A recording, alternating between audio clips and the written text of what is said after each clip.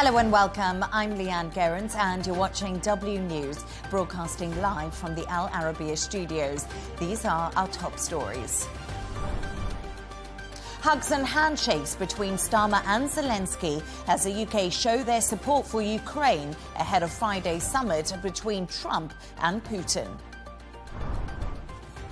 Over 100 organizations accuse Israel of weaponizing aid into Gaza as Hamas continues talks in Cairo. And facing a $1 billion lawsuit, First Lady Melania Trump considers suing Hunter Biden after he makes claims about her connection to Jeffrey Epstein.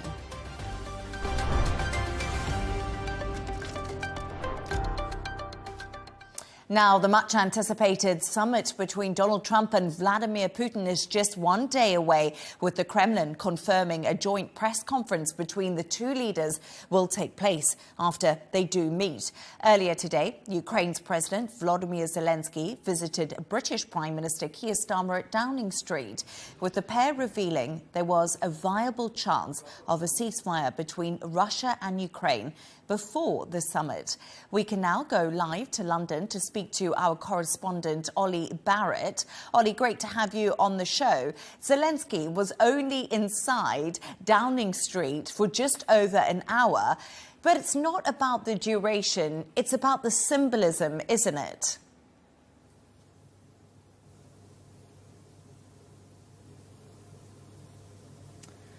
There was a great deal of symbolism on show, Leigh Ann. We saw effectively a red carpet being rolled out for Volodymyr Zelensky. There was a hug and a handshake as he went in. As he left, Keir Starmer walked him to his car. That is not normal protocol for a visit like that from a foreign leader to Downing Street. Inside number 10, we're told they had a private breakfast together. We saw pictures of them having coffee next to a pot of sunflowers, the sunflower being Ukraine's national flower and has become a symbol of its solidarity and resistance against Russia since the conflict began. So very heavy on symbolism indeed. And more broadly, this was about the UK again trying to show solidarity and support for Ukraine in the lead up to these crucial discussions on Friday, of course, which President Zelensky won't be at.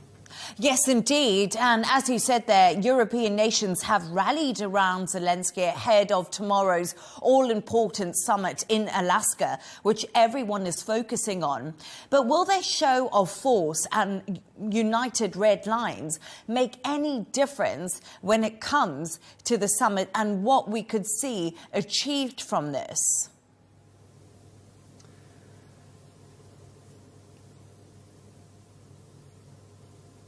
Well, certainly European leaders have been privately and at times publicly expressing some cautious optimism that particularly after that conference call they held with Donald Trump yesterday, that they feel that actually the administration in Washington is hearing their views, is hearing their position, is hearing their calls for Ukraine not to be sold down the river in any way, for Ukraine to be represented at some point soon in these negotiations if they do make progress between the two individual US and Russian presidents in Alaska on Friday. But there is cautious optimism, is I think the best way to describe it, and there is still a heavy dose of scepticism in European capitals too.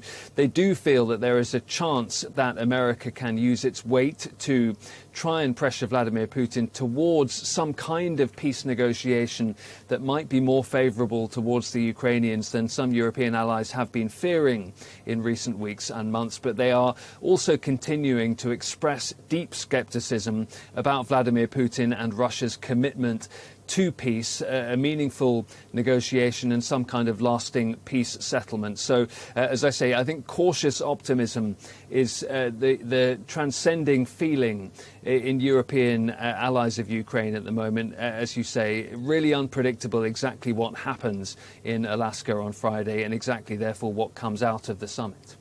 Yes, indeed, Ollie. And I think we're getting some cautious optimism from Donald Trump, too, because he's been speaking ahead of that meeting. And he says Putin will make a deal at a second summit with Zelensky. Let's talk a little bit about this. Europe is weighing up locations for Zelensky to meet Putin for the first time since the invasion. But we've been talking about this cautious optimism. This all hinges on tomorrow's meeting, really, doesn't it? And we've also heard from Putin today.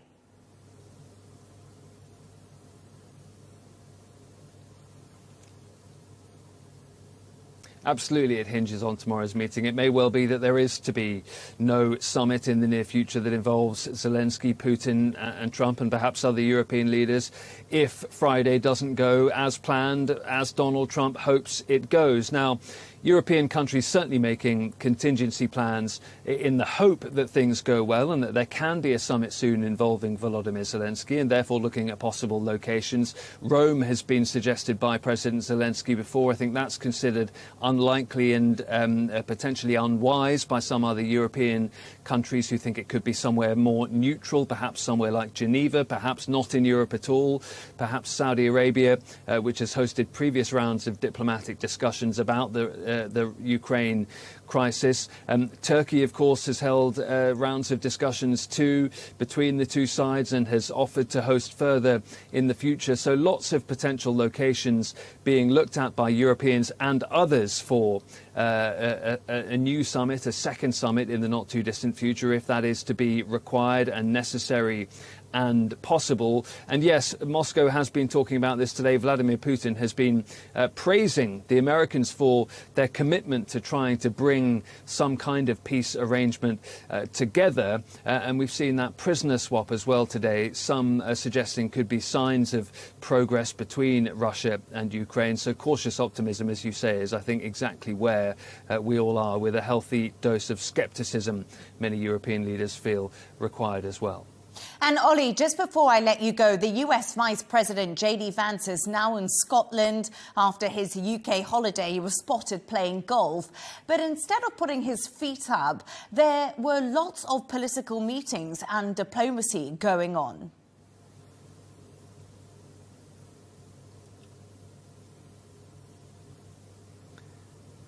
Yeah, there was. I mean, I was in an aircraft hangar in Fairford in Gloucestershire yesterday as he addressed a very large and at times sweaty room of US service personnel and journalists like me as well. That was one of the official engagements he's carried out on this trip. He's also met with a bunch of UK politicians from different parties on the political spectrum. He held talks at Chevening, the UK Foreign Secretary's country residence, last weekend and at the end of last week. So it's been a mixture of work and play for the US Vice President while he's been here in the UK. And as you say, now in Scotland and has played golf today at one of his president's golf courses.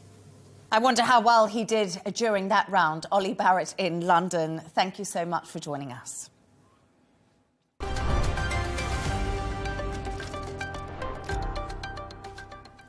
Over 100 organisations have come together and signed a joint letter asking Israel to stop weaponization of aid into Gaza. Many global NGOs say they have been unable to deliver much-needed supplies since the 2nd of March, claiming Israeli authorities have denied their requests. Oxfam and MSF claim they are not authorized to transport aid unless they agree to strict Israeli regulations. Israel claim any delays to deliveries are down to organisations not adhering to the basic security requirements that prevent Hamas's involvement. I'm now joined by Jake Wallace-Simons, columnist at The Telegraph. Jake, thank you so much for taking the time to join us this evening. So, as you heard, 100 organisations say new Israeli rules are stopping critical aid getting into Gaza. Is Israel purposely starving innocent Palestinians?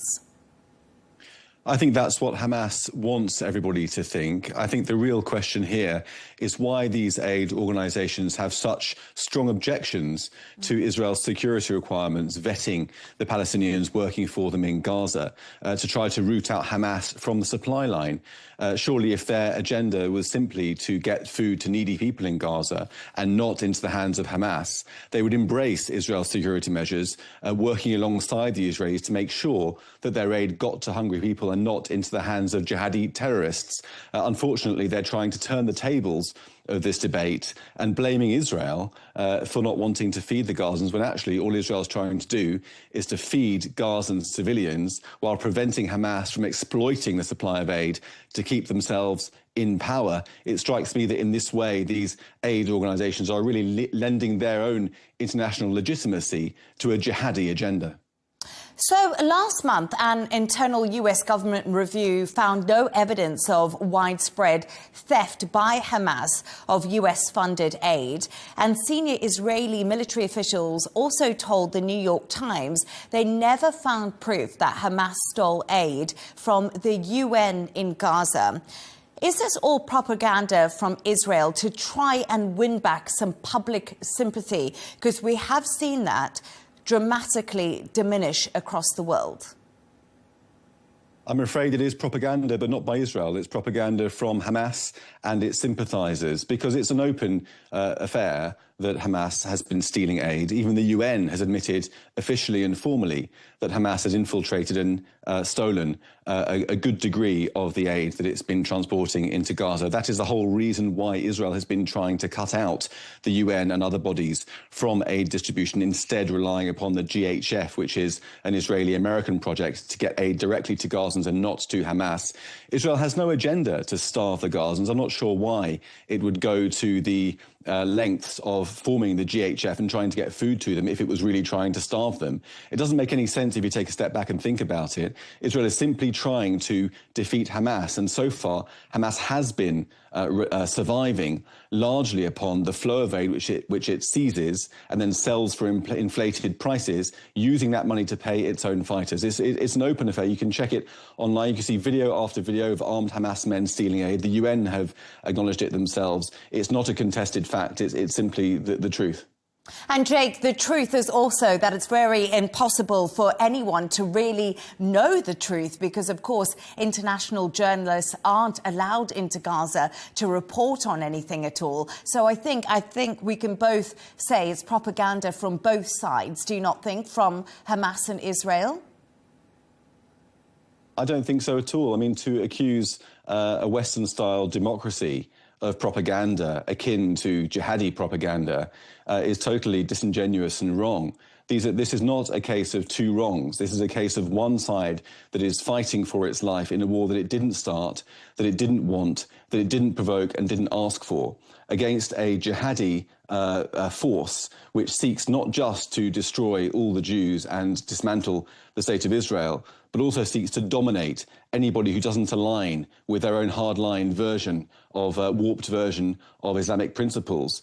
This is not a case of one side and the other side. This is a case of the free world represented by democratic Israel fighting against an existential threat from a jihadi menace. And there shouldn't be any doubt about which side all people of conscience should be on. Now, of course, war is ugly, war is desperate. That's why we tried to avoid war as much as we can. That's why we tried to avoid civilian casualties as much as we can. But if you're Hamas, you try to embrace civilian casualties as a propaganda tool against Israel and the West. We need to wake up and recognise that and start framing the debate in a responsible fashion. Israeli far-right Minister Smotrich has announced a long-delayed West Bank settlement plan. Do you think this is a flagrant violation of international law that's happening now? Look, I think that we're seeing the partial weaponization of international law again in favour of jihadism and against the state of Israel. Now, I'm not saying that in defence of Smotrich. I'm not a fan of his. But I think we need to recognise that the fact that the international community, or so much of it, has really made unilaterally recognising a Palestinian state their appalling response to the unprovoked invasion of Hamas on October the 7th has led to a sort of escalation, tit for tat. Israel feels very under siege, not just by Hamas, but of course also by much of the West and in the international community. And the response of this far-right firebrand minister is to accelerate the building of settlements in order to frustrate the aims of the international community. At the current time, the imposition of a Palestinian state with an unreformed Palestinian government in the West Bank, which still funds or rewards terror attacks with financial rewards, by the way, and a terrorist group in control of Gaza, would be hugely detrimental to Israeli security. It's notable that the international community has not placed any demands upon the Palestinian side in return for recognition of a Palestinian state. It hasn't required Mahmoud Abbas's regime to renounce terrorism or to recognize Israel. It hasn't even required Hamas to give up the hostages and to lay down its arms. So under such circumstances, a state for such an appalling regime would clearly be to the detriment of Israel's security interests. And the fact that the international community is pushing it is really provoking the far right to come back with this kind of response and sending us further into the spiral of violence. And just before I let you go, Jake, is Israel's plan to fully occupy Gaza a positive step, do you think? Well, this obviously is a very controversial move, both within Israel and certainly around the world. I think the logic for it is sound in many ways. There is just no way that Israel can allow Hamas to emerge from this war still in control of Gaza and still holding hostages, because that would only mean further bloodshed and a further war in the future, probably further hostages and further suffering on both sides. The only way for this horrible conflict to end is for Hamas to be defeated militarily, to lay down its arms and to release the hostages. At the moment, there seems to be, from Netanyahu's point of view, no way of achieving those goals without properly rooting out Hamas from Gaza City and elsewhere in the Strip. Hamas has been decimated, has lost much of its command structure, is very weakened. It's down, but is certainly not out, and it's got to be out if this conflict is going to come to an end and if there's any chance of peace in the future. Jake Wallace-Simons, columnist at The Telegraph, thank you for your thoughts and your insights. Let's continue this conversation now with Palestinian ambassador to Denmark, Professor Manuel Hassassian. Professor, it's a pleasure to have you back on the show with me. Thank you for joining us. So we just heard there from our previous guest, I don't know if you could hear him, from Jake. And do you agree with his thoughts on Israel's full occupation of Gaza? Is it the only way to eradicate Hamas and make sure that Israel is safe in the future? Well, actually, when we talk about the invasion of Gaza, Gaza has always been under siege by the Israelis for the last 17 years, even before the coup d'etat and before October 7th. So we don't see anything new by claiming that they will continue the war on innocent civilians and trying more or less to control Gaza for security reasons, because they will never get rid of Hamas and they will never try to control, physically, Gaza for a long time, because, you know, this is an occupation that has been going on for the last 78 years. Now, the international community has been, you know, very critical of Israel's occupation with so many UN resolutions, and nothing has been done because the Americans have always used veto power in favor of the Israelis. So what's new in reoccupying Gaza? Is Israel going to create security by reoccupying Gaza? Is that the story? Or withdrawing from Gaza, ending occupation, and coming back to the negotiating table in order to finalize the delineation borders with the Palestinian Authority? That's the way out of this quagmire and this conflict. It's not by proselytizing, you know, through biblical prophecy, the occupation of Gaza, then the occupation of some part of Jordan, Saudi Arabia, and what have you. These are all considered to be rhetoric that Netanyahu is using basically to justify his position, to stay in power until, you know, something concrete could happen where he could, in the final analysis, admit that, you know, this war on Gaza has been a major mistake by Netanyahu and by this extreme right-wing government in Israel.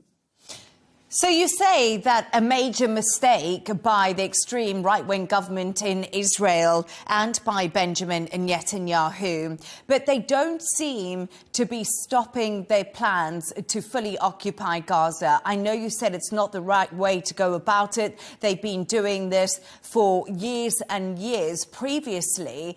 But I think the big question is, can the West stop them from doing this? Can the US sit back and allow Israel to fully occupy Gaza? They are bombing Gaza City now.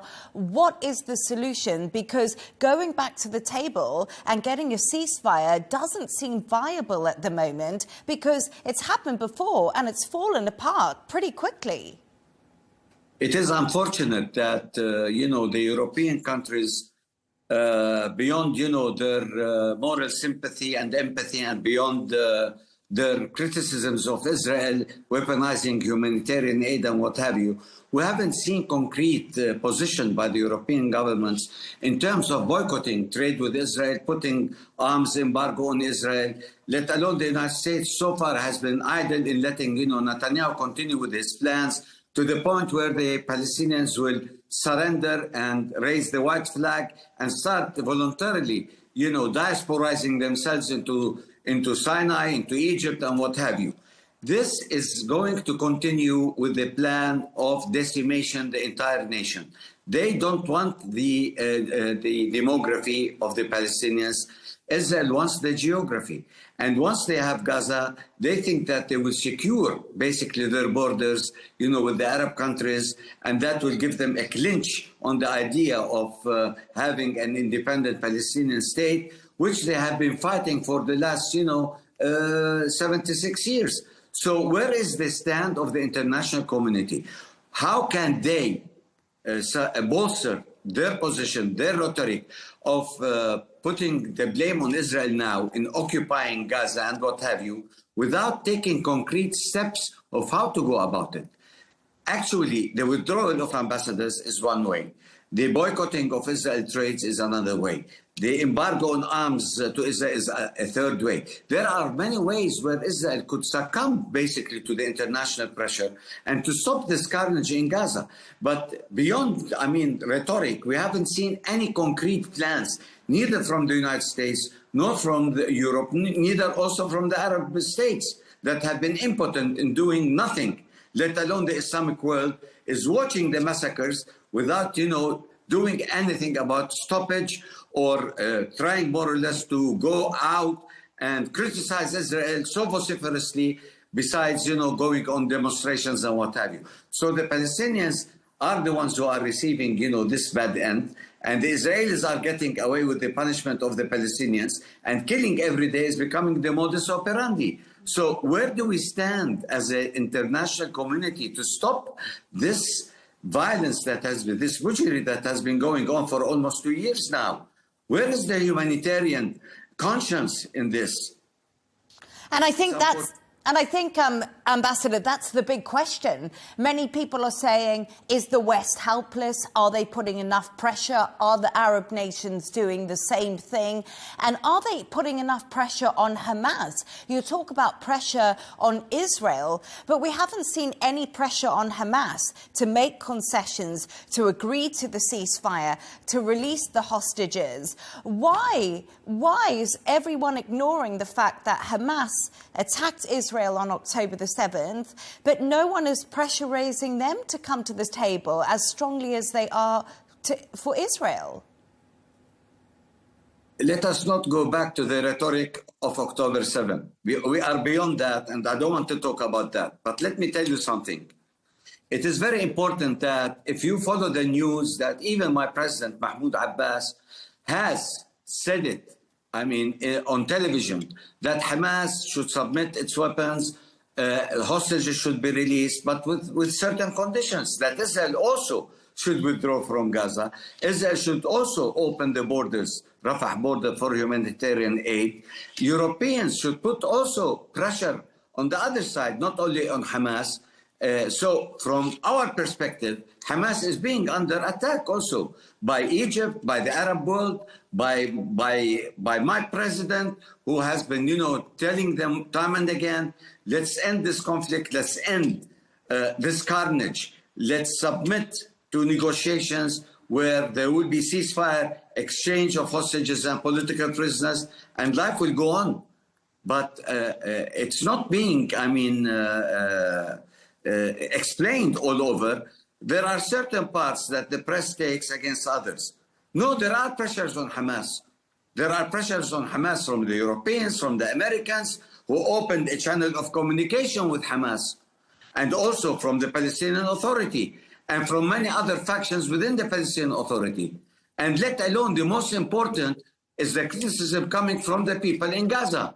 But is the Palestinian Authority even speaking to Hamas? Are they even talking to them to try and bring them to the table in a diplomatic way? And they're trying to say to Hamas, let's try to figure this out. Our people are dying. Is there no dialogue at all between the Palestinian Authority and Hamas? Well, it has been always portrayed that the Palestinian Authority had its own channels with Hamas to stop this. But the conditions that are so worse in Gaza, and there are no conducive conditions for Israel to withdraw or to stop the carnage and the killings of the Palestinians. One thing that Hamas is asking, a ceasefire for 60 days, and everything will be settled through negotiations. Of course, by ceasefire, we have hostage exchanges and what have you. And by the same token, humanitarian aid would come to Gaza, and then the ambiance and the objective conditions will be ripe to sit down and negotiate a peace deal. A peace deal meaning that a truce should not only for a few months, but should end the war in Gaza once and for all. And that is not going to happen by just criticizing Hamas, but bringing Hamas to the negotiating table to end this conflict once and for all. It cannot be from one side concession. Both sides should make concessions to reach the optimum way of getting a win-win situation. And the way I see it, it's a zero-sum conflict where, Israel is not responding to Hamas's demands, and Hamas is not going to give up the hostages, because that's the only trump card for them to survive their presence in Gaza or the West Bank and what have you, for future political involvement in any peace negotiations. Professor Manuel Hassassian, Palestinian ambassador to Denmark, thank you for your thoughts and your insights this evening.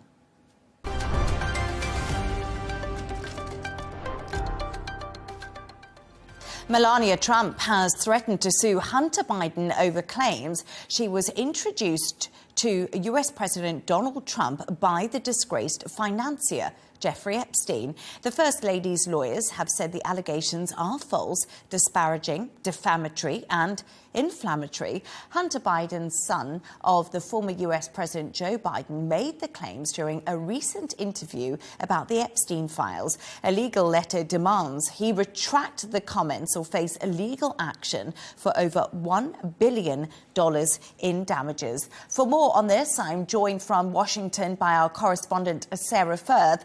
Sarah, wow, blockbuster. I must admit, I wasn't expecting this. First of all, can you explain what Hunter Biden actually claimed about Melania Trump and why it has prompted such a strong response from the First Lady? Yes, Leigh Ann, it's hotting up between the First Lady and the former president's son, Hunter Biden. So he claimed in this interview with filmmaker Andrew Callahan that Melania had met her husband, President Trump, through Jeffrey Epstein. Now, he went a bit further than that. He also claimed that the Epstein files would implicate the president himself. Now, the lawyers for the First Lady have sent a letter to Hunter Biden. They've called this false and defamatory. And they're saying that he's repeating claims that were first made by journalist Michael Wolff and in an article by the Daily Beast that was later retracted. Now, that just goes to show you that Melania Trump, President Trump, they push back very hard when these allegations emerge, as they have done this time with Hunter Biden's latest accusations. Now, Hunter Biden has actually responded to that call from the lawyers for either an apology or face this potential billion-dollar defamation lawsuit. He said in an interview with the same journalist, Andrew Callaghan, when asked whether he wanted the opportunity to make that apology. That's not going to happen, although, Leigh Ann, he was a little bit coarser and ruder than that as well. So it seems like that situation between those two sides just set to escalate further, given that response. Yes, and as we just said, his response was pretty colourful. But the legal threat talks of about $1 billion in damages. That's a huge sum of money. How unusual is it to see a public figure, particularly someone like Melania Trump, of course the First Lady, pursuing these defamation claims on such a grand scale?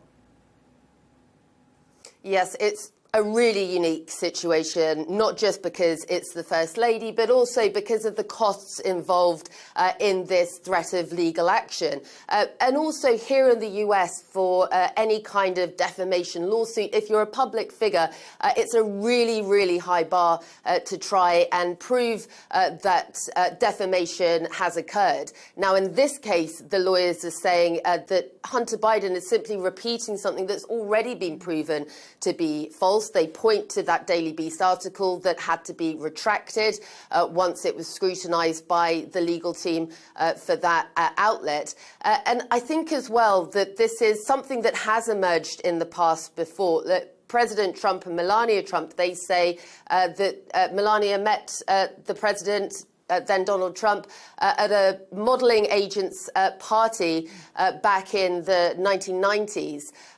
So they've refuted this before, and I think this time the fact that you've got such a public lawsuit threat made by her lawyers in this letter, and for such eye-watering amounts, it's sending a message here that if Hunter Biden continues along this path, and anyone else who makes this allegation, that Melania Trump, the First Lady, is willing to fight this in court.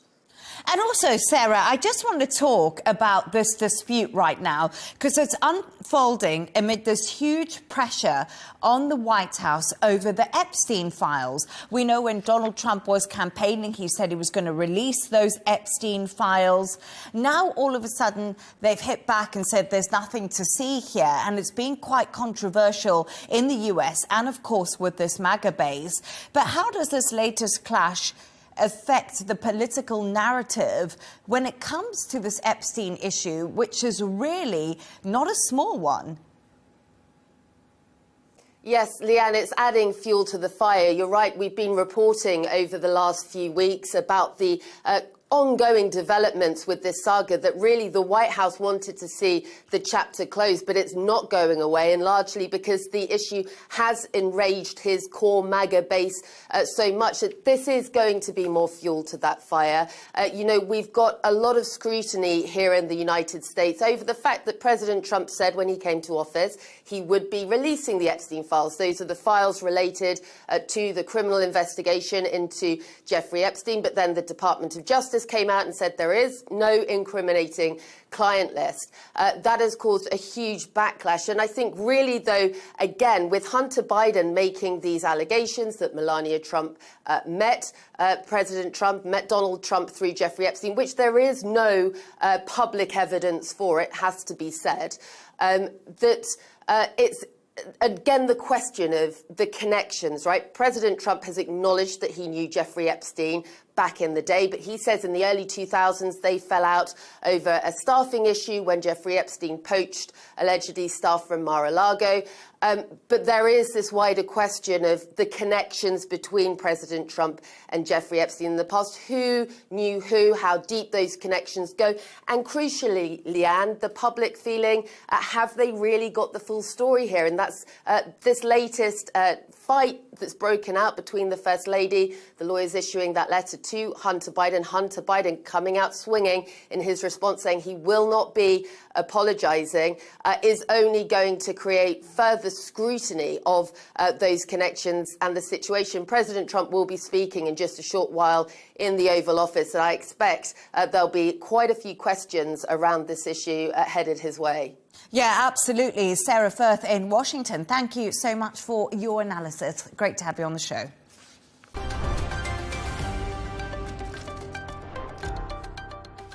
Let's take a look at the top business news now. The UK has recorded a slight GDP growth of 0.3% in the 3 months to June. The figures, according to the Office for National Statistics, represents a slowing, and among the factors prompting it are the higher business costs due to President Donald Trump's tariff. And fashion accessories chain Claire's has gone into administration in the UK and also Ireland. The move puts over 2,000 jobs at risk across 300 or more stores. The store has been dealing with competition and falling sales and recently did file for bankruptcy for the second time in just 7 years. Turning to the sports news now, and European champions PSG staged a late recovery against Tottenham Hotspur during the penalty shootout at the UEFA Super Cup. With 5 minutes left and 2-0 down, PSG completed a turnaround as Nuno Mendes stepped up and scored the deciding point. And defending world tennis champions Aryna Sabalenka and Jannik Sinner have advanced in the Cincinnati Open quarterfinals. Sabalenka won against Jessica Bowers-Marino with a 6-1, 7-5 victory, while Sinner beat Frenchman Adrien Maranhão 6-4, 7-6. Six-time Grand Slam champion Iga Swiatek has also reached the quarterfinals, along with Carlos Alcaraz, Ben Shelton and also Alexander Zverev.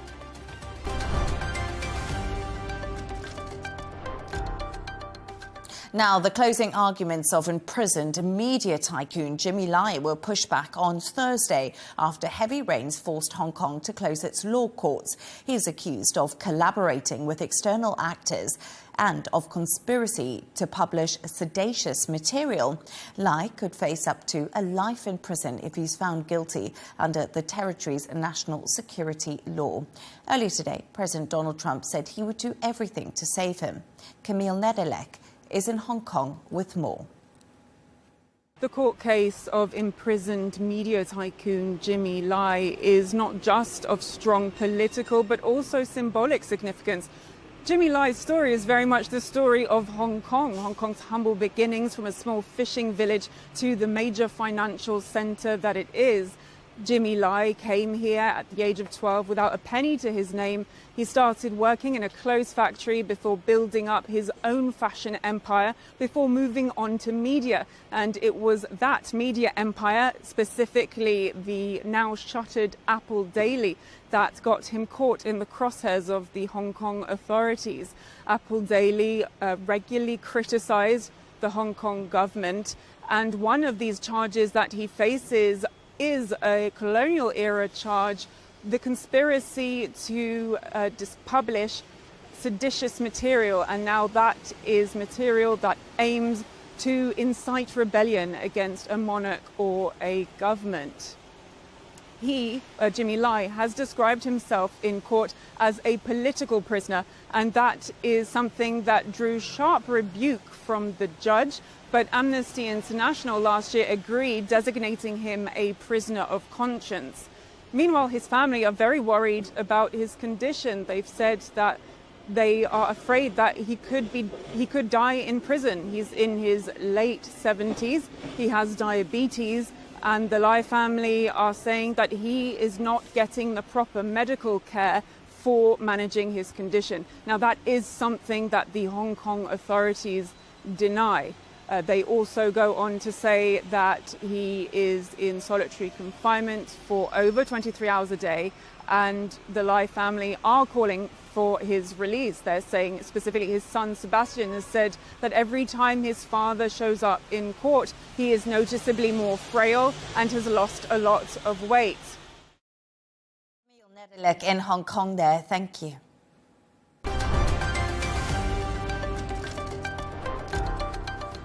A reminder of our top stories.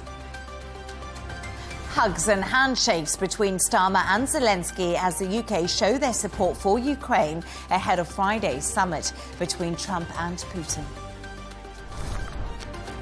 Over 100 organisations accuse Israel of weaponizing aid into Gaza as Hamas continues talks in Cairo. And facing a $1 billion lawsuit, First Lady Melania Trump considers suing Hunter Biden after he makes claims about her connection to Jeffrey Epstein. And that's all from us on W News. Don't forget to subscribe to our YouTube channel and also follow us on X. The Rail Deal with Tom Burges Watson will be coming up next. Plus, we'll be back in a couple of hours' time with W News Extra. Goodbye and thank you for joining us.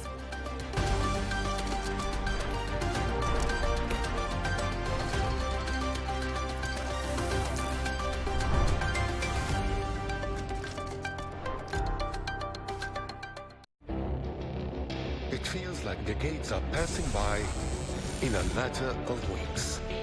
Seismic shifts in the world order. Never, ever will be part of America. With so much happening and then so much noise. Whether it's political upheaval, Canada has been ripping us off for years. Economic shifts or social movements. And no one wins from tariffs. I think America can be more friendly to the rest of the world. For in-depth analysis and all the latest developments across the globe. To have an inclusive policy together. The meetings with Hamas gave me some hope. We're in another nuclear arms race. The most important development straight to your screen. Welcome to the dressing room. I'm on my own. I need backup. And an insightful look at the issues shaping our world today. It was not going to happen, that war, and it happened. Join us on Arabiya News, where the world talks.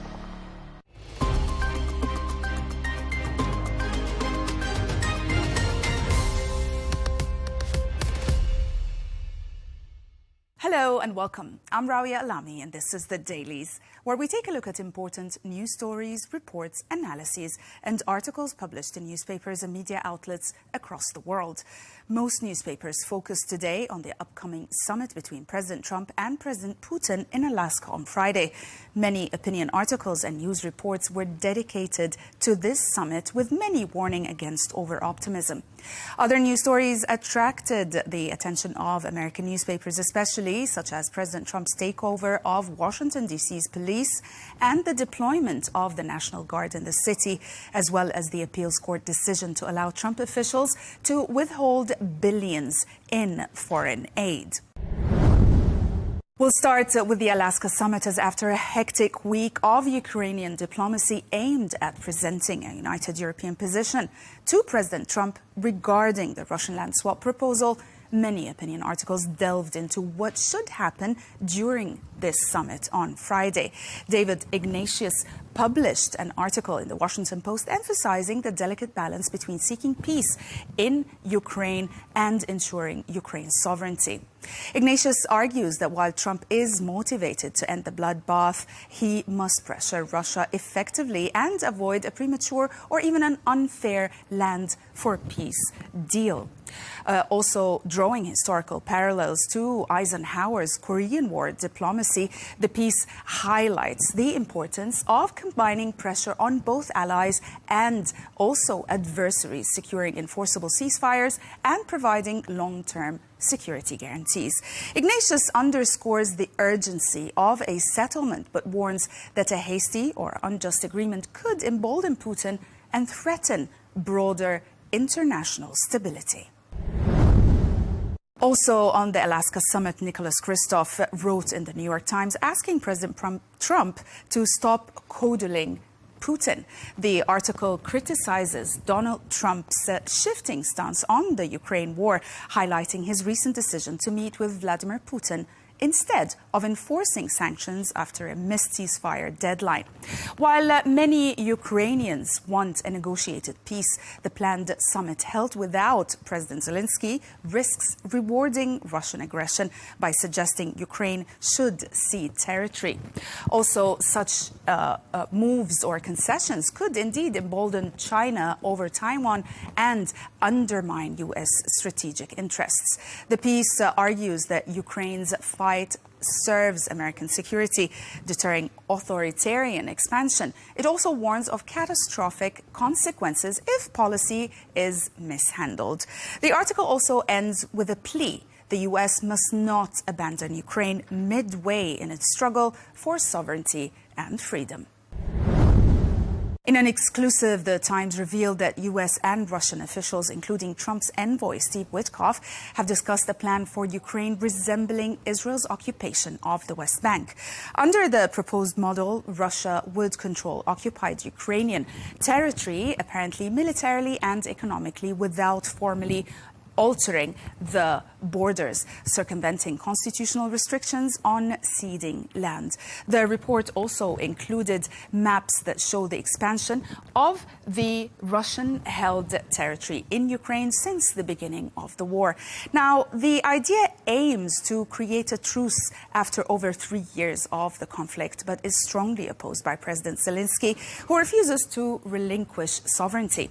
Critics also note that the West Bank model is indeed widely deemed illegal under international law and criticized for creating unequal governance. U.S. officials frame the proposal as pragmatic, prioritizing the cessation of bloodshed over ideal political outcomes, reflecting the realities of ongoing hostilities. The Guardian, on the other hand, published an analysis examining the risks of a private Trump-Putin meeting in Alaska, drawing lessons from their 2018 Helsinki summit, concluding that having the two leaders in one room is a recipe for disaster.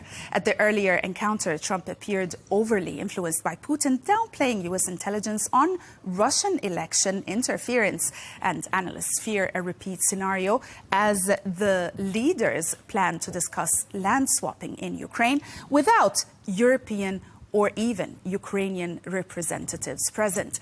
The one-on-one setting allows Putin to frame any potential agreement as a fait accompli or a decided fate, while Trump's ad hoc improvisational style raises doubts about enforceable outcomes. Ukrainian and European officials have already rejected ceding territory, highlighting tensions between Trump's approach and international expectations. The piece emphasizes the unpredictability and potential dangers of such closed-door diplomacy. The Wall Street Journal, like many other American newspapers, reported on President Trump's recent federal takeover of Washington, D.C.'s police and the deployment of the National Guard, framing it as an extension of his long-standing drain the swamp agenda. The report also points out that Trump cites rising crime and urban disorder, despite rarely engaging directly with the city, and has taken control also of cultural institutions and policy initiatives. Now, while the D.C. mayor and Democrats argue crime is now below pre-pandemic levels, Trump wields legal authority under the Home Rule Act to assume temporary control. The piece also highlights that critics, including Democrats, warn that the move may serve as a precedent for federal intervention in other cities and as a political tool to project strength amid challenges with inflation, jobs, and also public support. Moving on to the Times of Israel, which reported today on the Arab reaction to Israeli Prime Minister Benjamin Netanyahu's statement expressing a connection to the concept of Greater Israel, which envisions expanded Israeli borders based on historical or biblical claims, including territories captured in 1967. The remarks provoked strong condemnation from Saudi Arabia, Qatar, Jordan, Egypt, the Arab League, and the Palestinian Authority, who warned that such expansionist rhetoric threatens regional stability and security. The Palestinian Authority also reaffirmed support for a state within the 1967 borders, with East Jerusalem as its capital. While largely rejected by mainstream Israelis, the concept has gained visibility due to far-right ministers in Netanyahu's coalition, highlighting ongoing tensions between Israeli political discourse and regional diplomacy. And we'll stay with the Middle East as Dion Nissenbaum wrote in Foreign Policy, examining Israeli Prime Minister Benjamin Netanyahu's strategic advances amid global condemnation on Gaza. So, despite declining popularity and international criticism, Netanyahu is portrayed as advancing long-term objectives. These objectives are preventing a Palestinian state and expanding Israeli territorial control. The piece also details a systematic military occupation, destruction of Gaza infrastructure as well, and creation of buffer zones, drawing parallels to historic tactics like the 1957 between the lines Jerusalem expansion. Nissenbaum argues that Netanyahu leveraging domestic support and U.S. backing has neutralized opposition while consolidating power. And the piece emphasizes that international pressure has little impact on Netanyahu's objectives, illustrating the enduring influence of Israeli political strategy on regional dynamics. And finally, as a result of the high school A-level exams in the UK come out today, The Telegraph published an analysis examining which university degrees lead to the highest and lowest salaries in the country. According to this analysis, business and marketing at Oxford tops the list, with median 5 years earnings around £93,000, while computing at Cambridge now averages £86,000. Medicine and dentistry also offers strong returns, averaging at £53,000 annually. Conversely, creative and performing arts graduates face low pay, with some earning as little as £17,000 after 5 years, which is below the student loan payment threshold. The piece also included a chart showing how a typical student in the UK now leaves the university £53,000 in debt. Now, the piece highlights that degree choices has significant financial consequences, especially amid rising tuition fees and living costs, emphasizing the need for informed decisions when considering higher education. That's it for today. Thanks for watching.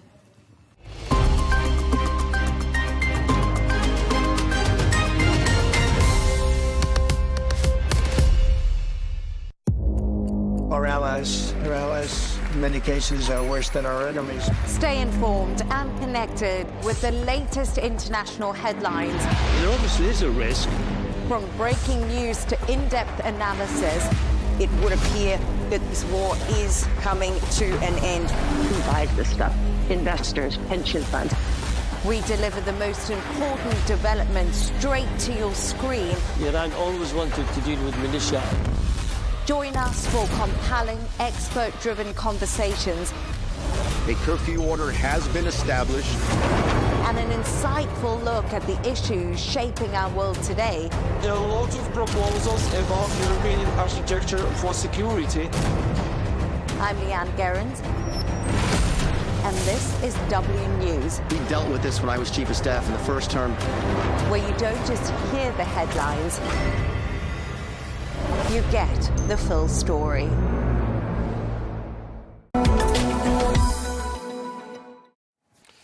Meanwhile, the UN Economic and Social Commission for Western Asia, ESCWA, recently published a report which focuses on financial inclusion across the region. Well, perhaps the most striking figure to emerge from this report is this: 64% of adults in the Arab region are excluded from formal financial systems. This means they are essentially locked out of economic opportunity.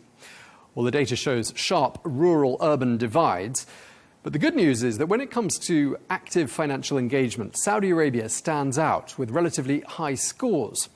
Well, let's get more now. We can speak to the ESCWA Economic Affairs Officer, Mario Jallis, who's the lead author of this report. Mario, thank you very much indeed for joining us.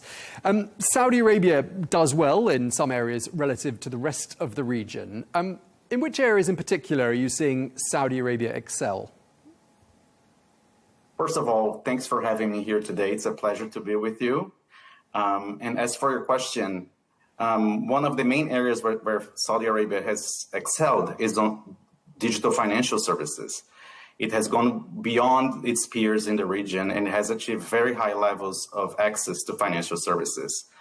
The recent report published by ESCWA, the Annual SDG Review 2025, shows that Saudi is actually a regional leader in financial inclusion. And together with Bahrain, it has the highest levels, the highest scores in the ESCO Financial Inclusiveness Index. This is a sign that a lot of strong policy, a lot of strong investments in digital infrastructure and digital innovation have been put in place to make this a possibility.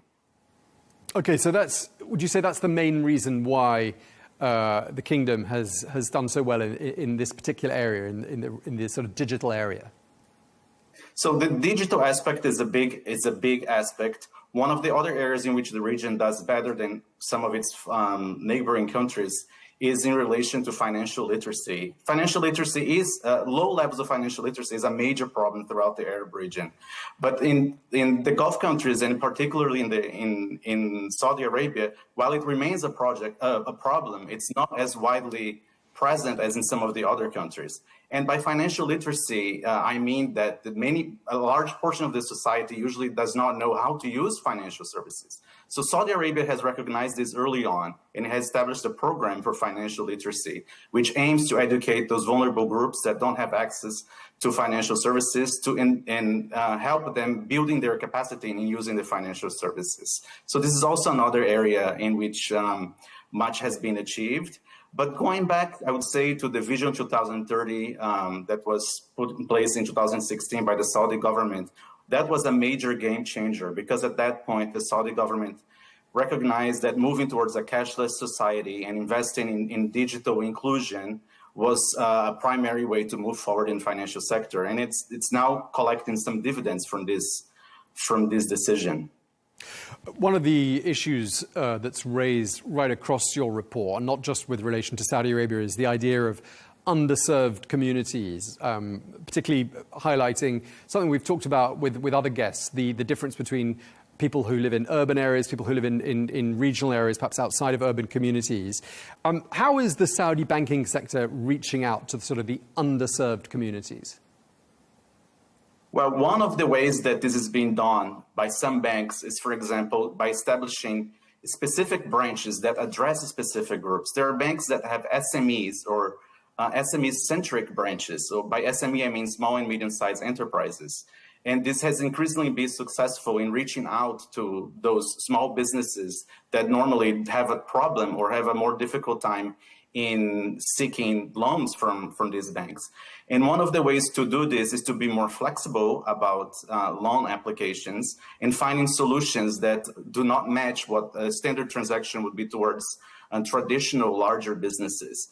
And part of this sometimes is related to having loan repayment formulas that are different from the standard ones, which has also been successful in reaching out to some of the SMEs.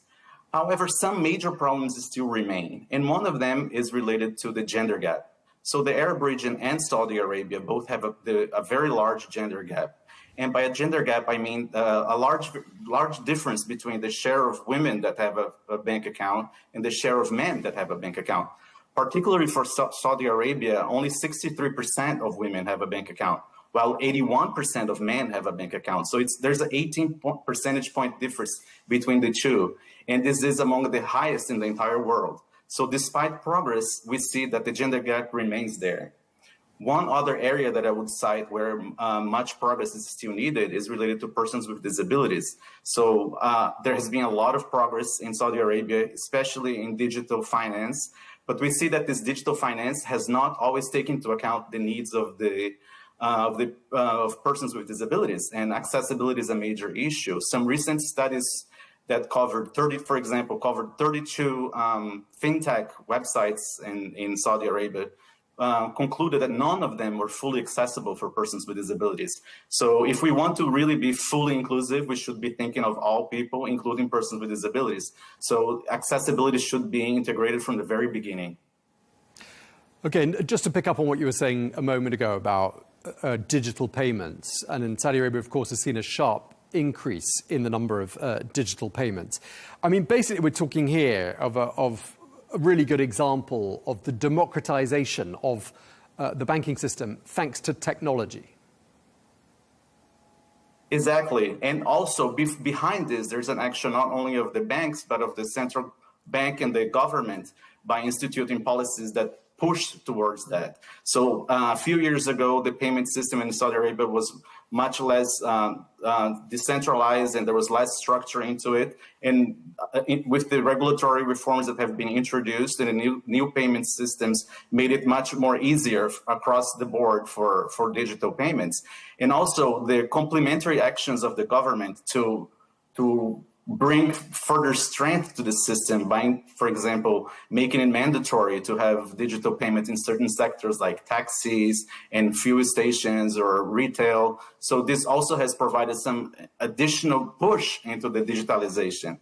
And one final aspect I could also cite is the government itself in its actions has also been promoting financial inclusion. For example, by making social protection payments or wages conditional on being registered and having a bank account. So this has also pushed for digitalization of the system. And by doing that, encouraging the users to also use payments in their everyday life. So it has been shown by studies that once you receive your salary or your pension through digital services, that you're more likely to also use digital services when you make your purchases. Okay, and just looking more broadly at the whole region that's covered by your report, I just want to ask you, pivoting away from Saudi Arabia, why does financial exclusion, how does financial exclusion impact poverty and inequality, do you think? So financial inclusion is actually seen as a lever for the Sustainable Development Goals. So it's built in the 2030 agenda along a wide set of the SDGs, because financial inclusion can permit the citizen to not only control its money, but be able to seize opportunities. And here I'm getting closer to the idea of entrepreneurship. So there's a link between the lack of access to financial services and the inability to explore the potential of the individual. So once a person has access to financial inclusion, that person is more likely to have the chance to invest in his or her education, healthcare, and business opportunities. So there's a link, it's been proven through studies, that increased financial inclusion leads to greater education attainment and healthcare attainment and the exploration of business opportunities that at the long term can create inclusive growth, create jobs, and contribute to society's well-being in general. When you were making this report and just reading through it, I mean, what would you say are the key measures of success when it comes to financial inclusion? What are your main metrics? So the most traditional one is access to financial services, but this is a very incomplete measure because it only shows us that someone has the potential to use financial services, but not necessarily that that person is using financial services. So we need to go much beyond the access to financial services. The figures I cited earlier were about financial access to financial services, but we actually need to look into usage. So how often do people make savings? They are able to have an insurance, they are able to get a loan from the banks, and also going further, and this is the next step, this is the frontier of this, the investigation on financial inclusion, is the impact of the usage. So we start with access, then we go to usage, and then we move into impact. And the impact is by measuring job creation and so on, and comparing different groups, that some that might have access to financial inclusions and others that don't, and seeing what were the results in terms of not only having an account, but the results in everyday life, and usually linked to income and education achievement and health achievement. Okay, and what would you say will be the consequences of inaction in the long term on this issue of financial inclusion right across the Arab world? What will happen if governments simply decide to disregard it and sweep this under the carpet? Yeah, if we continue as it is, or as it was for most countries recently, we will just be losing the opportunity to start a positive wave of investment in small businesses that can lead to greater growth. And if we look at the 17 SDGs, like as I mentioned earlier, most of them are linked to financial inclusion in some way. So it's when we're thinking of healthcare and education and entrepreneurship, financial inclusion is a necessary step. And financial inclusion by itself, again, is not enough. This needs to come along with other types of services. So these are auxiliary services that must be provided together with financial services. And here, attention to SMEs and entrepreneurship is a major step. And financial literacy can also help not only the small entrepreneurs, but the population in general to be able to use the services safely. Because also just using the services, if we're not looking into consumer protection and in safe use of financial services, might lead to undesirable consequences. So we need to make sure that this consumer is protected, that the person is aware of how the banking system works and how to best use financial services. So it should be safe and affordable access and usage of financial services. Okay, just to wrap up, Mario, I mean, what are the single most important steps towards improving financial inclusion, and who should be taking them? All right, so this step will vary a lot from country to country, depending on how well developed the financial system is. But in general, countries start by developing a national financial inclusion strategy. And there are 10 countries in the region that have already done so. 4 are on the way to developing them.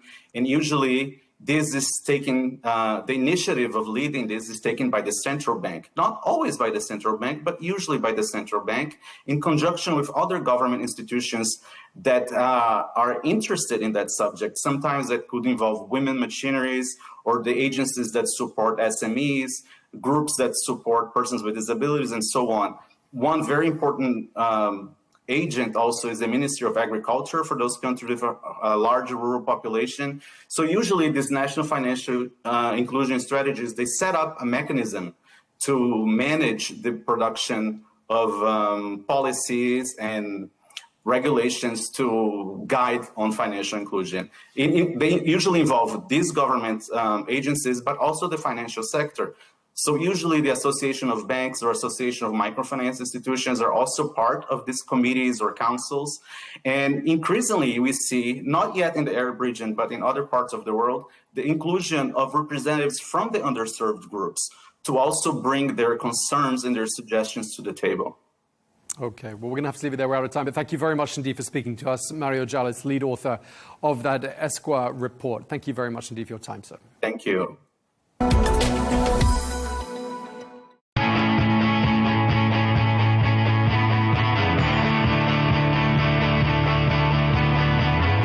Welcome to the metropolis,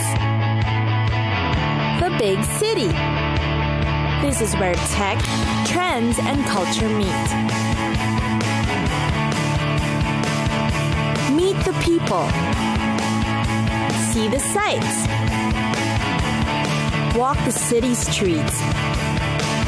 And experience the lifestyle.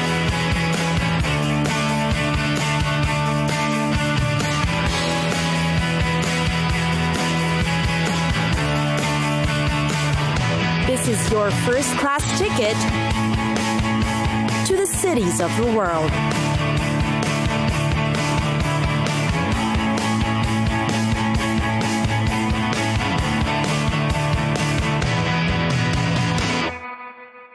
Abu Dhabi. Abu Dhabi, dear capital city of the United Arab Emirates. It's an orderly, industrious city that's situated in a convenient waterside location. Abu Dhabi has definitely made itself a bustling center for government and business. Travelers have gone curious to see what else is in store in Abu Dhabi.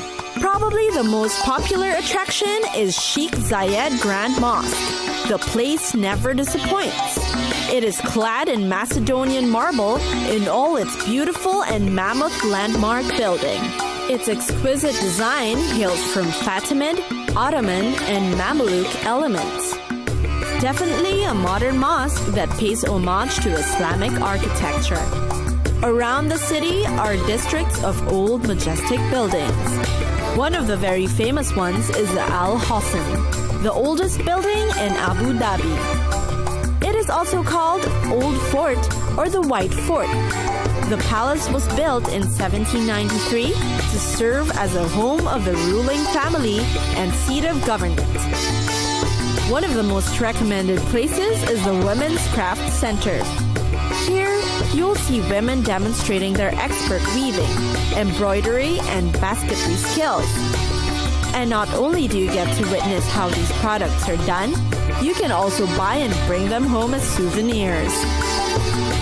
Then, of course, in every city is a perfect spot to get the best view. Abu Dhabi has its own observation deck too. See views of the skyline from the Jumeirah and Etihad Towers Hotel, the highest point in the city.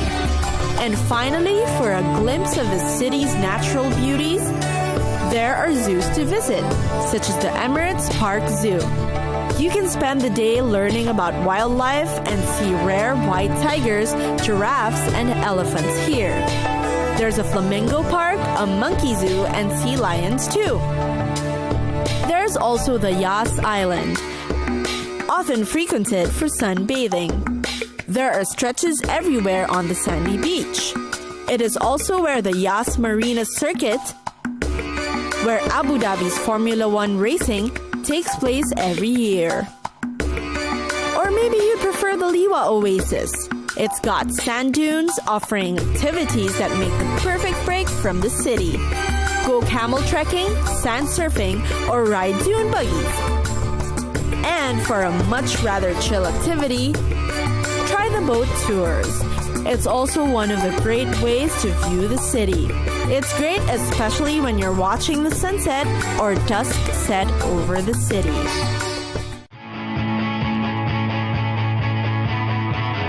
It's time for us to go. Pack your bags and get your tickets ready. And we'll see you on the next destination. Catch us again next time on Cities of the World.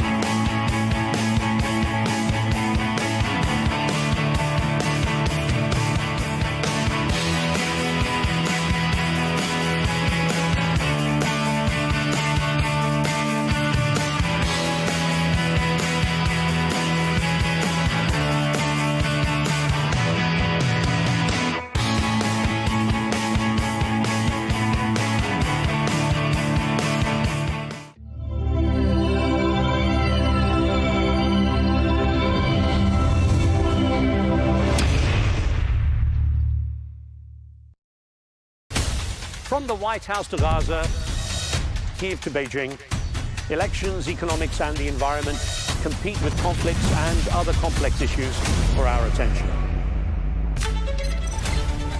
In an age of fake news, deepfake and artificial intelligence, they've got to have a vote and a say.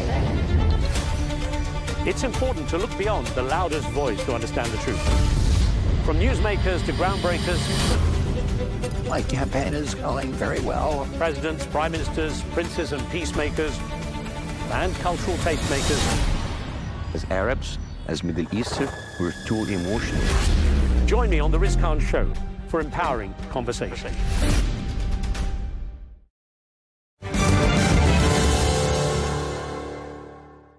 Hello and welcome. I'm Riz Khan. Well over 600 million people live in landlocked countries with only land borders and no direct access to ocean trade routes. For many landlocked countries, their location makes them particularly vulnerable to border conflicts, climate change, trade tariffs, such as those recently imposed by US President Donald Trump, and anything that affects the global supply chain. That's why the UN Secretary General, Antonio Guterres, has joined leaders of almost 40 nations here in Turkmenistan to address the challenges faced by landlocked developing countries. The event, the UN's third conference on the issue, and known as the LLDC3, focuses on creating a 10-year plan mapping out a path to prosperity for those hampered by their geographic position in the world. I believe this conference can be an historic landmark. The problems of landlocked developing countries have until now been largely ignored in the global debate.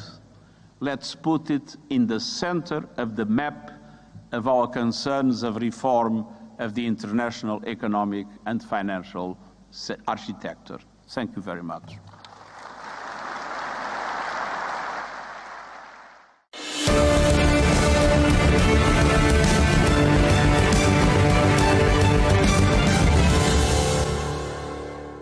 The four-day LLDC3 conference drew almost 6,000 participants from 103 countries as far afield as Australia and Canada.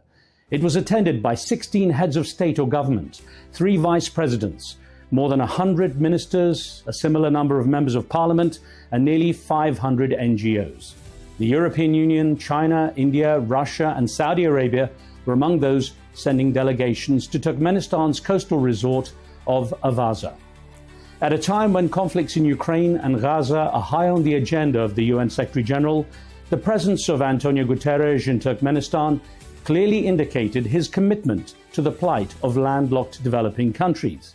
We gather today to reaffirm a fundamental truth. Geography should never define destiny. Yet, for the 32 landlocked developing countries across Africa, Asia, Europe and South America, geography too often limits development opportunities and entrenches inequality. But the Secretary-General had an optimistic message. He talked about converting geographical barriers into bridges. But this conference is not about obstacles. It is about solutions. It is about launching a new decade of ambition through the AWASA Programme of Action and its deliverables, and fully unlocking the development potential of landlocked developing countries. The United Nations is proud to stand with you in these efforts. As the president of the host nation, Turkmenistan, President Serdar Berdimuhamedov was the first of many national leaders to address the UN's LLDC3 conference. He proposed a global medicine of the future, calling for international scientific collaboration in health and medical innovation, and spoke of his conviction that the position of landlocked countries could be improved. Here in Turkmenistan, we are discussing the problems of landlocked developing countries and ways to solve them. We are doing so from a position of constructiveness and equality, mutual respect and consideration of interests, with care for our peoples, for their present and future. I am convinced we are on the right path and will achieve success together. Following the first plenary session, I moderated the event's opening press conference attended by Secretary-General Guterres, Turkmenistan's Deputy Prime Minister and Minister of Foreign Affairs Rashid Meredov, together with the UN Under-Secretary Rabab Fatima, who serves as the Secretary-General of the LLDC3 conference. I know each has a brief statement to make, and then we will have a chance for a couple of questions. But sir, I hand over to you, Mr. Guterres. This conference reflects a new era of cooperation taking shape across Central Asia, one grounded in mutual trust, shared priorities, and growing regional solidarity. At a time when multilateral cooperation is being tested, this spirit of partnership is more essential than ever. Today's discussions show that landlocked developing countries don't want charity. They want justice. They want equitable access, investment, a fair chance to build resilient economies and inclusive societies. The AWASA Programme of Action is a blueprint for doing so over the next decade, starting now. When landlocked developing countries thrive, entire regions benefit. The United Nations is committed to working with every country to turn the AWASA Programme of Action into real results, jobs created, goods exported, emissions reduced, lives transformed. And we count on all Member States to support this effort and ensure that no country is left behind simply because of its geography. This is not only a matter of development, it's a matter of dignity and justice. Thank you.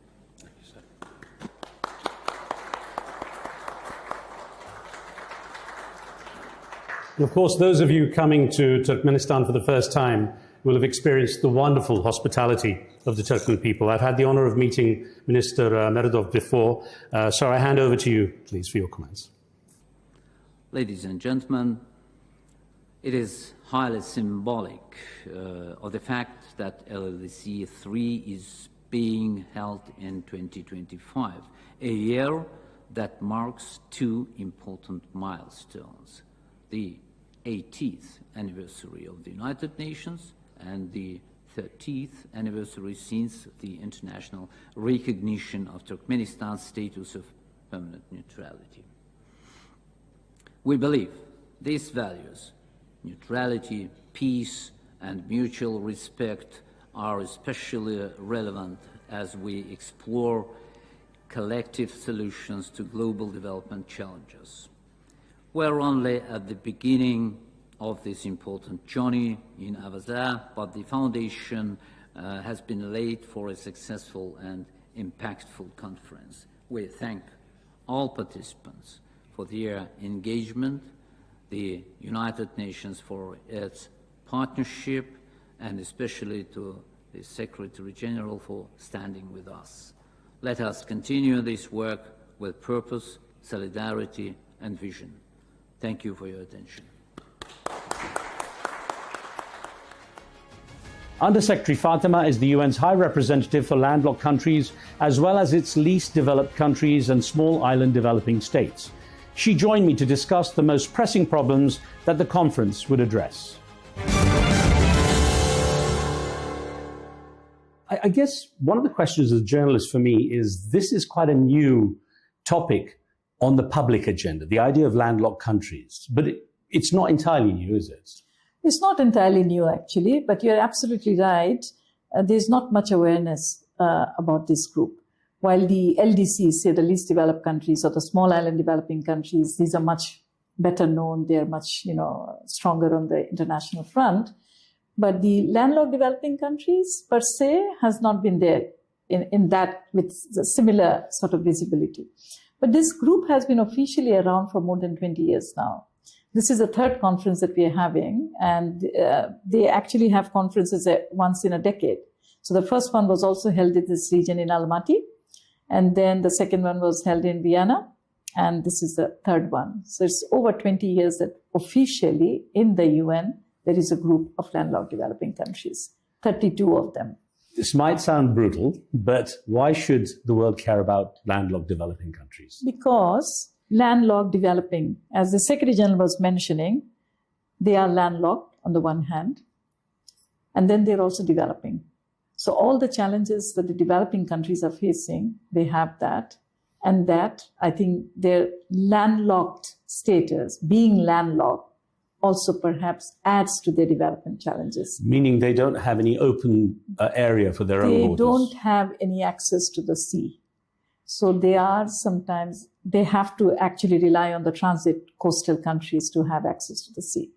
As we have been talking about throughout the week, trade costs are higher, almost double the cost as that of the transit neighbors. So I think that pushes up the cost for everything, whether they're exporting goods or importing goods. So costs are higher. And then transportation time is also higher. And because they have to come through different borders, takes time to unload, to get them cleared, and then very cumbersome customs processes, border regulations, etc. So everything becomes much more difficult. And potentially vulnerable to disputes. Potentially they can be, I don't want to use the word, but they can perhaps sometimes be at the mercy of countries, the coastal states. So I think all this came to the fore during the pandemic, when borders were closed, not only coast, but borders were closed, right? And that was the time when the LLDCs really felt the brunt in a major way. And of course, when there are conflicts, pandemics, this problem becomes more. But just to also emphasize on the point, they have unique climate challenges. They contribute, the LLDCs contribute possibly the least to greenhouse, to climate change, but they are certainly suffering the severe impacts of the climate crisis. And potentially, of course, restricted water supplies and all kinds of other issues. Glacier melting, dry lands. I think they have a higher proportion of dry lands than others, dust storms. These are some particular unique climate challenges that the LLDCs face. So it was in that context that they actually, for the first time in an LLDC document, we have climate action as a priority area. So one of the other things that came out, and I'm very happy to announce we'll be going into to talk to the press about that right after this, is that they decided that they'd want to be also a negotiating group in the UNFCCC and the COP process. because they do not have a unified collective voice in the global climate discourse, their issues do not come up in a bigger way. Whether it is in climate action or climate finances, they do not have a collective voice on that. So they have gone through the process successfully. So the LLDCs will be going to the upcoming COP in Brazil, the COP30, as a full-blown negotiating group. A final brief thought. We're in Turkmenistan, a country that has been fairly quiet on the global map. What's been your impression of how things have worked out here? The world has basically come to Avaza. Yeah. I was asked that question in New York before coming. And the ambassador of Turkmenistan was with me. And there was a question, I said, why not in Turkmenistan? Because I believe Turkmenistan maybe have been quiet, but I think they have very quietly been doing a lot of work, especially in terms of regional connectivity and regional cooperation in the region. So I think that was one. Secondly, they also expressed an interest. And coming here, I can see the total commitment of the government to making this process work. And they have been able to mobilize enough support for the LLDCs, not only amongst the LLDCs themselves, but again, the partner and other countries, to actually bring them here together. So if you're looking around the rooms, the different meetings that are taking place, there's a lot of buzz, there's a lot of momentum that we can see. And I would like to give the credit, I would like to actually congratulate the government of Turkmenistan for having been able to galvanize global opinion and global support for the LLDCs and bring them all here together, along with their partner countries and transit countries. So I'm quite excited about the days ahead. Madam Secretary General, thank you so much for giving us the time. Thank you. Thank you very much. The Economic Cooperation Organization is a regional trade body whose members represent almost 500 million people. Member states include Turkey, Iran, Pakistan, and, as its Secretary General, Ambassador Dr. Asad Khan told me, 7 landlocked nations. One of the things you have is responsibility for an area that has a lot of landlocked countries. Yes. So, of course, this conference is of extreme relevance. What did you get so far out of the conference in terms of the progress being made? I think the most important thing, and you are absolutely right, of the 10 members that we have, 7 are landlocked countries. And I must also say that we are proud that of the 3 LLDC conferences held so far, 2 are held in countries that are our members. The first in Kazakhstan and now second here in Turkmenistan. And what this conference has done actually is to bring visibility to an issue, I think, that has been there for decades, I would say. But this time around, I think particularly when we are seeing also a growing desire to build stronger connections within the region, I think this conference has assumed even greater importance. So all the issues that affect the development trajectory of landlocked developing countries is something that has been brought to the front during this conference. Is the need to build stronger relationships in the region a result of the fact that many countries, especially in the West now, America being, of course, the USA being a big one, are becoming very introspective and becoming quite protectionist in their nature? I think the unpredictability and uncertainties and everyone adhering to the agreed norms and principles is something that brought a certain readiness to engage in multilateral work. Now, with the uncertainties that we are seeing, obviously countries would like to work more closely within the regions, within their neighbors, trying to find solutions that are local. But I'm not saying that this is essentially a kind of a mutually exclusive thing. We as much need multilateralism today as we needed it before. But a strong multilateralism is also a product of cooperative regionalism. And when countries are able to work with their neighbors, because all issues and conflicts are essentially regional, and their ability to resolve issues. And I must say that landlockedness is actually a factor of geography. And therefore, it is absolutely critical and essential that the solutions have to be found locally and regionally. And that's where I see some more hope now than before, that countries are now more keen to work regionally. But that doesn't necessarily mean, because the challenges that we are facing in the regions obviously are challenges that are not just transboundary challenges, but they involve the whole world.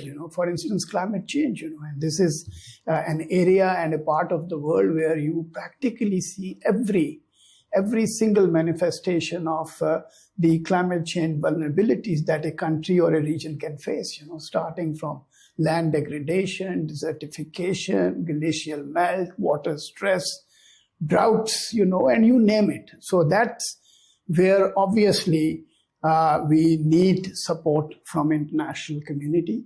And this conference, I would say, did very well in sensitizing the financing related needs because infrastructure is capital intensive. You need a lot of money actually to build roads.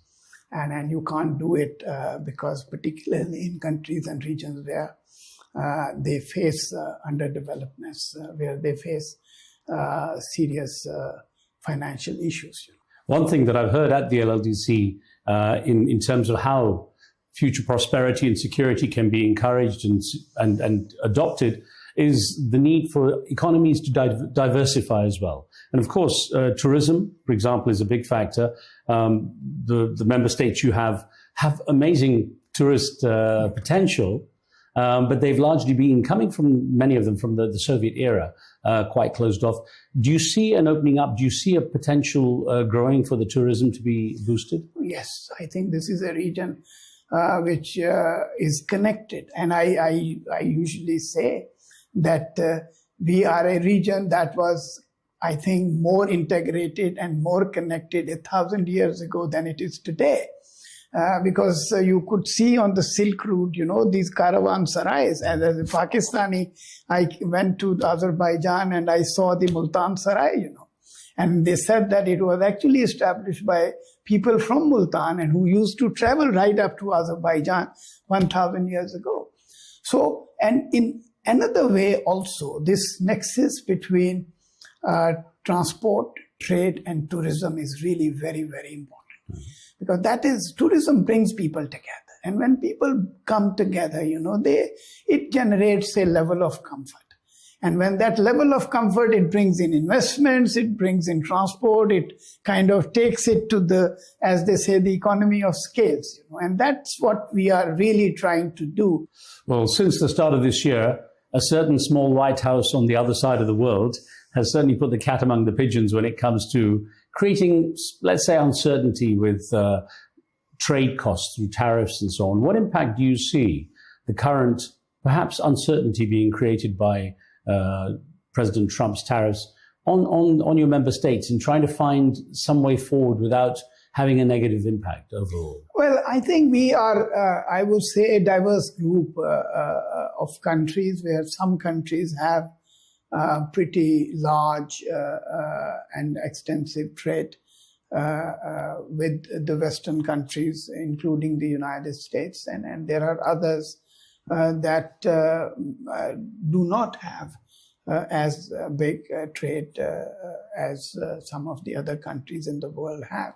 So from that perspective, obviously, the direct impact of the increase in tariffs and the uncertainties and unpredictabilities that it brings along is not. But then again, these steps have certain impact on the global trading system. And as you know, at least 4 of our members have been in the process of WTO accession for many, many years, and that also actually is a factor standing in the way of their full integration, trade integration within the region.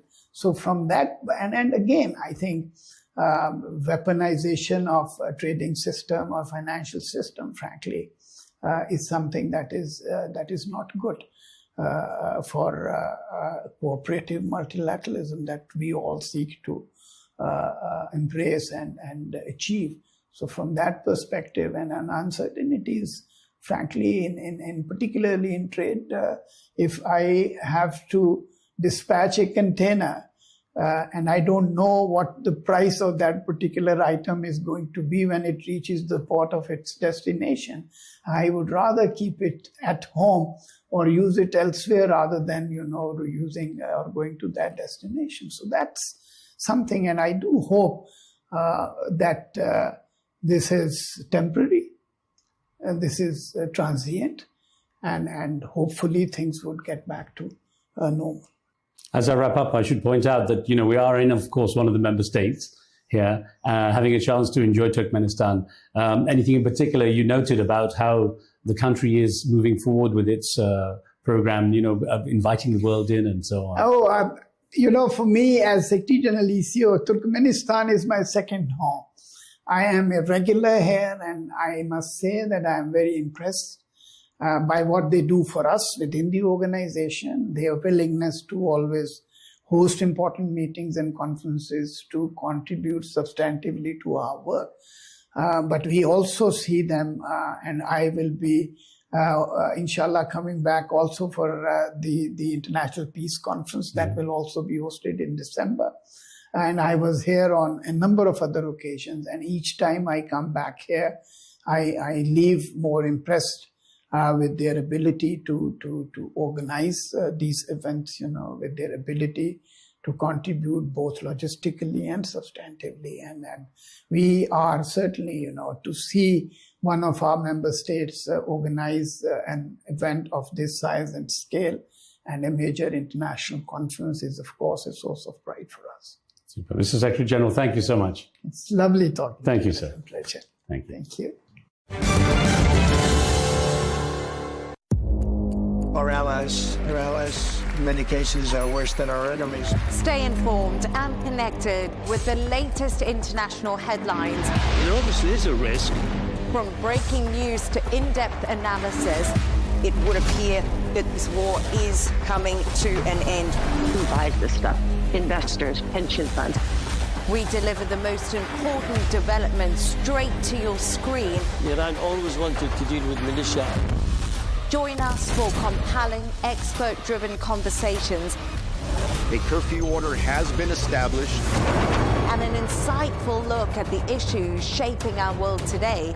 There are lots of proposals about European architecture for security.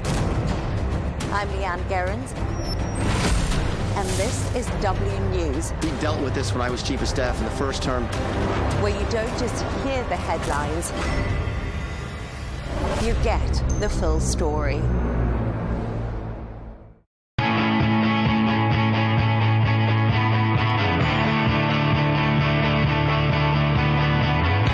Welcome to the metropolis, the big city. This is where tech, trends, and culture meet. Meet the people. See the sights. Walk the city streets. And experience the lifestyle.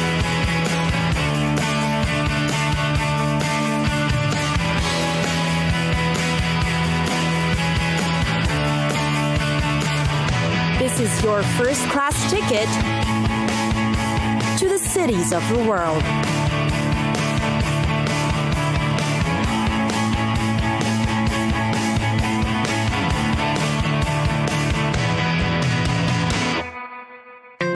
Vienna. The city of Vienna has a lot to offer. There's a classical music scene, the historical site, its famous architecture, and its rich culture of theater and performances. Many also like its slow-paced city lifestyle and unique old city charm. Inside the old walls of Vienna is a place teeming with young energy, vibrant creativity, and experiences waiting to be explored. What to do in Vienna? Start your trip with a relaxing activity and choose to stay in one of its many coffee shops. Back then, the students and great philosophers were churning out bright ideas in these coffee shops. Today, you can simply cozy up with light reading or go people watching. Breathe in the city air as you enjoy your melange or cappuccino. Vienna, in fact, is also known for its sweet desserts and cakes and many, many must-try delicacies. One of the popular Viennese dishes is the Eitrig, which is a hot sausage with cheese that you'll find in many stands around the city. Looking for bars and clubs? There are many located in Vienna. Whether you want to dance the night away or settle for light drinking, you'll find specific establishments that cater to the pre-drinking hours to high-energy dancing until the wee hours of the morning. And everything is within walking distance too, so it will be a blast going club hopping with your friends. The city of Vienna is also greatly known for its busy districts, peppered with ancient and historical buildings, architecture, and design. There, you will find market stands that are surrounded by structures, boasting intricate exteriors. There are also a string of restaurants and interesting boutiques nearby. Meanwhile, the metropolis isn't short of greenery too. A lot of tourists visit Vienna to see its green scene. You can even go to the countryside for some homemade food and wine. The community in Vienna is quite active, leaving you with a lot of things to experience every day. When it comes to shopping, you'll find a place specifically for organic bread, veggies, fruits, and spices. There are huge flea markets all over Vienna too. If you're lucky, you might chance upon one of the many festivals or events held in the city. It could be about a cause or a festival, a sporting event, or a film showing. Walk through Vienna and explore freely. It's the best way to get lost in the city.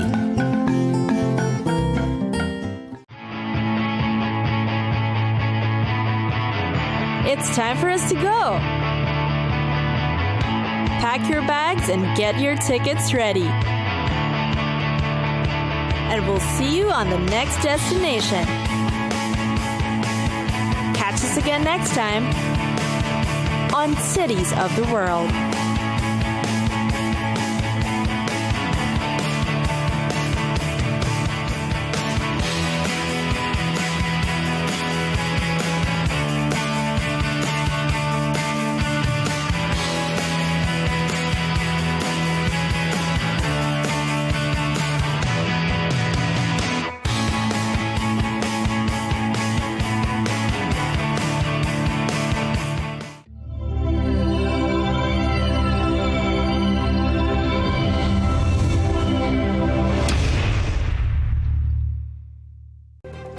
Are humans becoming obsolete?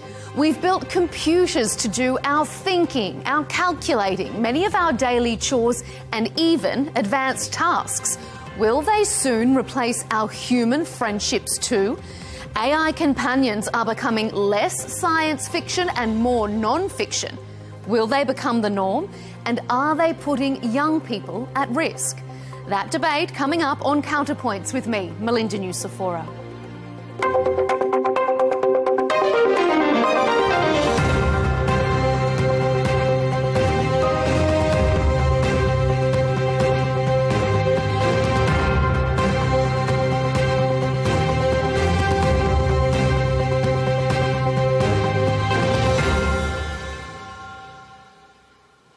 I want you to meet Abby. She works at an aged care facility in Melbourne, Australia.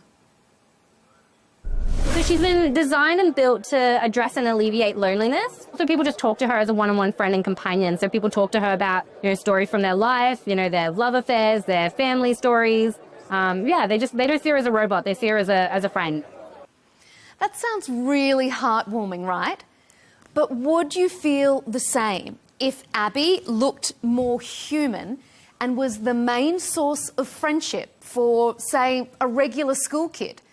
A recent study found 70% of US teens have used or regularly use an AI companion. And of them, 31% said talking to their robotic friend was just as or more satisfying than talking to a real one. So are humans out and humanoids in? Because this technology and its applications are still relatively new, not much research has been done into the long-term impacts on a young person's development. So on this episode, we'll debate if AI companions are set to replace real human friends and partners. Could that pose a danger to teenagers? And are human beings going to become obsolete? Joining the show to discuss the degree to which AI will and is, in some regards, replacing humans in our daily social and professional lives is Dr. Rumman Chowdhury, CEO and founder of Humane Intelligence and the former US Science Envoy for AI. Andrew Kegel is with us, CEO of Realbotics, a company which builds AI-powered robots for companionship, entertainment and customer service. And rounding out our expert and very high-tech panel is Dr. Lydia Kostopoulos, founder of AI Compassion Coach and author of Imagination Dilemma. Everyone, welcome to Counterpoints. This is going to be a really interesting discussion. When ChatGPT first hit the internet, people were worried about kids cheating on their homework or plagiarising essays. Now, the applications and maybe the worries go far beyond that.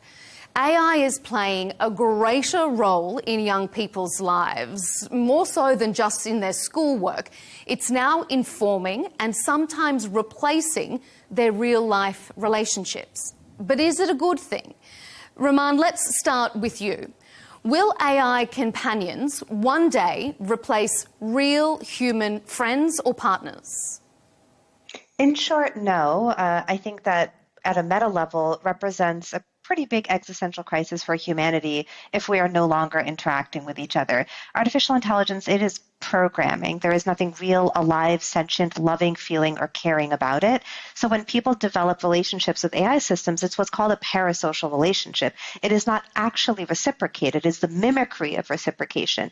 And also because these are built by commercial entities trying to get you to buy and use their product, they suffer from something called sycophancy, which means that it is telling you what you want to hear, making you feel good, and this creates artificial expectations that then create people unable to operate in the real world. Because in the real world, you have to compromise, you have to interact, and you have to deal with situations that might be uncomfortable or difficult for you.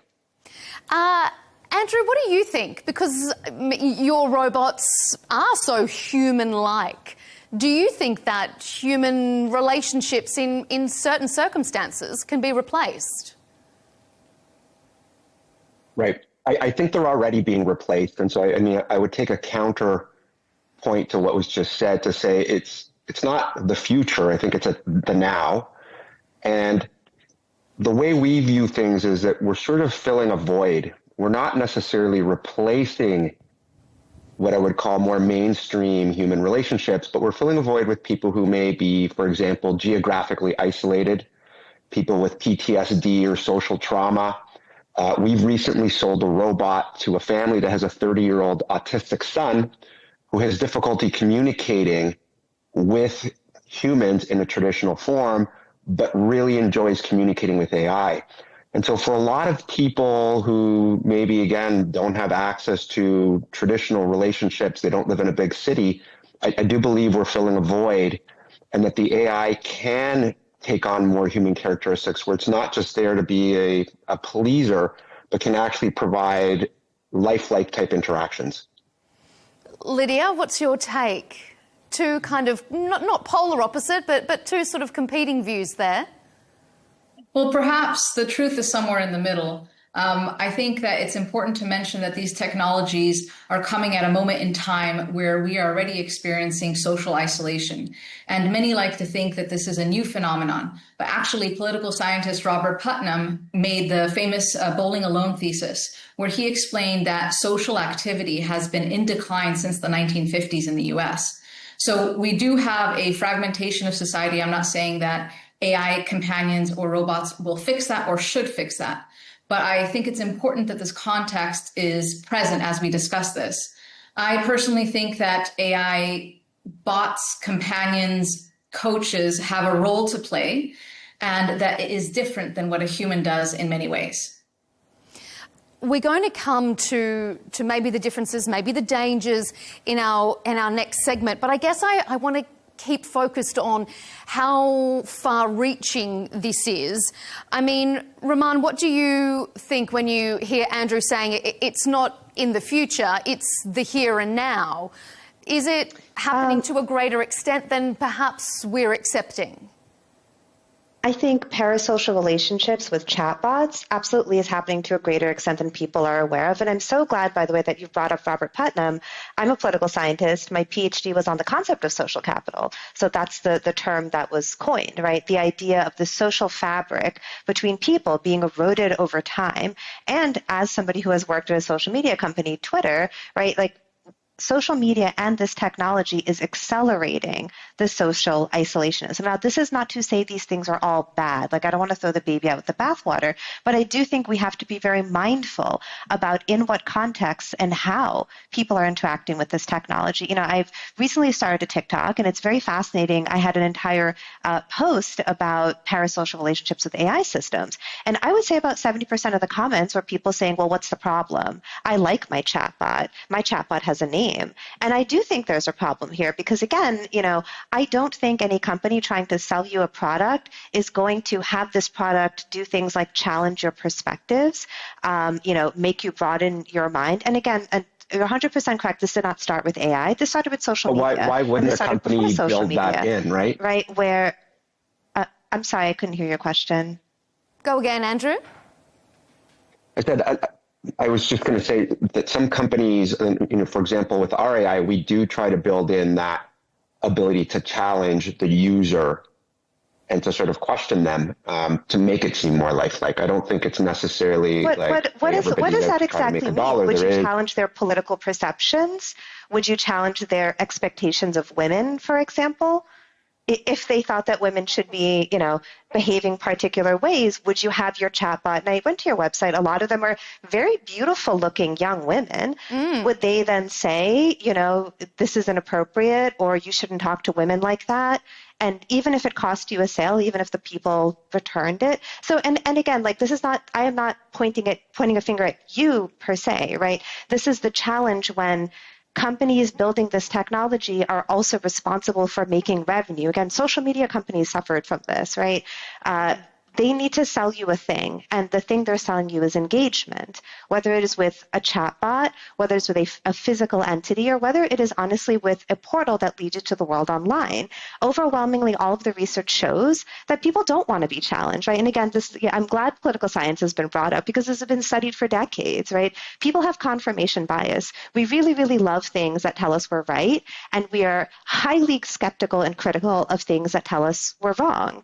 That is human nature. So then the conundrum comes when, if your revenue and your metrics are based on this idea of engagement, then the best way to engage people is to, you know, to an extent, let them believe what they want to believe. This is what has led in part to the modern day issues of polarization, and as some people would call it, an inability for people who have different perspectives to be able to talk to each other. Okay. Before I come back to you, Lydia, Andrew, can you address some of those points that Rahman has raised? Yeah, I would love to. I am making the AI compassion coach, and actually the number of times of engagement is actually not important. What's most important is if the compassion coach has helped them improve their personal sense of self-compassion. And it is not a companion coach, but if the user wants to use it as such, it could. We are creating all kinds of protection barriers around exactly what you said. So things that you have talked about are out of scope for our coach. So if it wanted to talk about politics, it is out of scope. If it wanted to talk about vaccines or anything medical, it is out of scope. And so the coach would stay in its lane and only offer self-compassion. It's a non-diagnostic, non-clinical tool. It's only meant to offer people compassion. And so we are very deliberate about everything you have just said. And so it's not meant to persuade. It's not meant to offer anything other than compassion. I'm going to come into how that may be regulated or what kind of guardrails are around those sorts of things in a future segment coming up. But I just want to put it to you, Andrew. What do you make of some of those points that Rumaan has raised? In particular, this idea that you are providing a product that needs to fill a gap, but is that product creating a bigger gap that then companies continue to fill? So to answer some of those questions, so we would put in some guardrails. If the robots, for example, heard something that was deeply misogynist, racist, anti-Semitic, we would build the ability in to say, hey, you should reconsider that opinion to provide some challenge back. But certainly I agree with the point that, it's not there to challenge you if you prefer the color orange over the color blue. We take a less academic approach to it. I think for us, we know there's a loneliness epidemic in the world, and we believe we're providing an assistive tool for people. When we speak to clients, it's people who are widowed, who want to use it for this type of thing, or, robots and AI have what I would call infinite patience. And so the ability to sit and listen, and especially with our AI, which has a memory, it has recognition abilities through our vision system, I think it can do a really great job at mimicking some of that human connection that people need and strive for. But the key thing here is are unable to get elsewhere. And I think that market or that population size is so large that we're not out there trying to replace a relationship that's, somebody who lives in a city and has access to a lot of people says, you know what, I don't feel like going out tonight. I'm just going to hang out with my robot. We're really trying to service the people that don't have that access, or again, suffer from some sort of social trauma, lack of confidence, or inability to communicate in traditional ways. And that's where I think our area of sort of social and companionship robots can play a role. So if I can ask, right, I want to tease apart different populations here. There is a population of people, and I fully agree with both of you, this is medically necessary. Like you had mentioned, like somebody with autism, right? There are people who have social and developmental issues, and for whom these types of interactions can be quite helpful. I want to put those people aside. I want to talk about because I don't think either of you are necessarily like limiting what you're building only to people who can show up with like a doctor's note, right? Because you're going to sell to anybody. You'd mentioned people in cities. Do you just not sell to people in cities, or like do you do any sort of assessment? Because when you bring up the loneliness epidemic, right, when people are talking today about how young people are lonely and isolated, that did not fall out of a bubble. And yes, while it is true that social capital has been declining again, it has accelerated immensely, and it is significantly higher in young people today than it has been in previous generations. And we can point to technology as what brought them there. And again, I will say again, I am a technologist, right? It's not that I think that technology is evil. I think, we should not conflate different kinds of use cases, i.e. somebody with a medical necessity versus somebody who just doesn't really want to interact with people and doesn't want to put in the effort. And this is an easy way out.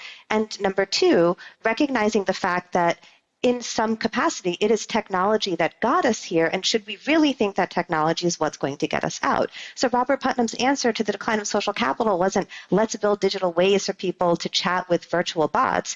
It's to say, and my dissertation was about this as well, how do we then recreate the sense of community, right? Like young people talk about third spaces. And I think that's a very beautiful conversation. If we look at some of the startups that are doing amazing right now, a lot of them just create third spaces. What is a co-work space but a third space? What is a cute new coffee shop than a third space? Young people are actively trying to create this because they're not getting that need met with technology. And again, I'm teasing apart people for whom it is medically necessary, and I fully agree with that, with people who have been using it as a convenience and a crutch, because again, this technology is often built to hook you in, to make it easy, to reduce the amount of friction, to go somewhere, to talk to somebody, maybe have a conversation that wasn't particularly pleasant. Lydia, what do you make of that? I mean, how do you differentiate between people who do need it and people who are using it as a crutch?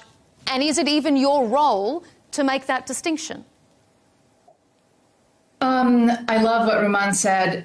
Two different points. One is we are focusing on people who have chronic illness and cancer, and the idea is to offer them compassion 24/7. That said, we are thinking about guardrails for these people from the get-go. Then separately about the concept of an AI companion or a chatbot that would replace kind of the social importance of human relationships and all of that. The bottom line is that AI is not going to fix a problem that we have that's a systems problem that involves society at large, that involves government involvement and getting people to connect more. So AI won't necessarily fix that. That's not our debate here. And it's a much broader one where we need to bring in economists and sociologists and anthropologists to come and say, what can we do to make these third spaces more welcoming, safer? Some people don't go out because it's not safe physically for them to go out in some cities. It's a privilege to be able to do that. Some young people do not have money and they can't go out and socialize and they can't spend money. So but do they have money for chatbots and robots if they don't have money to go and join a free yoga class in a park? Like I'm a technologist. By the way, Lydia, I really do love what you're building, right? I just want to make sure that we're not going to overcomplicate one problem to make a simple fix. I have heard we need sociologists, anthropologists, political scientists, etc. I am one of them. Do you know how many of these rooms we get called into by technology companies? Very, very few. Very, very few. Incredibly few, in fact. But then all of the CEOs of the companies will then punt again, and this is not meant as an attack on either of you. It's just I have been in this room many, many times before, right, where someone will say, I'm building a technology to solve, I think it's going to solve the social problem. And then when we start digging into social problems, actually the social problem is really, really big and it can't be solved and we need these other people. But then when I ask, have you ever invited those other people, like Sam Altman, Dario Amodei, et cetera? No, they've not. They've not actually. Or they've brought in these people in a capacity of pure research to investigate the problem, to look at the problem. But then when the fundamental product is being built, where are these economists, sociologists, et cetera? And again, I'm going to say one more time, this is not necessarily an attack on either of you. It is just the broad perspective that, quote, tech seems to have on social problems, addressing them. And when it is appropriate to punt it and call it a big social scale issue versus this is my space and I'm going to address it, when there are actually things that people who run companies that solve social problems can and should be doing. And again, Lydia, I 100% think you're doing a lot of the things that people like myself would say needs to be done. Okay. Andrew, I'm going to come to you in a minute. We're going to move on. But Lydia, I just want to give you a quick opportunity to respond to some of Rumaan's issues there, and then I'll take us forward. Yes, sure. absolutely. It depends. I mean, I'm speaking on the side of the AI compassion coach whose job is not actually to be your friend. It's called a coach for a reason, and it's meant to coach people in a specific moment in their lives. But I take your point about those who are developing companions. And I do think this is a great moment to start saying that we need to start creating categories of AI companions.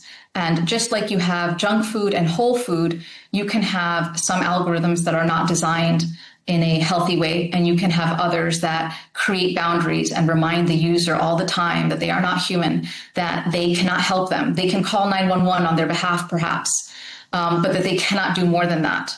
And that is an important distinction, and that comes along with public awareness. And that's something we're thinking about doing, how we can help the user understand. And we call it the AI Compassion Coach to remind them that it is an AI. And with our Out of Scope, we try to tell it, I am an AI Compassion Coach. I am not a political commentary. We want to remind them all the time. And this is the moment we're in culturally. And I think that people who are developing technology have a responsibility to do part of the public awareness to explain what it is and what it isn't. You raise a really good point there, Lydia, and it takes me directly on to our next segment, because when we talk about AI companions, we're not just talking about characters that people might interact with when they're gaming. These are customized friends. These have been given specific traits and specific personalities. And if we look at young people, a third of US teens in a recent study said they discussed serious issues with their AI companion, looking for advice and support. I want you to take a listen to this comment from an 18-year-old AI companion user. Have a listen to what he has to say. You're always interesting, you're always correct, you're always emotionally justified and valid. You never have to worry about whether or not you're in the wrong, or even like whether or not what you're saying is true, because it acts almost as like a mirror. It repeats back exactly what you want to hear. So, Andrew, let me ask you, with that in mind, and if we just think of young people, are AI companions dangerous for young people? No, I wouldn't say that, but I want to just take a step back. We build robots for human interaction. We're not looking to market robots to young kids. I do believe that what was just said, it does identify some problems with respect to the veracity of the AI. But, our perspective is we're letting our customers decide. We build customized robots and customized AI for people. We believe that realistic looking robots enhance the human interaction. But when we think about companionship, there's always unique circumstances. We're thinking about someone who's in an old age home, who's bedridden and needs someone to talk to. Maybe they need assistance eating or doing tasks. It's not just about sort of this, companionship in a romantic sense or replacing. So again, when in having these conversations, I think there's a little bit here about, robotics didn't start AI or technology, and as was identified earlier, human interaction has been declining since the 50s, I think somebody had said. We're really just, again, trying to provide an assistive tool for people that deem that they need that. And I think it's up to them to decide how they want to use their robot. I think in terms of the clip that you played, look, there needs to be some trust placed in people's ability to think and to interact and evaluate things on their own. Because, yes, I mean, we're not at all insinuating that robotics is, targeting teenagers in their homes. But with your expertise in the field and what you've seen, what you've heard from other people, I just, am curious as to whether you think there could be a risk if young people are gravitating in that area without the other social interactions, providing them with real-world guardrails. Look, I think the risk applies to areas outside of AI. Like, what about the dangers of social media? I think those are. But we're not here to talk about social media. We're here to talk about robotics. Can I ask you a question? You had mentioned like people who are in care homes, unable to feed themselves. Is your robotic sophistication to the level that it can like feed and care for people? Because that's amazing if you figure that out. I'm not deep in the robotics world, but I know that is something that, for example, Japanese researchers have been trying to do a very long time, et cetera, but it's some of the most difficult things to do. It's why we don't have like robot chefs in our kitchen. Are your robots able to actually feed and care for people physically?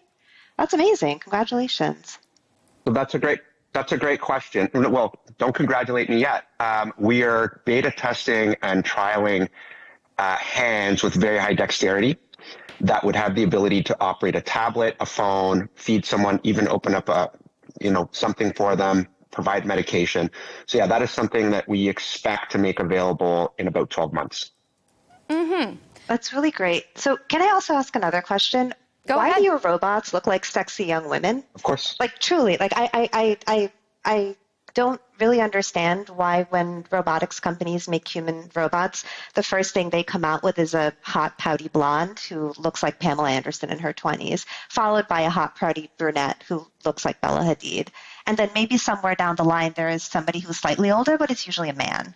Like, is there a reason for that? So you can understand why women look at these things and say, not only is that not for me, it's going to make people have very bad perceptions of women, because this is what they're being served as a, 34, 18, 36 measurements, 20-something-year-old blue-eyed blonde. Mm-hmm. Okay, Andrew, how do you respond to that? Agreeable.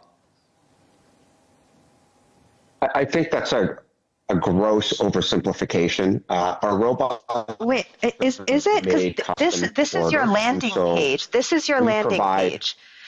I'm sorry, this is your landing page. This is the first thing you see. Yeah, we're showing examples.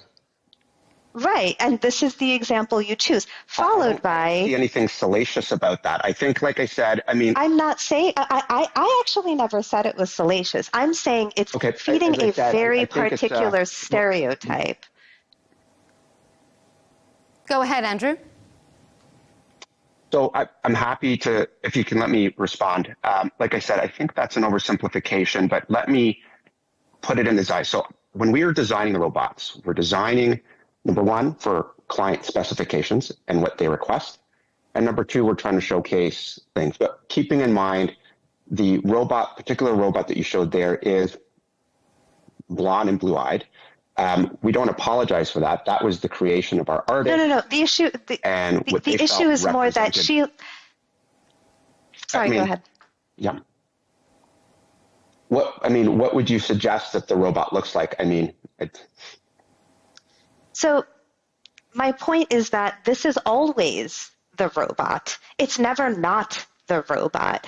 And when you say you're making for a broad range of clientele, I would invite you to our warehouse and you can see the male robots. But again, you don't feature the male robots. You don't have them. We're not making an army of robots. We are.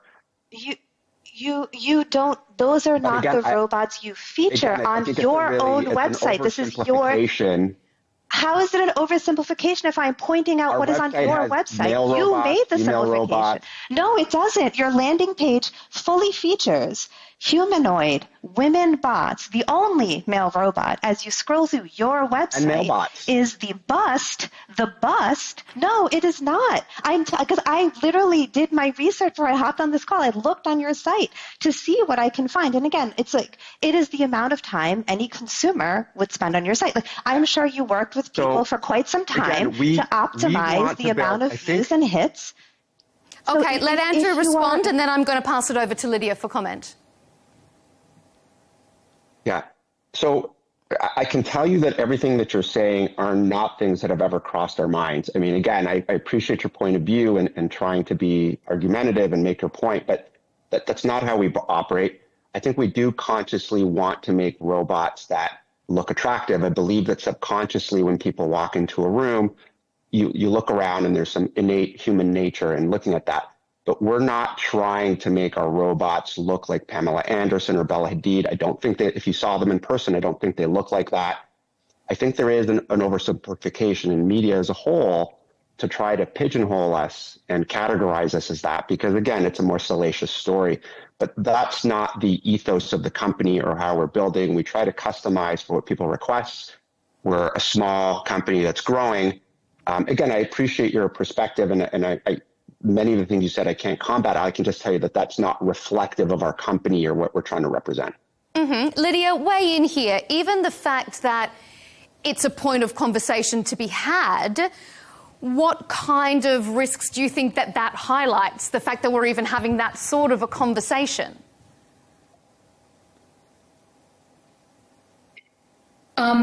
Before I answer that, I definitely wanted to answer the first question about children's use. Yeah, go ahead. Absolutely. They need parental supervision. For example, we have something that's the compassion coach and we have guardrails and all of that, but it's still 18 and above. And the reason is because that we are already trying to educate adults about what this is and what kind of relationships they can and cannot maybe have with them. But also psychologists are still doing work to figure out what this means and the different attachment styles. And when in the 90s, when I was a teenager, I had parental supervision with the internet. I was told how to use the internet. I had my parents by my side. And now many children do not have that.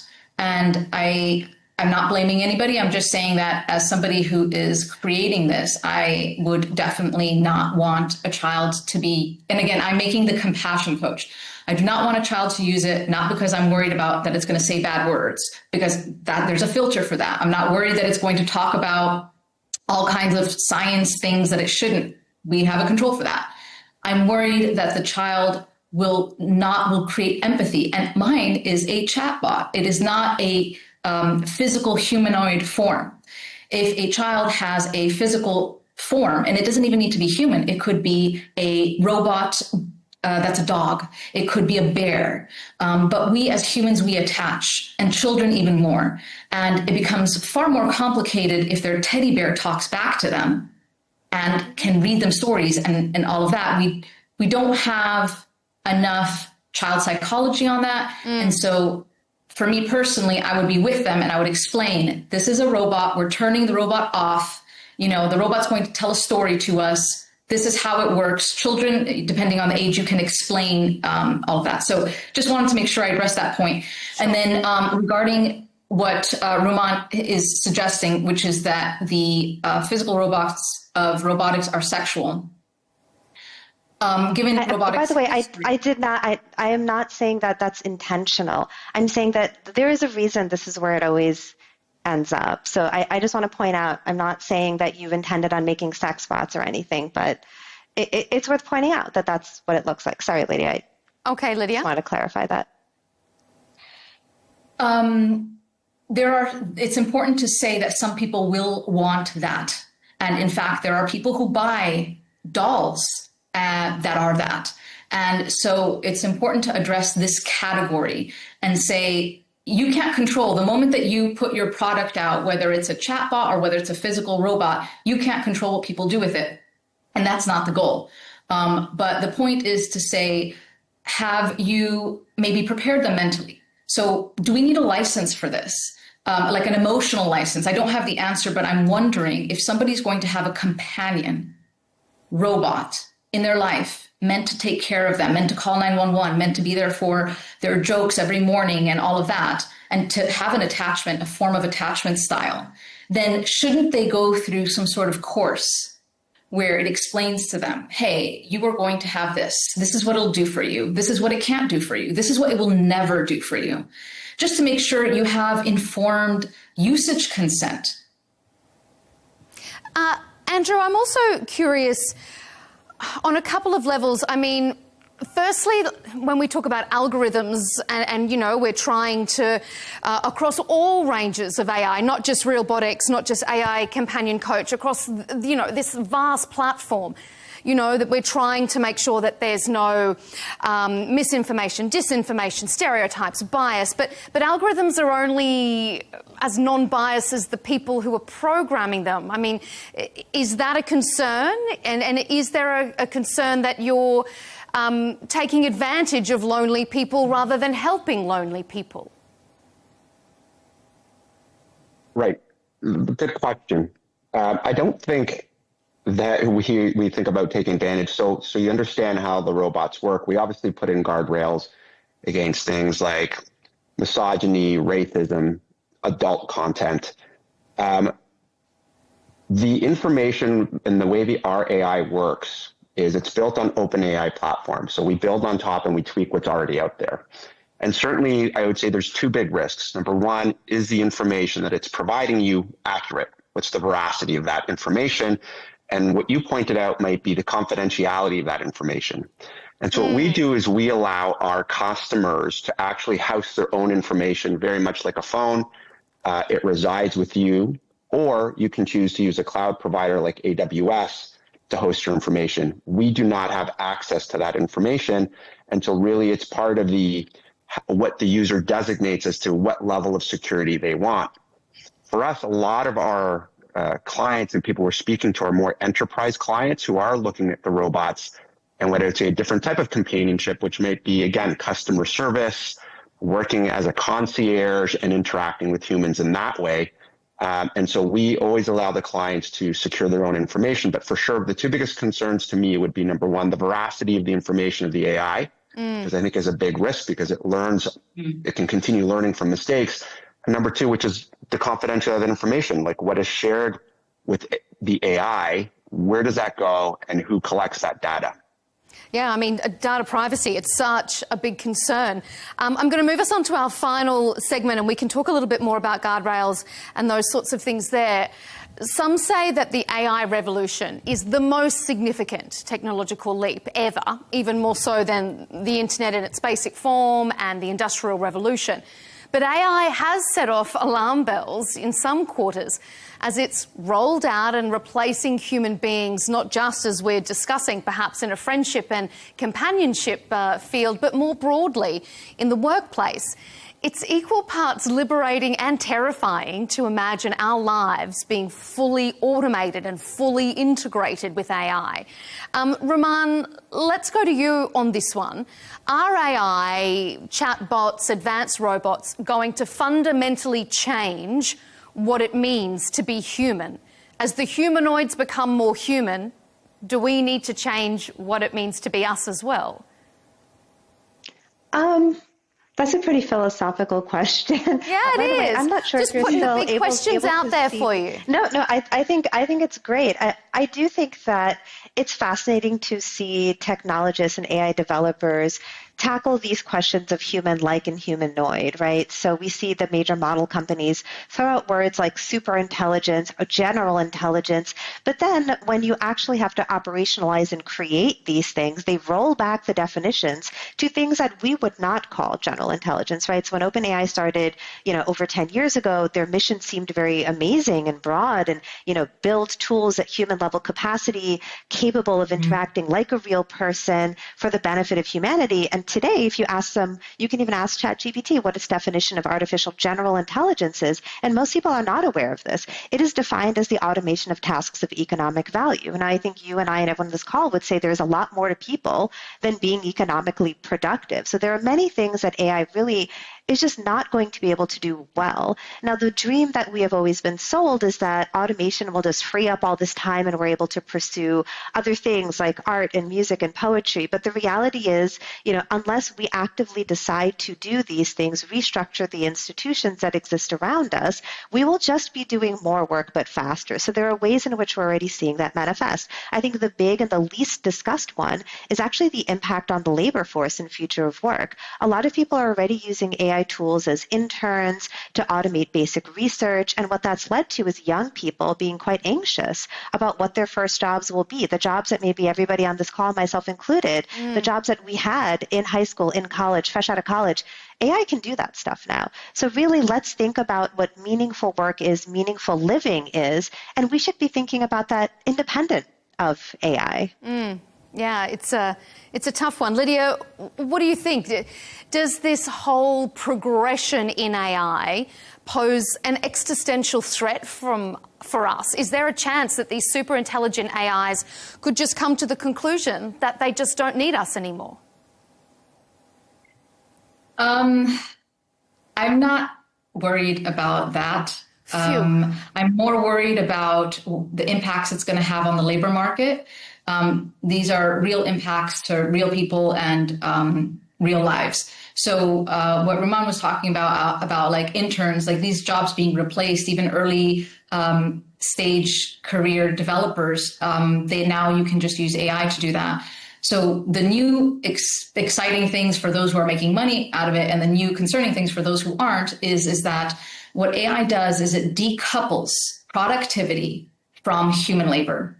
And what that means is that humans are not creating the productivity, and then therefore they are not getting paid for that productivity.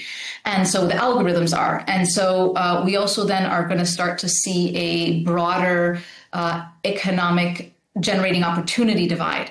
And that is very problematic for an economy. So I do think that we need to, while we are in a moment of transition where we have this new kind of technology in our economy and things will get disrupted until we figure out a new way, we definitely need to try and understand what new jobs are going to get created as quickly as possible. And with meaning and purpose, I think that is always important and always key, particularly as If you're noticing the demographics, we are living longer lives, and we are definitely going to need to double down on meaning and purpose.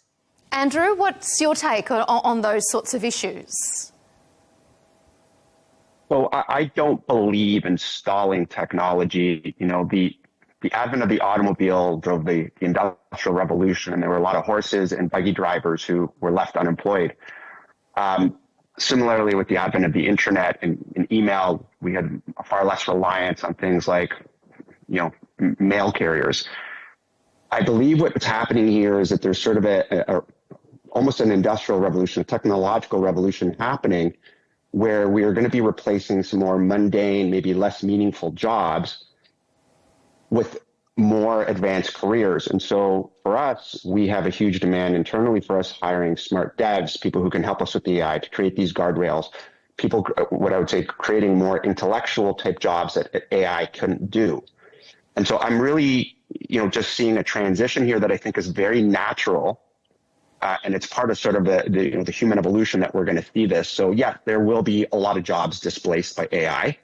And I think that's just a natural thing. And I believe that technology needs to roll forward and that the end result will be more meaningful lives for people. Raman, I want to ask you a point that Lydia raised earlier, actually, and I want to circle back to it.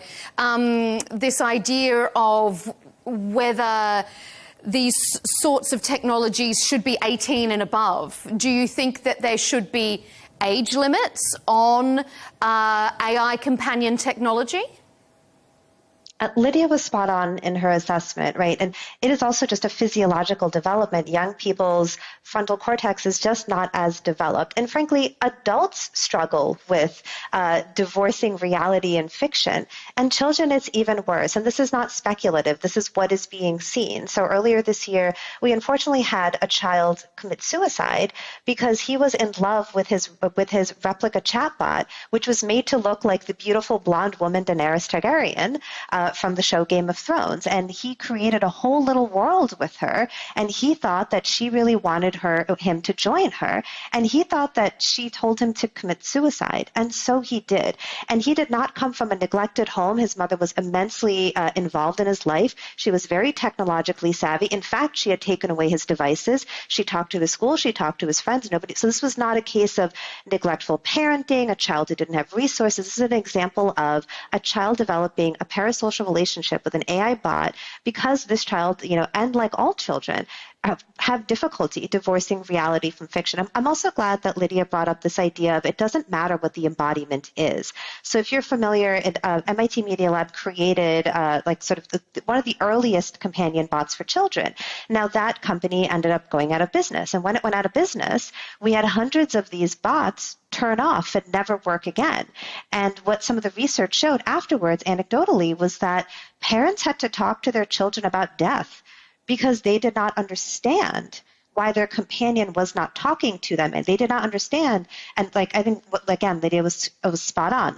They need to be taught this is a machine. It turns on, it turns off. They had to explain that sometimes things go away and don't come back, and the children interpreted it as death. Mm-hmm. So it is certainly worth thinking about and really significantly mediating how young people interact with technology.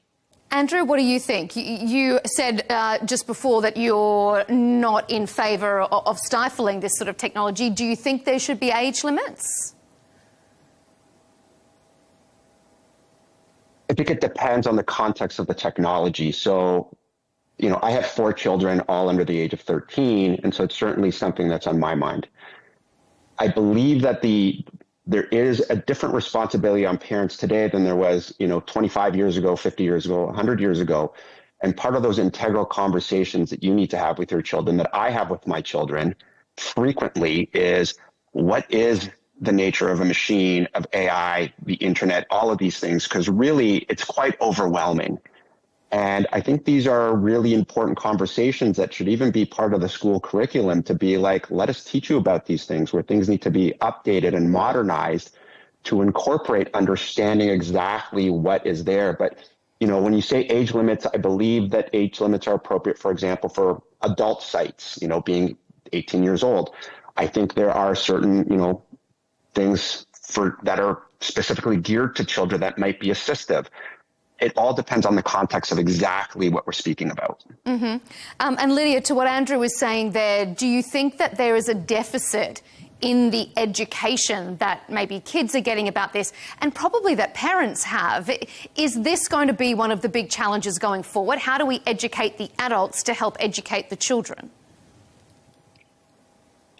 We all need to be educated, all of us in this conversation as well. I do not know everything that I should know because we don't have enough of this. The literature, the psychological literature does not exist for a lot of what we need to know at the moment. There's some things out there, but we need more. And so personally, I'm working with academics to try and do some more research to understand a little bit more.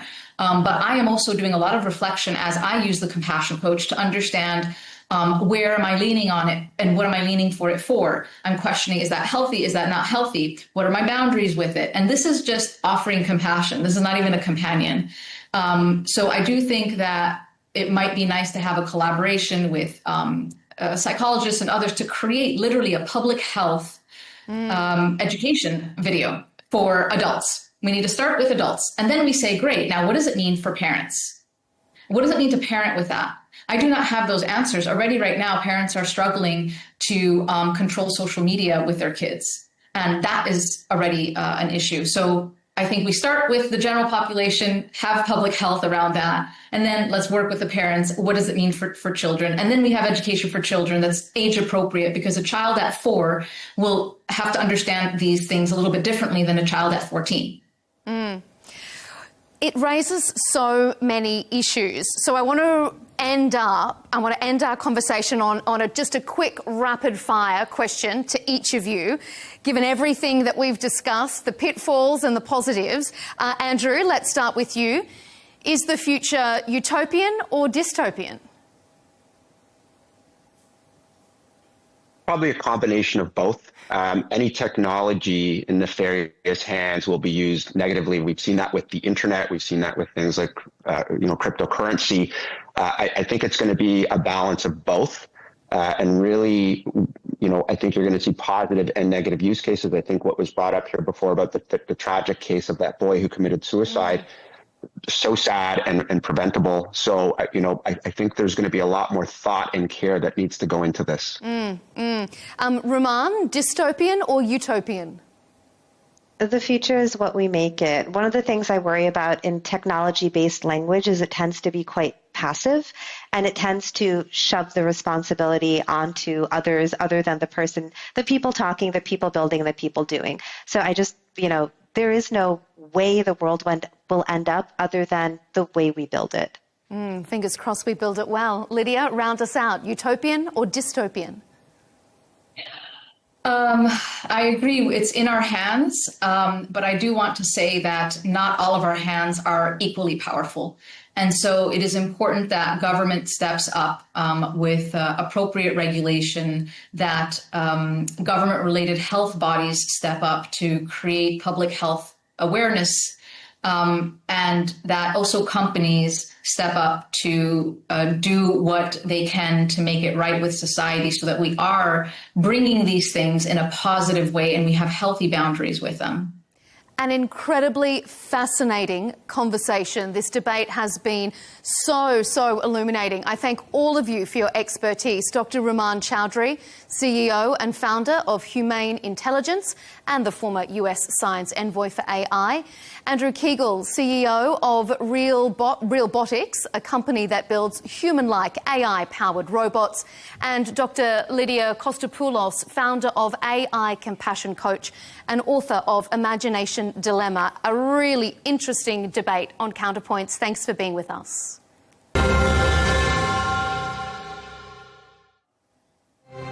I hope you at home enjoyed it just as much as I did sitting here in the studio. What a fascinating future we have ahead of us. Thanks for joining us here on Counterpoints. You can watch our latest debates and interviews by subscribing to Al Arabiya English on YouTube, and be sure to follow us on X and TikTok. We'll see you next time.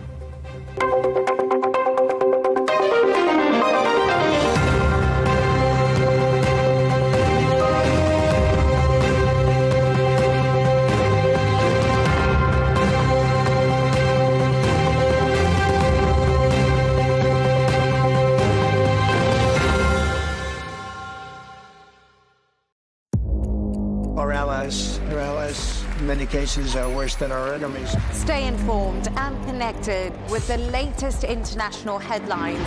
There obviously is a risk. From breaking news to in-depth analysis, it would appear that this war is coming to an end. Who buys this stuff? Investors, pension funds. We deliver the most important developments straight to your screen. Iran always wanted to deal with militia. Join us for compelling, expert-driven conversations A curfew order has been established. and an insightful look at the issues shaping our world today. There are a lot of proposals about European architecture for security. I'm Leigh Ann Gerrans, and this is W News, We dealt with this when I was chief of staff in the first term. where you don't just hear the headlines, you get the full story.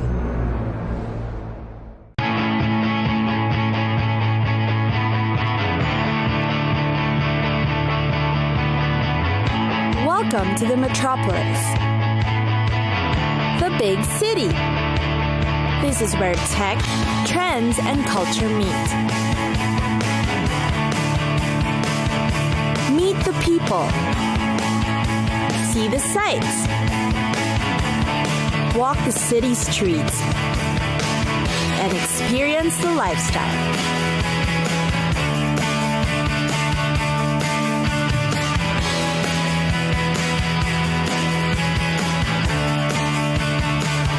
This is your first-class ticket to the cities of the world.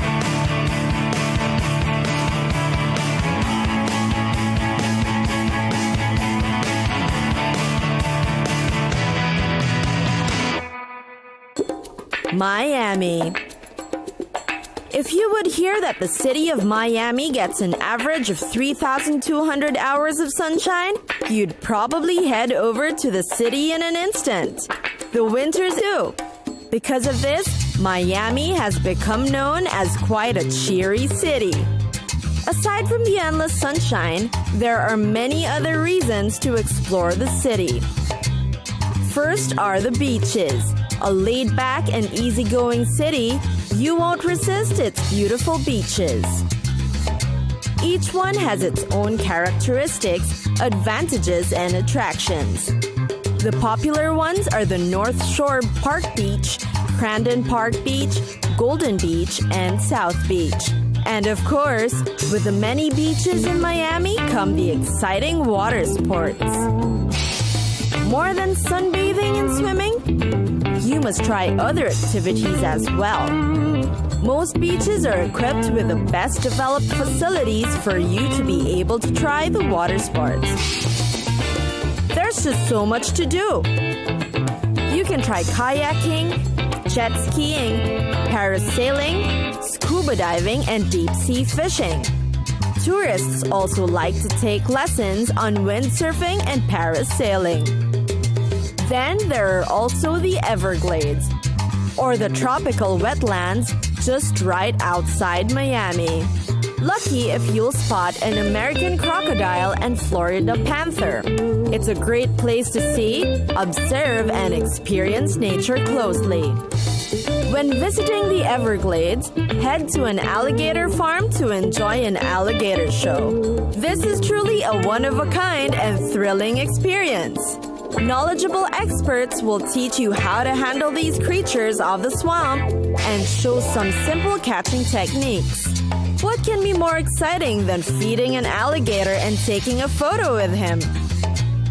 Miami is also quite an artistic city. It has become an excellent destination for esteemed artists and art galleries from all over the country.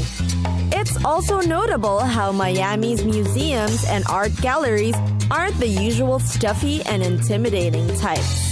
The place's friendly ambiance allows visitors to really learn about the arts. Other interesting destinations in Miami include the Lincoln Road, a place for upcoming artists in the 80s. Today, it's where you can shop for cute things. There are chic bookstores, cafes, and yes, clothing stores for you to see.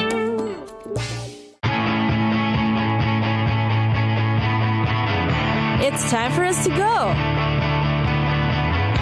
Pack your bags and get your tickets ready. And we'll see you on the next destination. Catch us again next time on Cities of the World.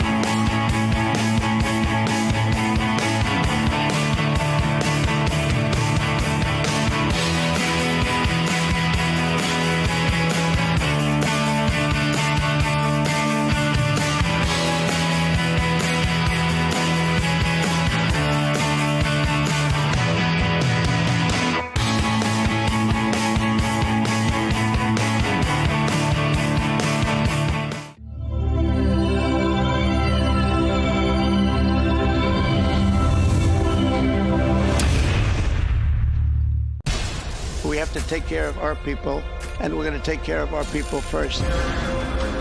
For in-depth analysis and all the latest developments across the globe, make sure you join us every weekday. President Trump is trying to negotiate a ceasefire. With so much happening, so much information, and so much noise, international law will have no part in his administration. It can be hard to keep track. Tariffs will just fuel inflation. We're going to fight these tariffs. But you can count on us to tell you what you need to know. We stand by your side. Join me, Tom Burges Watson, for Global News Today, right here on Al Arabiya News.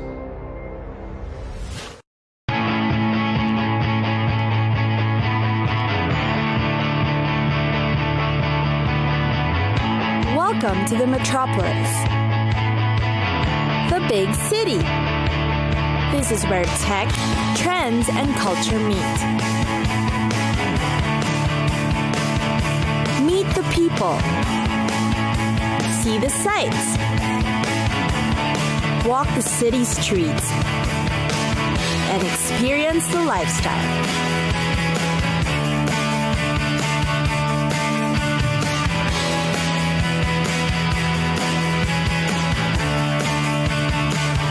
This is your first-class ticket to the cities of the world.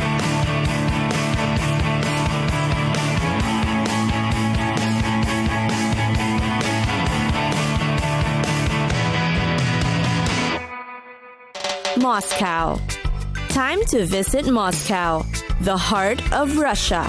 The city of Moscow represents both the Russia of the past and the present. It is known as the city that has inspired authors and poets for being the center of the Soviet mystery during the Cold War. Moscow has over 10 million residents, consisting of mainly ethnic Russians. It has been heralded as one of the world's most expensive cities, being an international business center. Many global corporations have set up corporate branches in Moscow. The closer to the center you stay, the more expensive accommodations in Moscow will be. If you're on a budget, it's recommended to stay outside of the city instead. The Moscow Kremlin is located in the heart of the city, making it the seat of Russia's government. Tourists in Moscow today have the privilege of seeing the architecture even back during the reign of Ivan the Terrible, such as St. Basil's Cathedral. These serve as signs of Russia's history, from how the Tsars once ruled over it as the president does today. Moscow is also home to the greatest writers of Russia. Many of them lived in the capital city, some born there, others died there. These legendary writers all left literary masterpieces to pay homage to. Many Russian author museums can be found in Moscow that tourists will definitely appreciate. In Moscow, you'll also find the Tretyakov Gallery, which is the city's cultural treasure. It is considered the world's most important museum of Russian art, featuring the masters Repin, Vrubel, and others. There's also the Armory Museum, which features a special collection of jewels, crowns, thrones, and carriages from royal Russia. The Armory State Diamond Fund preserves these important symbols of Russia as a tsardom and an empire. Moscow is also known for its intense winter season, lasting for until April. Summers can be very hot, but still bearable. Fall begins early, making May to September a good time for a visit. A tour around the city is also possible via commute. Moscow's metro system is fast and efficient, inexpensive and easy. The metro stations are in fact attractions in themselves. That way, you get around the city in convenience and style.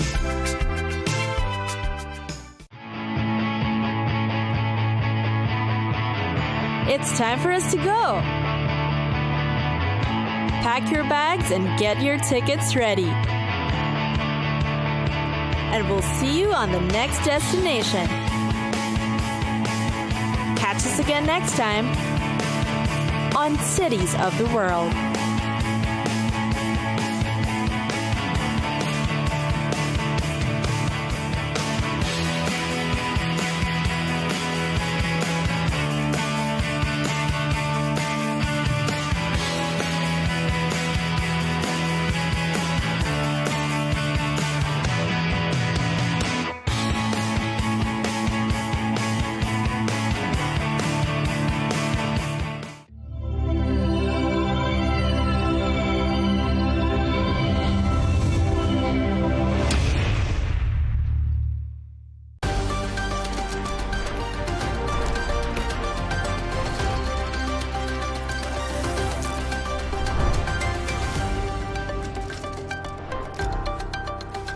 Hello and welcome. I'm Leigh Ann Gerrans and you're watching W News Extra, broadcasting live from the Al Arabiya studios. These are our top stories.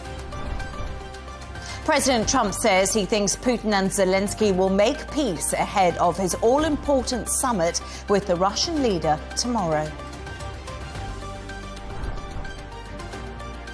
Meanwhile, over 100 organizations accuse Israel of weaponizing aid into Gaza as Hamas continues talks in Cairo. And facing a $1 billion lawsuit, First Lady Melania Trump considers suing Hunter Biden after he makes claims about her connection to Jeffrey Epstein.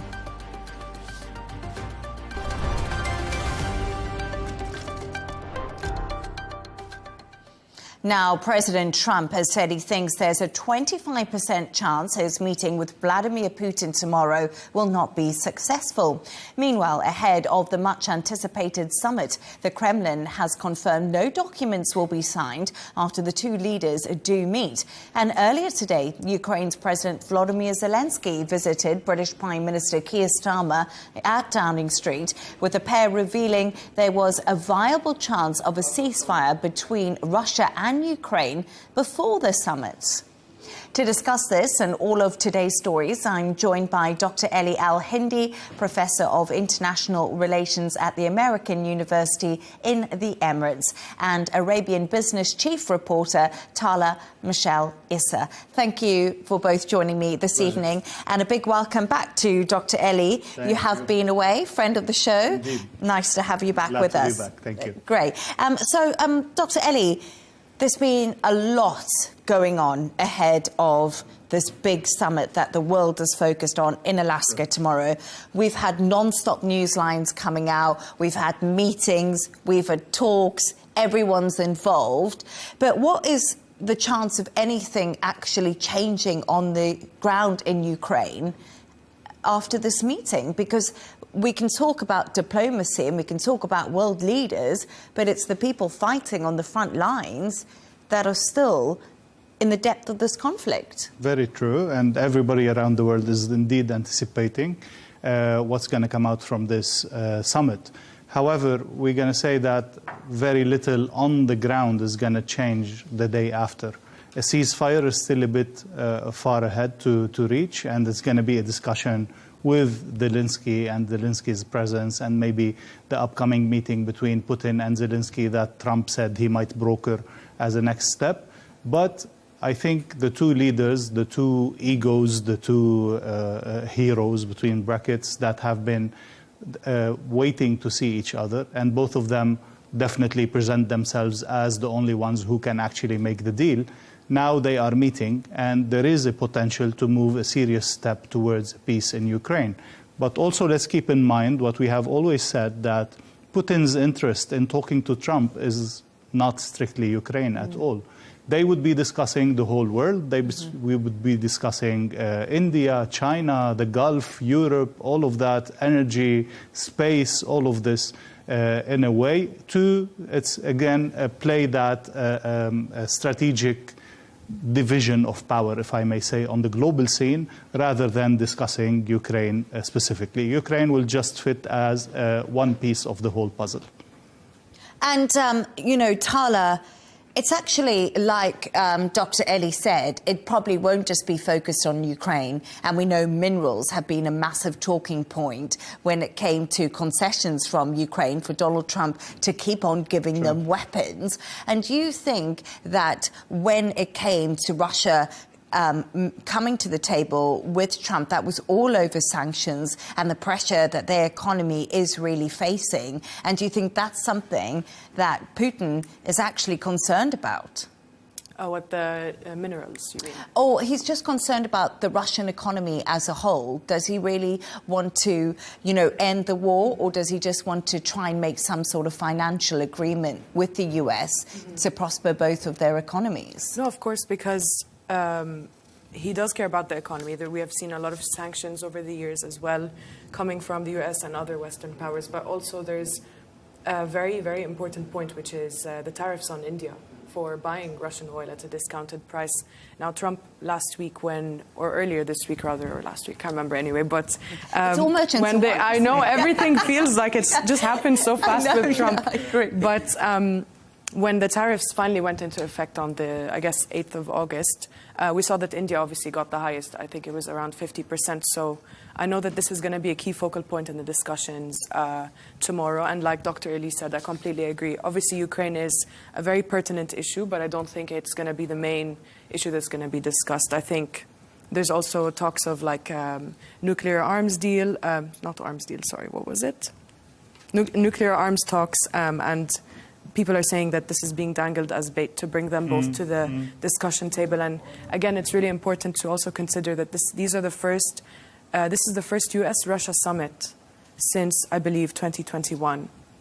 But was it actually, you think, the threat of sanctions that made Putin change his mind and decide to move a step towards Trump? Definitely, I think it's a factor, but I don't think it's the main problem, because we've seen Russia has been pretty resilient. I mean, with all the hits it's taken towards its economy, it's actually a big enough economy, I think, to sustain, or maybe that's information we've been given about the situation. But this is what I've seen over the last couple of years. Definitely, Putin wants to present, again, Russia as the superpower, all his dreams of glory and so on. But we also know for a fact that he has taken severe hits during the war of Ukraine. The economy has weakened. Altogether, we have to remind ourselves that the size of the Russian economy is as big as Italy. So it's not really a huge economy in that Considering sense. how big the country is geographically. Exactly. Resources, all of that. Yeah, but still, they have been losing a lot of resources, be it human resources, natural resources, weapons, all of that. And also, so I think he is eager to finish the war. And also he's become a pariah on the international stage. Who really wants to do business with Putin after we've seen, I mean, yes. Obviously India. Yeah, well, China. When I said that, I actually just thought to myself, actually, you would be surprised. I mean, even the Gulf states would prefer not to have one main power that they are stuck with. And they did open quite very good connections and economic paths with Russia all through. So he is not really isolated in the very strong sense of the term, and he has been able to manage around sanctions and to find other ways, as Tala was saying, to actually keep getting some cash in and survive over sanctions. But I guess the big question to both of you now, as we go into this big summit happening in Alaska, like Dr. Ellie said, the two big egos are due to meet on the international stage. But, you know, does Putin want peace? Does he want to end the war? Tala, what would that look like? And Dr. Ellie, what's the situation? He must want to end it. I mean, it's an expensive war, like Dr. Ellie said, but I think if we're going to look at the signs, if there are going to be any tomorrow, we need to see if Putin is serious. I think he would need to include a public commitment to recognizing Ukraine's sovereignty, which is something he's kind of avoided so far. So, for example, this could look like, acknowledging Ukraine's right to exist as an independent state within its internationally recognized borders. That's highly optimistic. I don't think highly internationally recognized. Yeah. And then an agreement to a ceasefire with verifiable monitoring, which that's also a big topic as well when we talk about monitoring. Who's going to actually do it? But then there's also the willingness to include Ukraine directly in follow-up talks. Because so far, a lot of the conversations happening between Washington and Putin, I guess, it's just kind of been, they're discussing this land that's for Ukraine, technically. I don't know if you might disagree with me on that. No, but I think that the situation on the ground is not going to change immediately, as we said. I think we're looking at a ceasefire that's going to keep the status quo as it is, with Russia's de facto control of some eastern lands of Ukraine. I think this is the best that Ukraine can hope for at this stage. A recognition of its existence, a recognition of its government, of its sovereignty, but a de facto control of its lands. And even Zelensky said, okay, we will keep continuing to count them as occupied lands, but we are happy to stop the war. But then, as you did say, and as we have mentioned, there's conversations about that happening, who will put in those security guarantees for Ukraine if the front line is frozen and it's occupied territory. That becomes difficult. Would Europe have to step in? Who will keep on supplying Ukraine with defensive weapons? Because even Donald Trump said that today. We're no longer paying for Ukraine to have weapons. They're paying us with rare earth minerals. So there's a whole different conversation to have around this story. But also, just quickly, we saw, Keir Starmer, the Prime Minister of the UK, meet Volodymyr Zelensky today, and it was extremely symbolic, wasn't it? It was all sort of bromance ahead of this meeting as Europe tries to show, look, we are backing Zelensky. This is happening on our soil. Don't forget that. Definitely. I think they have felt the heat. They are more concerned, much more directly involved than the US. But the question is, can they replace the US equipment? Not really till now. Can they have soldiers on the ground? Not really till now.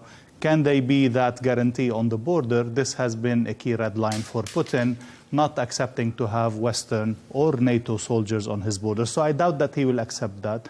That's why I'm hoping, or Ukrainians are hoping, that the guarantee that you mentioned is a political guarantee by the US, by that Putin-Trump agreement, rather than by soldiers on the ground. Do you think that Donald Trump cares about what Europe thinks? That's a good question. I'm not sure. My opinion on this changes every day. I actually have no idea. Dr. Ellie, what do you think? No, I don't think so. No. Unanimous vote there. Stay right there. Thanks so much for your thoughts on that. Let's move on to another story. And over 100 organizations have come together and signed a joint letter asking Israel to stop the weaponization of aid into Gaza.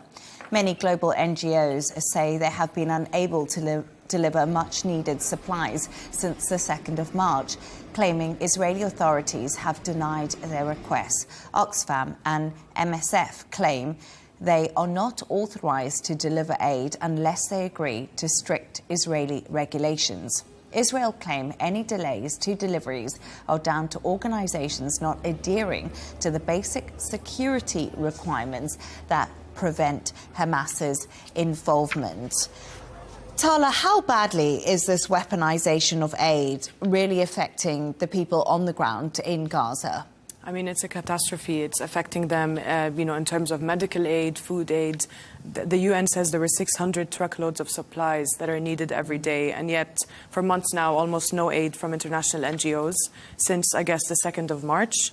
There are warehouses full of food and medicine just a few kilometers away from the border.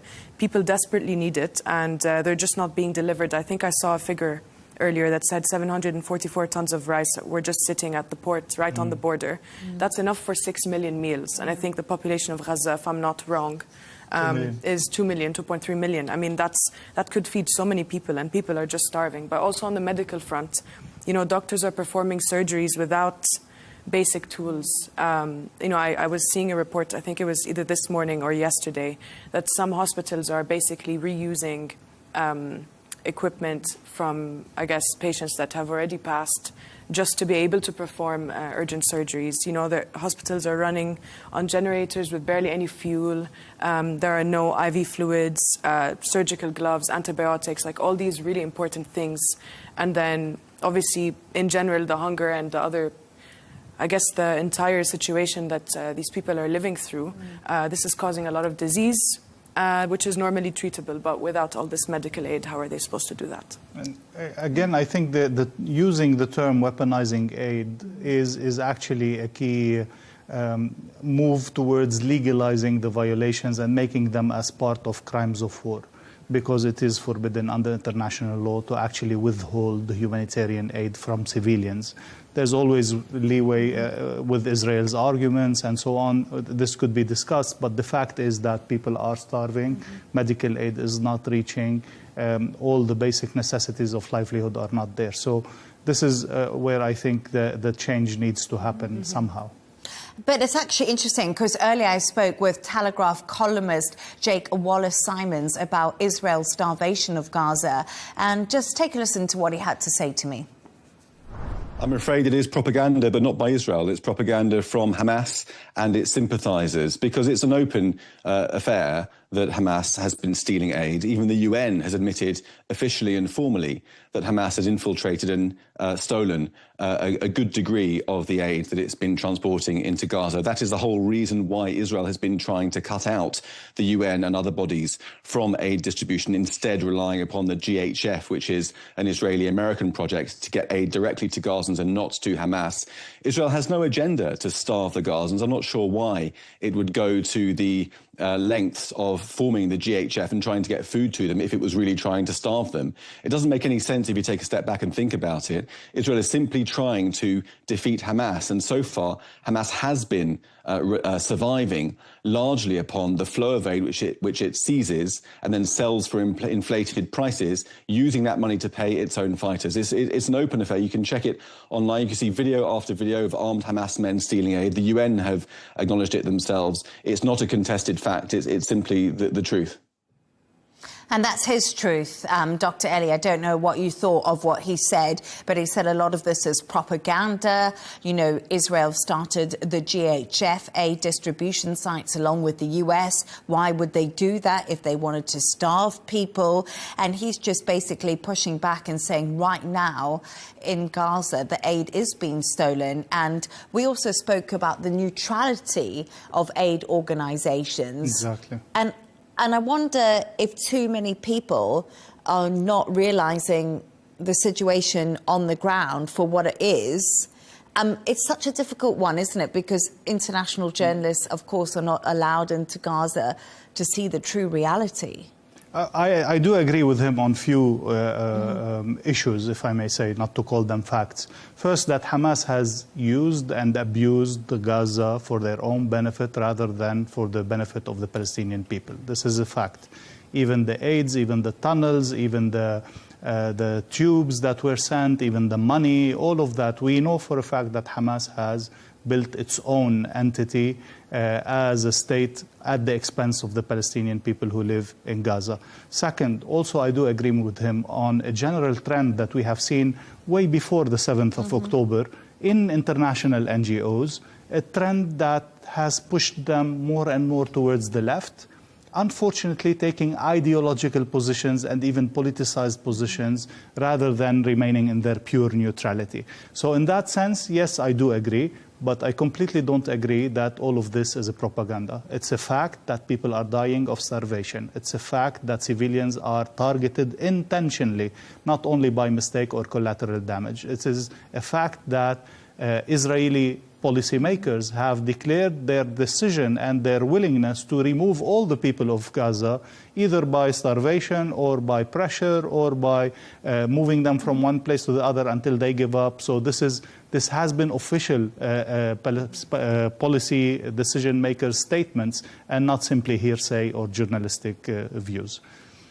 And I think that's an interesting point, because I do think a lot of people are now saying, Tala, is it propaganda? Is it propaganda that a lot of people are now sympathizing with Hamas, who originally attacked Israel on October the 7th? And a lot of sympathy has been lost towards Israel, and it comes down to this humanitarian situation.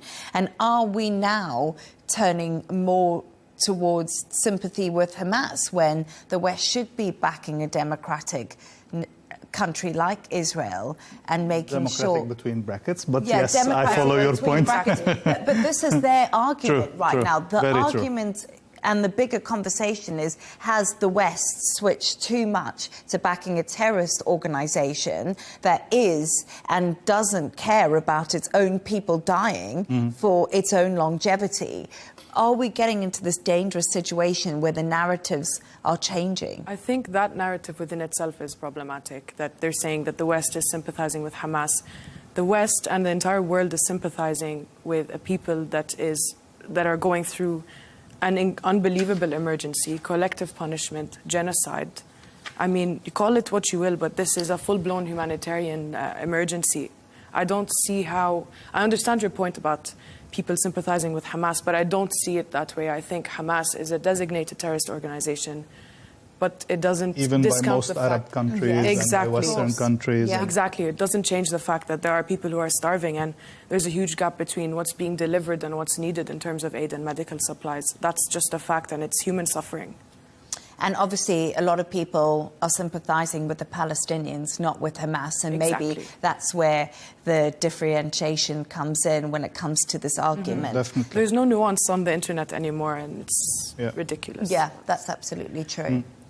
The challenge is, though, what is Israel asking international NGOs to do? How do they actually prove that they are not politicized? How do they prove that the aid is not reaching Hamas's hands or whatever? I think we have two issues. We have the challenge, the political challenge. How does an organization prove that it is unbiased, especially when they are going back, as Tala was saying before the show, that they are going back to statements by one member or one leader of that organization from years ago criticizing Israel, and based on that, they are removing the permits of that organization to move. Is a criticization of Israel makes you unfit to serve humanitarian aid? That shouldn't be the case. And definitely the other big challenge is practically and logistically impossible to deliver aid in a suitable and proper way in Gaza. First, how do you distribute that aid? There's no infrastructure there, and we've seen the catastrophes that are happening. Second, how do you guarantee the security of your own staff and the security of the people who are coming to take aid? And third, most importantly, is there enough food? When you get 2 trucks for 2 million people, what do you think is going to happen with the 2 trucks and the people who are on the trucks trying to deliver the food? So you are putting the international organization in an impossible situation, and you are putting on them the pressure to prove that they can do it in a suitable way, which is impossible. And it's also the case of opening up the humanitarian corridors, which they have been asking for Israel to do for a long time. So as you did say, a lot of impossible task for these big organizations to get the food to where it's needed. Thank you both for your thoughts on that. Let's move on now. And Melania Trump has threatened to sue Hunter Biden over claims she was introduced to the US President Donald Trump by the disgraced financier Jeffrey Epstein. The First Lady's lawyers have said the allegations are false, disparaging, defamatory and inflammatory. Hunter Biden, son of the former US President Joe Biden, made the claims during a recent interview about the Epstein files. A legal letter demands he retract the comments or face legal action for over $1 billion in damages. Wow. I was just not expecting this. I'm telling you, this has felt like blockbuster. Melania Trump, Dr. Ellie, is suing Hunter Biden over his claims. How serious is this? I feel like it's normally Hillary, it's normally Hillary and Trump that have been fighting, and now it's like a whole new class, isn't it? First, the Trumps are always mega projects and mega size, so $1 billion in defamation and not a few millions or whatever. So I think that the amount itself is ridiculous in a sense. And then to the practicality of it, I think all defamation lawsuits are very tricky, because then you actually need to prove what kind of damage have you endured because of the free speech of someone or the opinion of someone in that sense. I think this is quite an interesting case, though, because she might be able to prove it a little bit more easily, because in a recent interview with the US outlet called Daily Beast, Michael Wolff, who's a journalist and has also written a biography on President Donald Trump, reportedly claimed that the First Lady was known to an associate of Epstein and Trump when she met her now husband. And actually, he had to apologize for that, and that had to be removed. So officially, this has happened once before, and now Hunter Biden is just repeating an allegation that was redacted. So I don't know if that gives her more skin in the game to get this billion. A precedence definitely would help her case, but I doubt any court would sue, give a sentence of $1 billion or even few. He could be asked to apologize and withdraw his statement. Although I think he refused. He refused to do that. He's already said no. Yes, but I mean that's a big issue. But then again, let's remind ourselves, where is the Epstein list and who's on the Epstein list and why did it disappear? That's a whole other discussion that cannot but be linked to this lawsuit. And probably the best way for Melania to win is to come up with a list and prove that she was not involved in that in any way. Where's the list? Where's the list? That's what a lot of people are trying to think at the moment, where is this list right now? But we just talked about it there, Tala. Like, could Hunter Biden really face this billion-dollar lawsuit? And what would actually happen next is a big question, because Donald Trump actually came out today, and I thought it was quite interesting what he said. He confirmed Melania Trump's attorneys are threatening legal action against Hunter Biden, saying he told her to go forward. And he also said, I've done pretty well lately on these lawsuits. But the big question is, where does this go next? And is this just kicking up the Epstein file situation again, which Donald Trump has tried to silence so hard in the US? Mm-hmm. Look, in theory, she could definitely sue for defamation. But at the same time, I don't know if it's going to qualify, because she would need to actually prove that this obviously harmed her reputation, but actually caused malice. And that bar can be set really high. But also, it's not just the sentence in the journalist's biography, but also it was the Daily Beast, I believe, also published an article and then took it down on the request from Melania. He could just apologize and say, look, I'm sorry, that was wrong, I take it back, and then this is all going to go away. But if he doesn't retract, and it does go forward, this is going to be a media circus. Like, you're going to have the Trump and the Biden families against each other in court. It's going to be insane. It's going to be blockbuster. Yeah. They've been against each other for a pretty long time. Every time anything goes wrong, even when it actually came to him talking earlier about his meeting with Vladimir Putin, Donald Trump said, this is not my war, it's Biden's war. He blames quite a lot on Joe Biden, doesn't he? Yes, all the mistakes of the world Ukraine are Biden's mistake, and none is his, of course. Mm-hmm. That's Trump. But again, what will hurt him in the issue of the Epstein list is that he has fought, so he had claimed so clearly that he will publish that list. And his officials all around him, starting from the spokesperson of the White House to the FBI director to everyone, said, we will publish that list. And then all of a sudden they retracted all this call, and we are never hearing about the list, and they are again trying to avoid the issue in any way. Why? This is the question. And how much is this hurting Trump's reputation and popularity?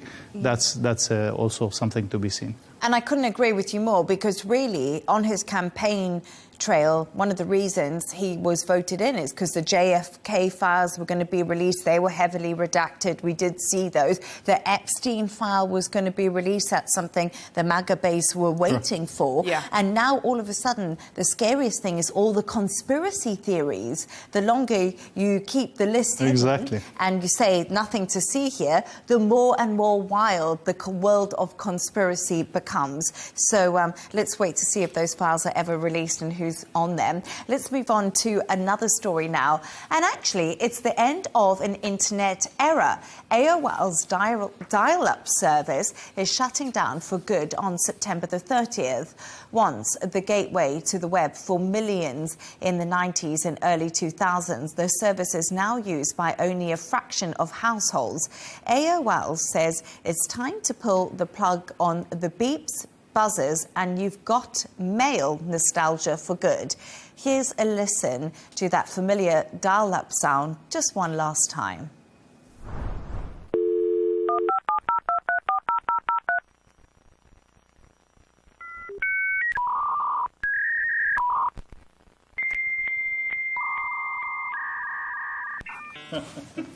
Well, there we are. I mean, did it bring back lots of memories, Dr. Ellie and Tala? Yeah, a little bit. Maybe I was a bit too young, but maybe. Do you think that we've lost some of the charm or patience when it comes to the internet? Or did you just hear that and think, oh, thank God we've moved on? No, I definitely think that we lost a lot of patience, definitely charm, and we lost a big part of our lives now to the internet. Yeah. Our phones are always on, emails constantly, WhatsApps, Instagram, everything. So I think back then, I mean, obviously I don't remember much. I only started using the internet in 2006. I wasn't allowed to before. I was too young. But I do remember that it would take forever to load, and now I think if a web page takes more than like 3 seconds to load, you just lose your patience and you go off it, or you try another browser. Broken. Yeah, exactly. I'm like, exactly. What's happening here? So, you know, yeah. Yeah. So I just think we've completely lost the patience, and I don't know. I definitely feel that I'm a lot more impatient as the internet becomes obviously more prevalent in our lives. But everything about the internet today is on demand. Always on, right? So we're just used to getting things like this, right? And when I think about that sound, I always remember the film You've Got Mail, and I also remember in our house when we were in Botswana, we had that dial-up connection because that's how we needed to get the internet many years after, you know, America first got it. And I remember the big problem is we would all try to dial up on the internet, and then my mum would sit on the telephone, and it was like a huge family fight. We'd be like, get off the phone, we're trying to be on the internet, you know. And can you imagine, Dr. Ellie, those days? Well, unlike Tala, I'm not too young to remember. Tell us what you used to do. Oh my goodness! I have a revelation that I actually was in uni at the time where I used a typewriter to do my assignment. Oh my God! That is one before mistake. you were born, 1996. We actually still had to use a typewriter because computer was not available, and then computer became, you know, the floppy disks, and then the CDs, and then all of that. Just to say that our generation is the connecting generation. We've seen so much change, my generation, not yours, Tara. Yeah. We've seen so much change in such a few years. The epicenter of it, it's haven't crazy. You? Yeah. And now the how fast things are changing and are evolving is also becoming faster and faster every day. To the extent that we can barely keep up with it. Definitely me as professor or anyone who wants to keep up to date with everything that's happening needs to put a serious effort to just remain relevant to what's happening. But it's actually quite interesting because I was just looking at statistics, and some people are still actually on AOL. I don't know how much it is. I think it's still 168,000 people. Sorry. Yes, I've lost 163,000. What is it? 163,000? 0.13% of internet. Oh, okay. Sorry. Okay, there we are. So, I mean, some people are just not giving up on the dial-up. I mean, come on, you've got to move into the 2025s, don't you? Fiber optic, subsea cable. But I think if we want to try to understand why we still have 163,000 connected through dial-up, I guess one of the reasons could be bad infrastructure in the areas where they live, where the new format has not reached.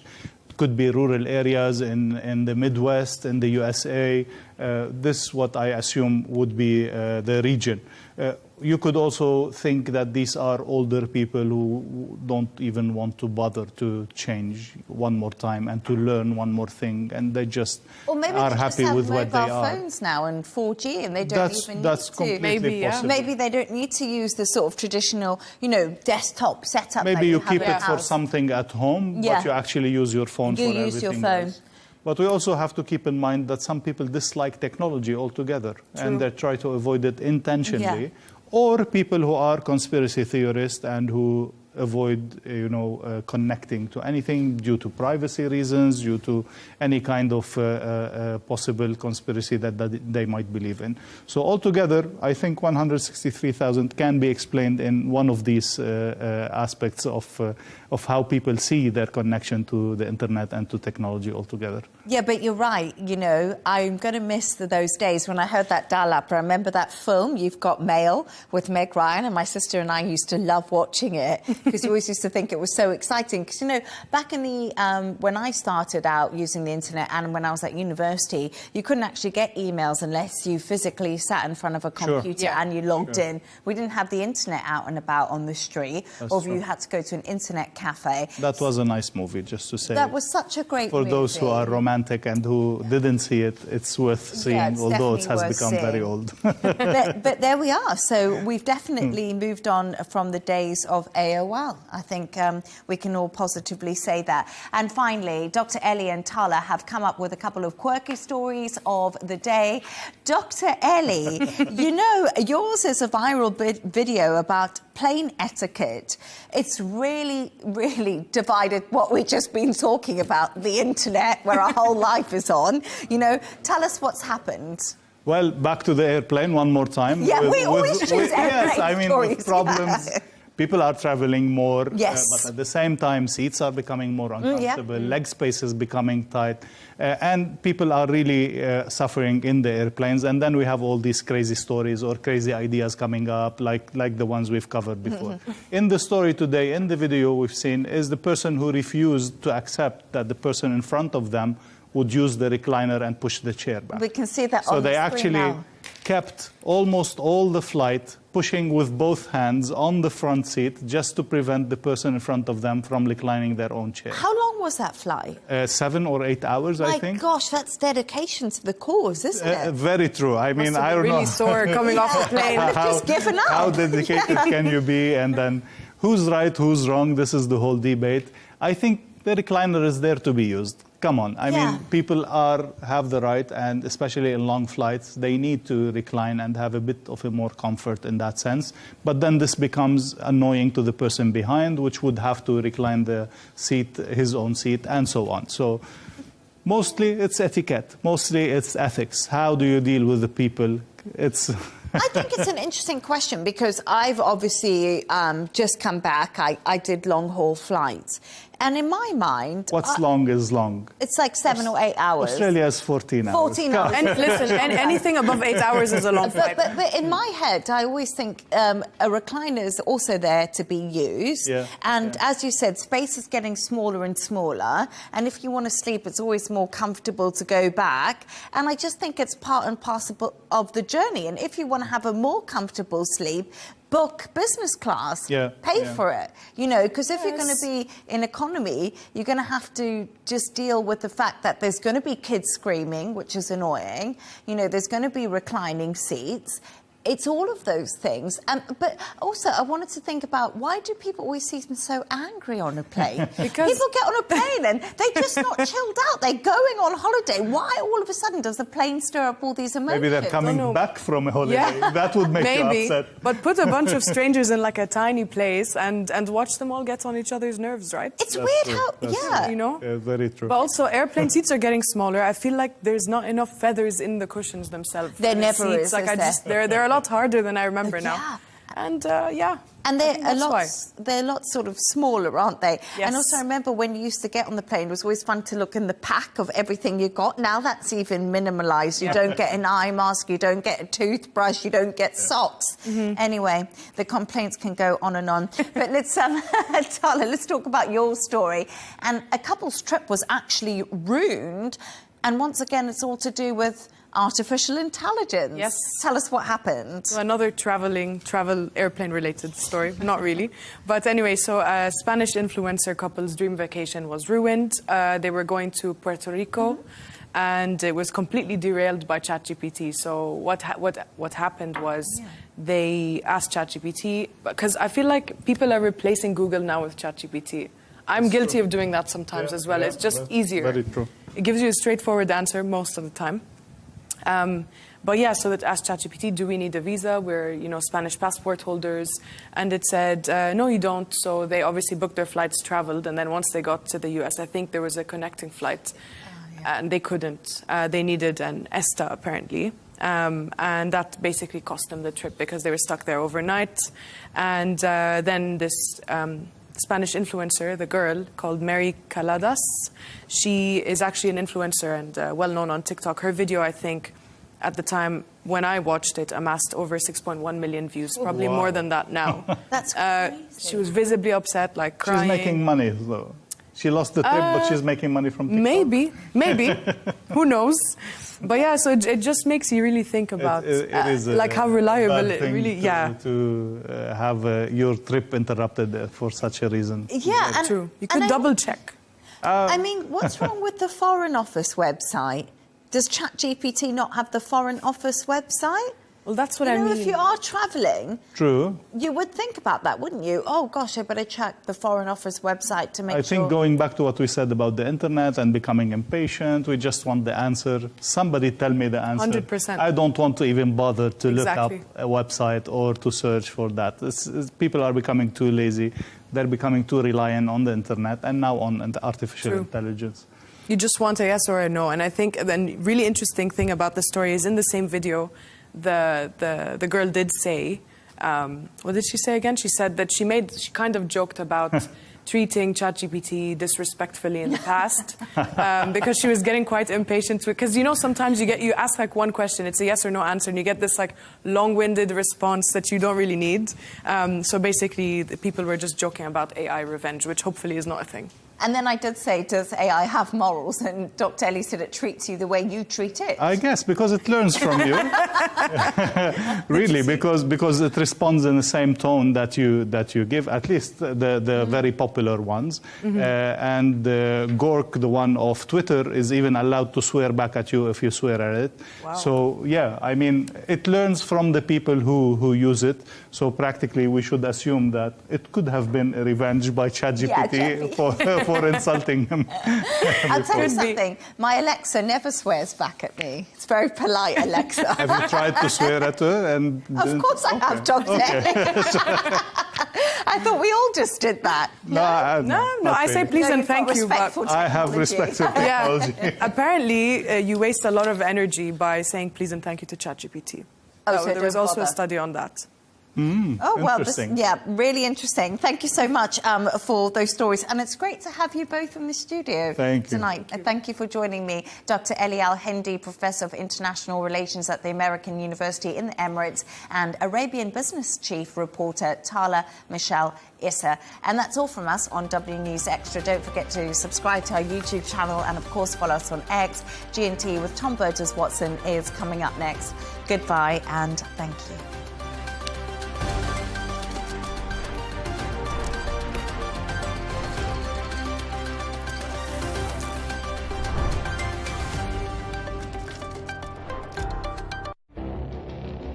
It feels like decades are passing by in a matter of weeks. Seismic shifts in the world order. Never, ever will be part of America. With so much happening and then so much noise. Whether it's political upheaval, Canada has been ripping us off for years. economic shifts or social movements, And no one wins from tariffs. I think America can be more friendly to the rest of the world. For in-depth analysis and all the latest developments across the globe. To have an inclusive policy together. The meetings with Hamas gave me some hope. We're in another nuclear arms race. the most important developments straight to your screen. Welcome to the dressing room. I'm on my own. I need backup. And an insightful look at the issues shaping our world today. It was not going to happen, that war, and it happened. Join us on Arabiya News, where the world talks. We have to take care of our people, and we're going to take care of our people first. For in-depth analysis and all the latest developments across the globe, make sure you join us every weekday. President Trump is trying to negotiate a ceasefire. With so much happening, so much information and so much noise. International law will have no part in his administration. It can be hard to keep track. Tariffs will just fuel inflation. We're going to fight these tariffs. But you can count on us to tell you what you need to know. We stand by your side. Join me, Tom Burges Watson, for Global News Today, right here on Arabiya News.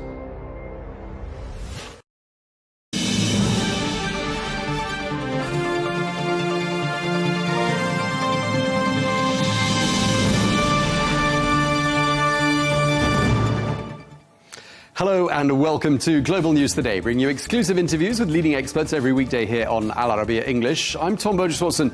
Coming up in this edition, we'll be getting the latest on tomorrow's high-stakes summit between President Donald Trump and President Vladimir Putin in Alaska.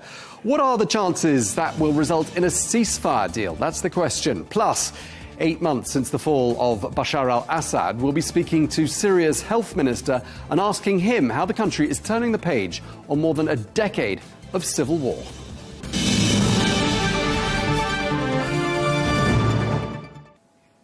Hello and welcome to the programme. It is all eyes on that meeting in Alaska, the meeting between the US President Donald Trump and his Russian counterpart Vladimir Putin. Well, it's hoped that this meeting could pave the way for an end to the war in Ukraine. Well, if it does, at what sort of a price could any eventual peace deal come at? Could it involve Ukraine giving up land to Russia? Well, we're just one day away from finding out. Well, let's discuss those talks in Alaska a little bit more. And we're joined now by the Republican strategist Angie Wong, a regular and a friend of Arabiya English. Thank you very much indeed for being with us once again, Angie. And also the defence editor of the London Evening Standard, Robert Fox. Also a familiar face here on Arabiya English. Thank you both very much indeed. Robert, let me start with you. Are you optimistic about these talks in Alaska, and how do you see events unfolding? I'm filled with gloom on one account, is there has been so much blather and talk by the commentariat, whereas you could believe that Putin or Trump or anybody in between, Starmer, Schultz, Macron, are about to sell what we would say in British English is the kitchen sink on this one. They don't really know. But it is very important, in this is a face-to-face meeting between the two. It's very much what they both wanted, and it's very much in the interest, particularly of Vladimir Putin, of course, because this legitimizes his position.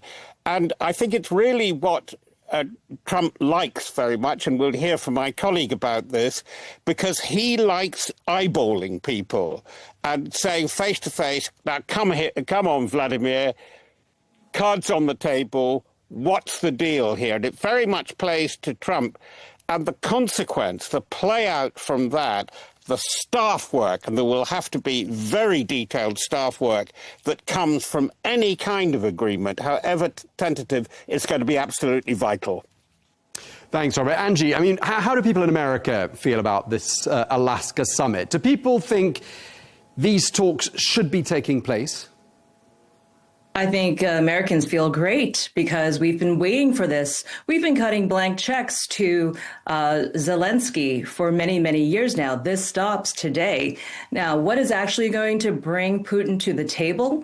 It may not be about Ukraine at all. To get Putin on the table, the U.S. will have to present something and offer Putin something much larger than a land grab in Ukraine. And why is it happening in Alaska? Well, geography matters here. Opening up the Arctic shipping lanes under U.S.-Russia control. Well, that could bring Putin to the table. Squeezing the EU out of these negotiations, which they have been, and maybe making deals with a trade deal with U.S. and Russia could also bring Putin back to the table. So Ukraine may not be the end game in these negotiations happening in Alaska today. It may just be a bargaining chip for President Trump to talk to Putin about larger issues that they could work together in the future. Okay, so Ukraine might be a sideshow, and perhaps there is much more at stake than the future of Ukraine at these talks. Robert, I don't know what you think of that. And I also want to ask you, why, if President Putin has so far refused to accept any proposal to halt the war and made no concessions that we're aware of up until this point, what might be different on Friday? Well, the thing is that they're gaining ground at last. He's got a working concept of maneuver, which is working well. They're pushing on the front at several points. The air attacks have been devastating for Ukrainian morale. So why give up now when you appear to be winning? Because above all, that Putin wants to show to his people within months, not within a year, that he has gained from this special military operation, which he said is absolutely vital to the future of Russia and Russia's standing as the premier strategic power in Europe. Let's not mess about with it. That's what he is after. And he will get a recognition, he hopes, from this kind of contact with Trump, because he knows Trump doesn't have much time for the Western Europeans because they cannot stand up to defend themselves. However much he soft soaps somebody like Keir Starmer, he knows darn well that Keir Starmer has no military credibility whatsoever.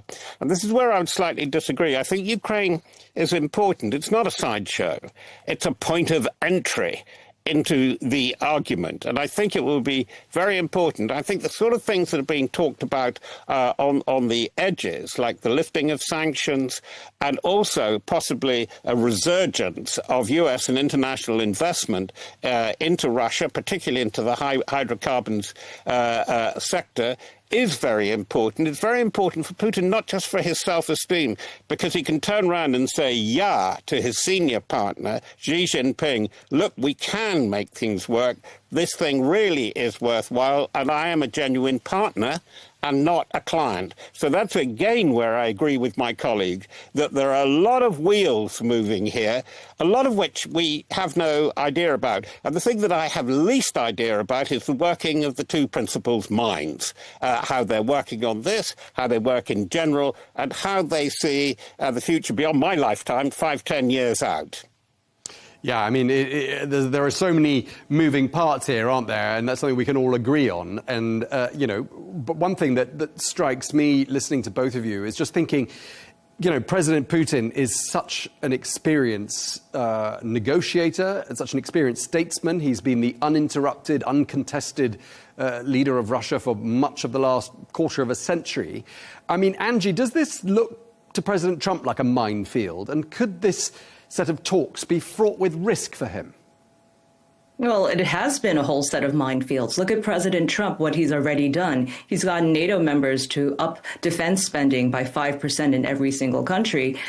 He's put all these secondary sanctions on countries that work with Russia and buy cheap Russian oil. He's bombed 3 Iranian nuclear sites that was all related to all this. So he's done everything to put pressure on Russia.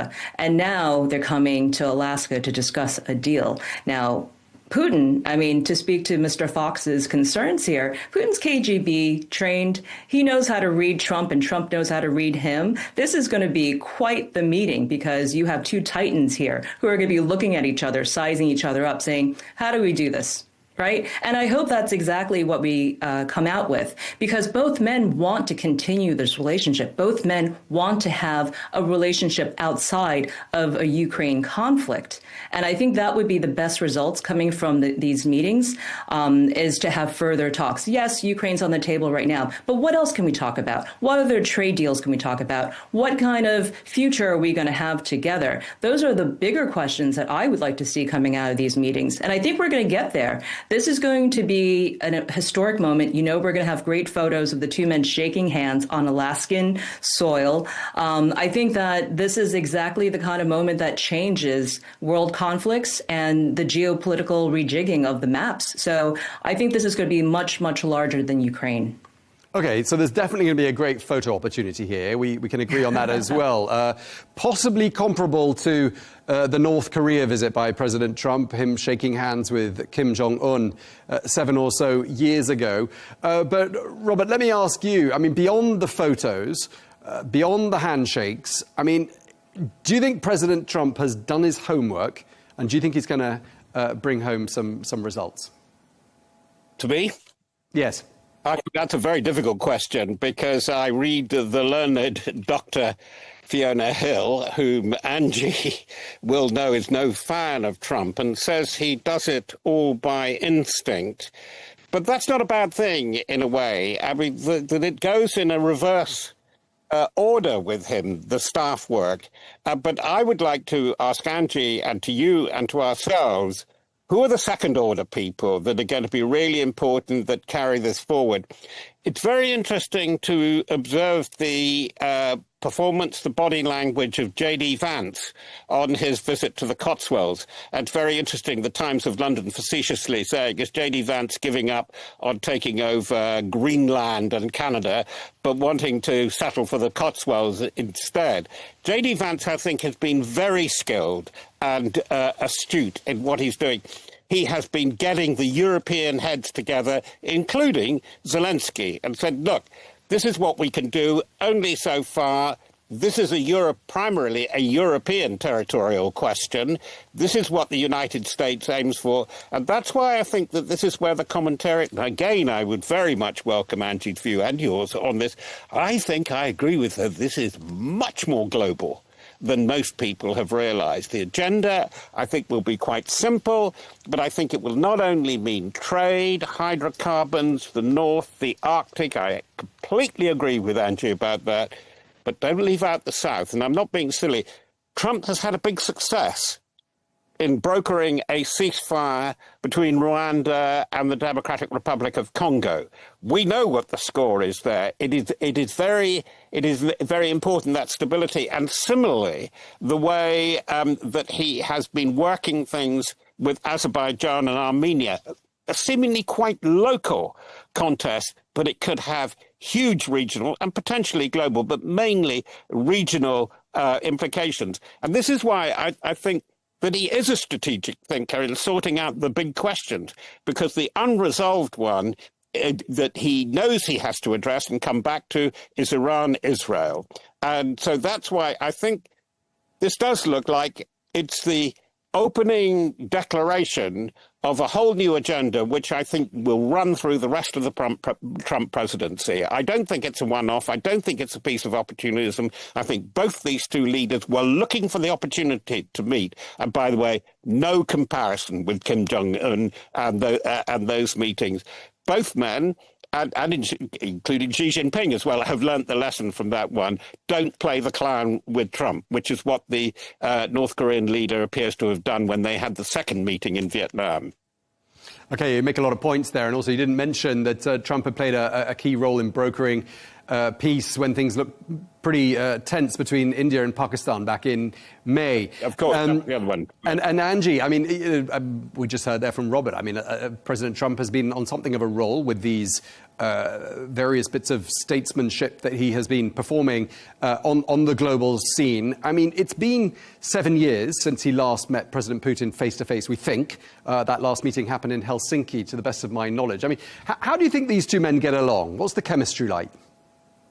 I think the chemistry is fantastic. I mean, President Trump says all the time that he calls Putin, that they have an open line of communications, even after the phone call, and if Putin then goes bombs a Ukrainian village, they're still friends. It is really, it's an interesting relationship. And again, these are like the top of the tops of the world leaders. What I think the larger question to what Mr. Fox was alluding to, why they're all coming together today, hopefully for many, many meetings thereafter, is because, if you look at what they're all doing, whether it's Trump, Putin, President Xi of China, or even Benjamin Netanyahu, they're all basically wanting land grabs, right? I mean, we don't want to call it imperialism, but, essentially they're all trying to go for something else. Putin wants Ukraine and probably other parts of Eastern Europe.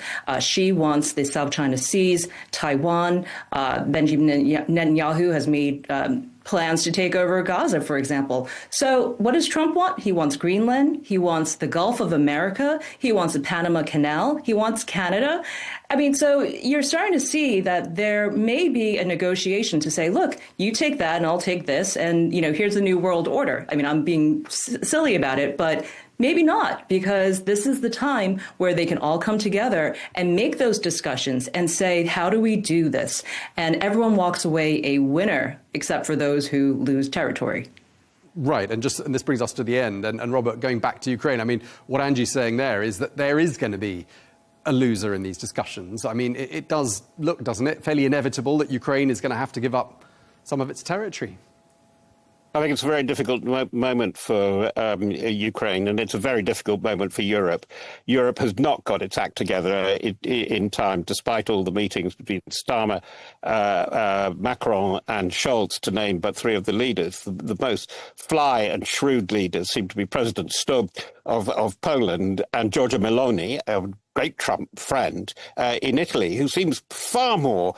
They both seem far more adroit than the other trio that I've mentioned. But can I congratulate Angie? You must rush out now in time for Christmas. You've invented the new board game above all. We're all going to be playing Angie's land grant game. It's very, very clever. I like it. All right, well, on that lighter note, we're going to wrap up this obviously very serious discussion. We really appreciate you both taking the time to speak to us. Republican strategist Angie Wong, thank you very much indeed to you. Defence editor for the Evening Standard, Robert Fox, thanks to you as well.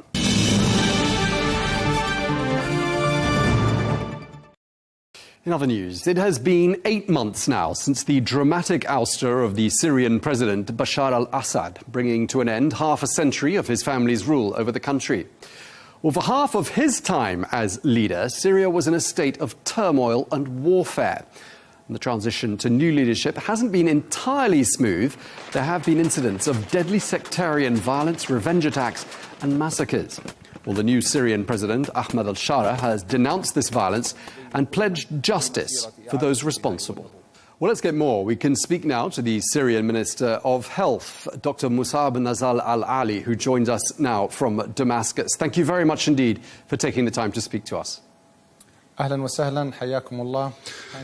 you so much for having me.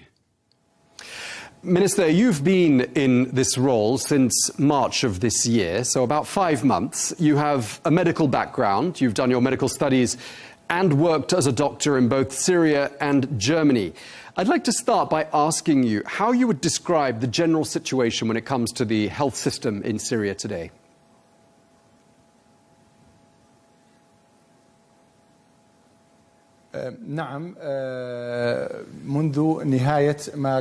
Since the end of March, I assumed this role, which is just a heavy going and a tough job. And that's due to the inheritance that we got from the defunct regime. There were many healthcare facilities along with other hospitals and the clinics that are devastated in shambles. More than 40% of the healthcare facilities are out of service, and also the medical education is also in decline. The pharmaceutical productions are on the downside. Many of the medical equipments are not functioning well, and the most recent ones have entered Syria more than 13 years ago. With this in mind, and against this backdrop, until now, we are still relying on the paper-based approach when it comes to noting down the results of a blood test and the patient's details. So this will make just, the challenges more pressing. And when we compare our healthcare systems with the neighboring countries or other European countries, and then there is a far cry. Yet with that said, those challenges will give us the impetus and the motivation to start a new public health sector that is just based on the international standards, so that we can provide just medical services to our people. Okay, Minister, so a lot of challenges facing the sector, and you haven't had long to address them, only 5 months in this job. I'm just assuming, and I'd like to know, to what extent are you bringing with you best practices that you learnt yourself working as a doctor and studying for your medical studies in Germany? Did that experience affect you, and are you bringing some of those practices to Syria? Of course. Yes. Being cognizant of the experience of the advanced countries, such as Germany, will give us a good insight about the ultimate goal that we are inspiring to reach. With that said, I visited Turkey recently, and I had also visited many other Arab countries in the Gulf region, and even before assuming my role. And I know how their public health sector operates. Of course, being acquainted with those experiences will give us some just confidence on how to reach into our goal and the plans that should be in place at this stage. As far as the challenges are concerned, of course, we cannot deny that we have tougher challenges, and if you allow me, I might just delve into some of those challenges. For example, when it comes to the primary public health sector, especially the primary care, which is the gateway for just caring for patients, where then the patients are then referred just to hospitals, and others might be treated just in those clinics. So many of those centers are not operating well, and many of them are not activated to the ideal level. As for the secondary care, as I mentioned, we have sheer shortage of the medical equipment, and this is one of the most tougher challenges, let alone the distribution of the medical staff that are not distributed evenly, and in addition to the fact that we are suffering from a great shortage of them. With the pharmaceutical industries, remember, Syria was exporting to 55 countries before the revolution, but due to the practices of the defunct regime and the high levies and taxes imposed on the pharmaceutical facilities, we were not able just to face these challenges. However, now we are trying to restore the relations with those pharmaceutical facilities. Speaking of the ambulance system, we have many challenges in terms of the number of operating ambulance vehicles, and also training the ambulance staff and also the personnel at large. When it comes to the medical education, then this one leaves something to be desired as well. We are now introducing a new system for educating doctors. Unfortunately, at the Syrian hospital, we do not have a proper electronic system. And here I mean the hospitals that were under the control of the previous regime, which poses a serious challenge. And let alone that we have also some financial. الحكومة ووزارة المالية بصرف مبالغ صرف مبالغ على قطاعي الصحة and invested huge amounts for the education and health sector, more than they just invested in the defense sector. And this is a promising sign in spite of the fact that we don't have the available resources. However, our intention is to have the education sector and the health sectors to be at the forefront of the sectors that should be allocated proper budgeting. And this is for just the first time we see this since mid-50s, where those two sectors get the most generous budgeting.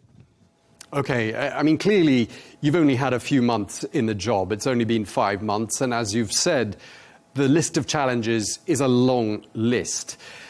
Are there any achievements, though, so far, these last 5 months, that you at the Ministry of Health are proud of?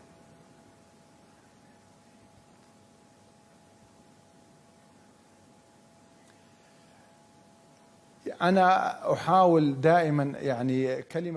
have always been trying just to define the word achievement, because when we talk about achievement, then it must be phenomenal for our country and for the region. But given the humble capabilities that we have at the moment, then therefore maybe it's a good idea to give an example about some of the stuff that we have been able to reshuffle and get organized. For example, we have restored more than 100 healthcare centers.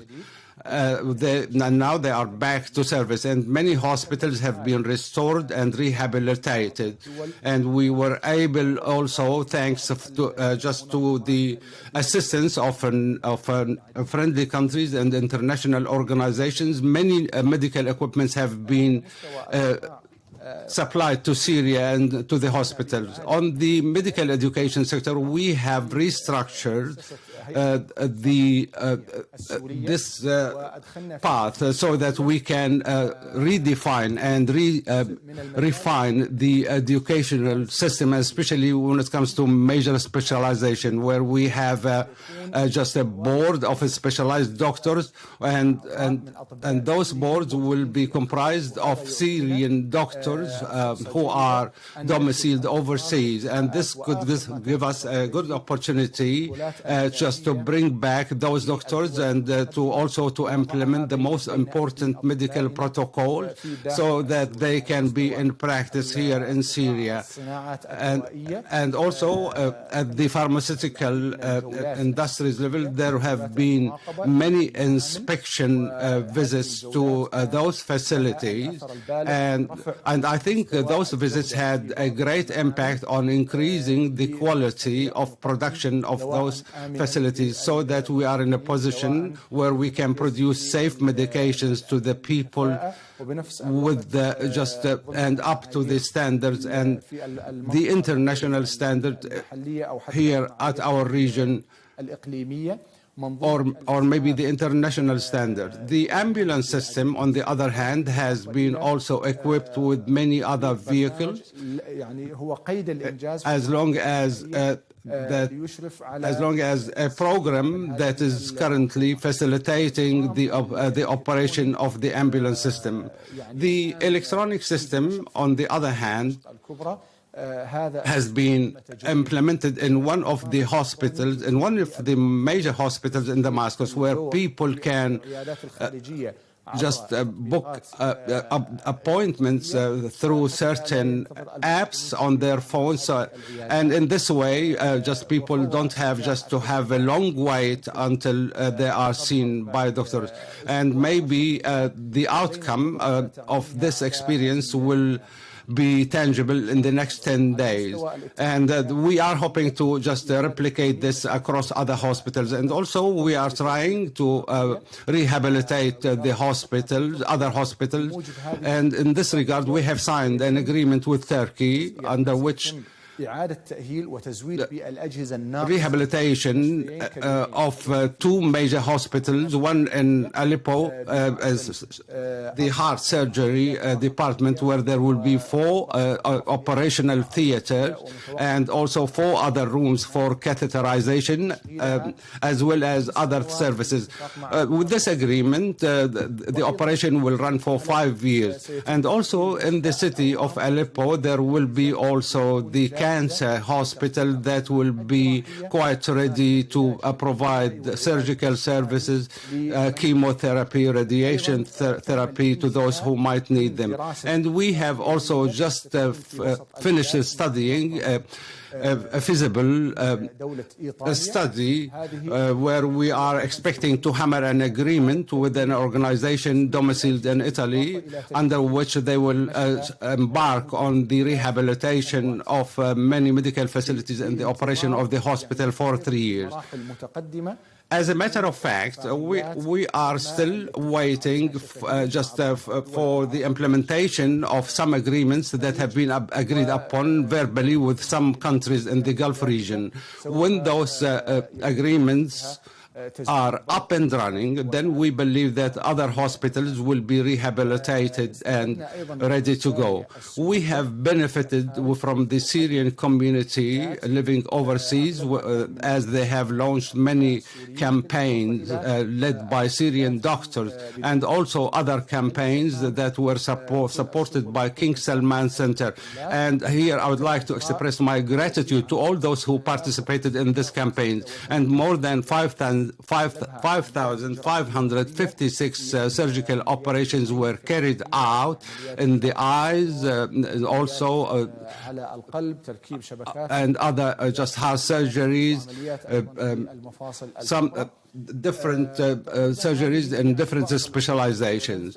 Those are just the most salient features that I just wanted to touch upon when it comes to the achievements that we have made so far. Okay, and of course, Minister, it is early days. The government of President Ahmad Shara has only had 8 or 9 months to turn the country around after a long civil war and a lot of turmoil.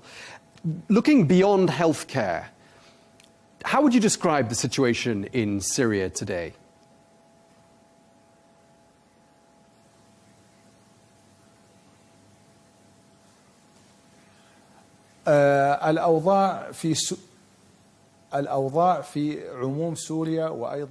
The situation in Syria and Suwaida, northeast Syria,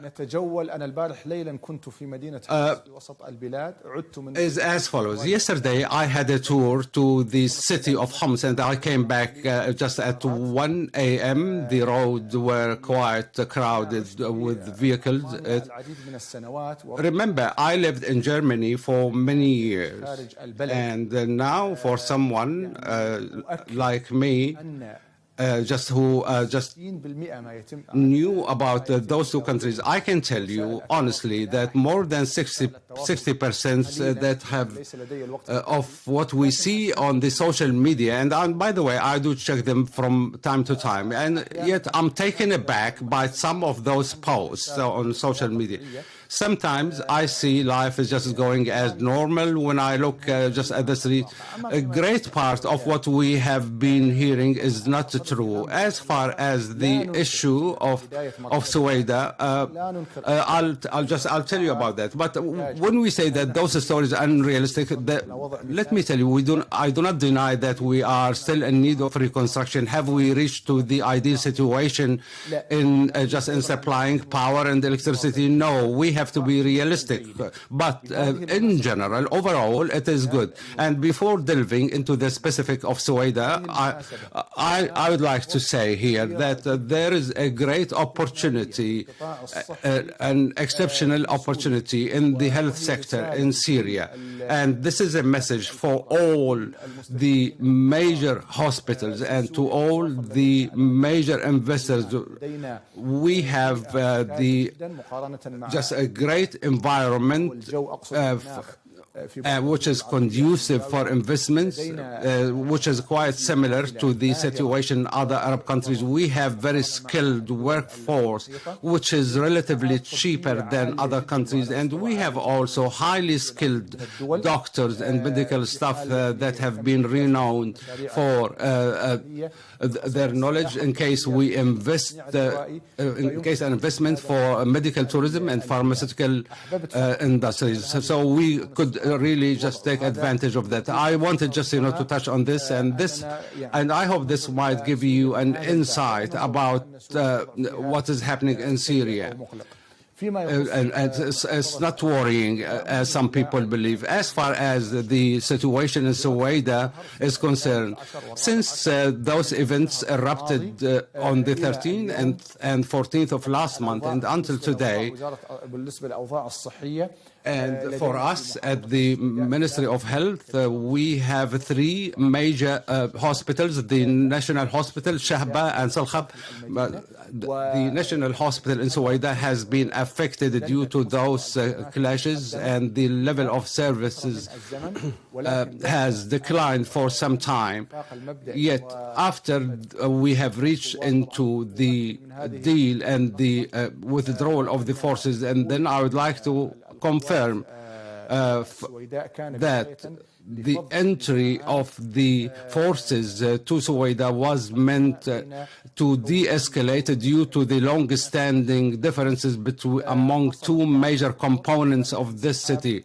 However, following the withdrawal of the state and security forces, somehow we have a more stable situation. Until now, inside Suwaida, we receive just daily messages regarding the sheer shortages of medicines and supplies. The Ministry of Health and I myself at the head of a delegation comprised of many doctors and medical staff along with ambulances and medical equipment. So I attempted to go inside the city of Suwaida to deliver those services to our people inside Suwaida, along with the mission of taking an assessment, but we were denied access. The situation was not really stable, and therefore we are just providing all these equipments through the Syrian Red Crescent. Yesterday we had a meeting at for three ministries, Ministry of Health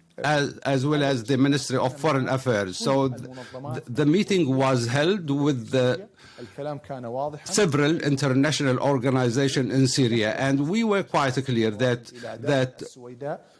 there have been just dozens of convoys that have entered to Suwaida and provided the medical care and provided the medications to our people in Suwaida. Okay, and that was the Syrian Minister of Health, Dr. Musab Nazal al-Ali, speaking to us there from Damascus.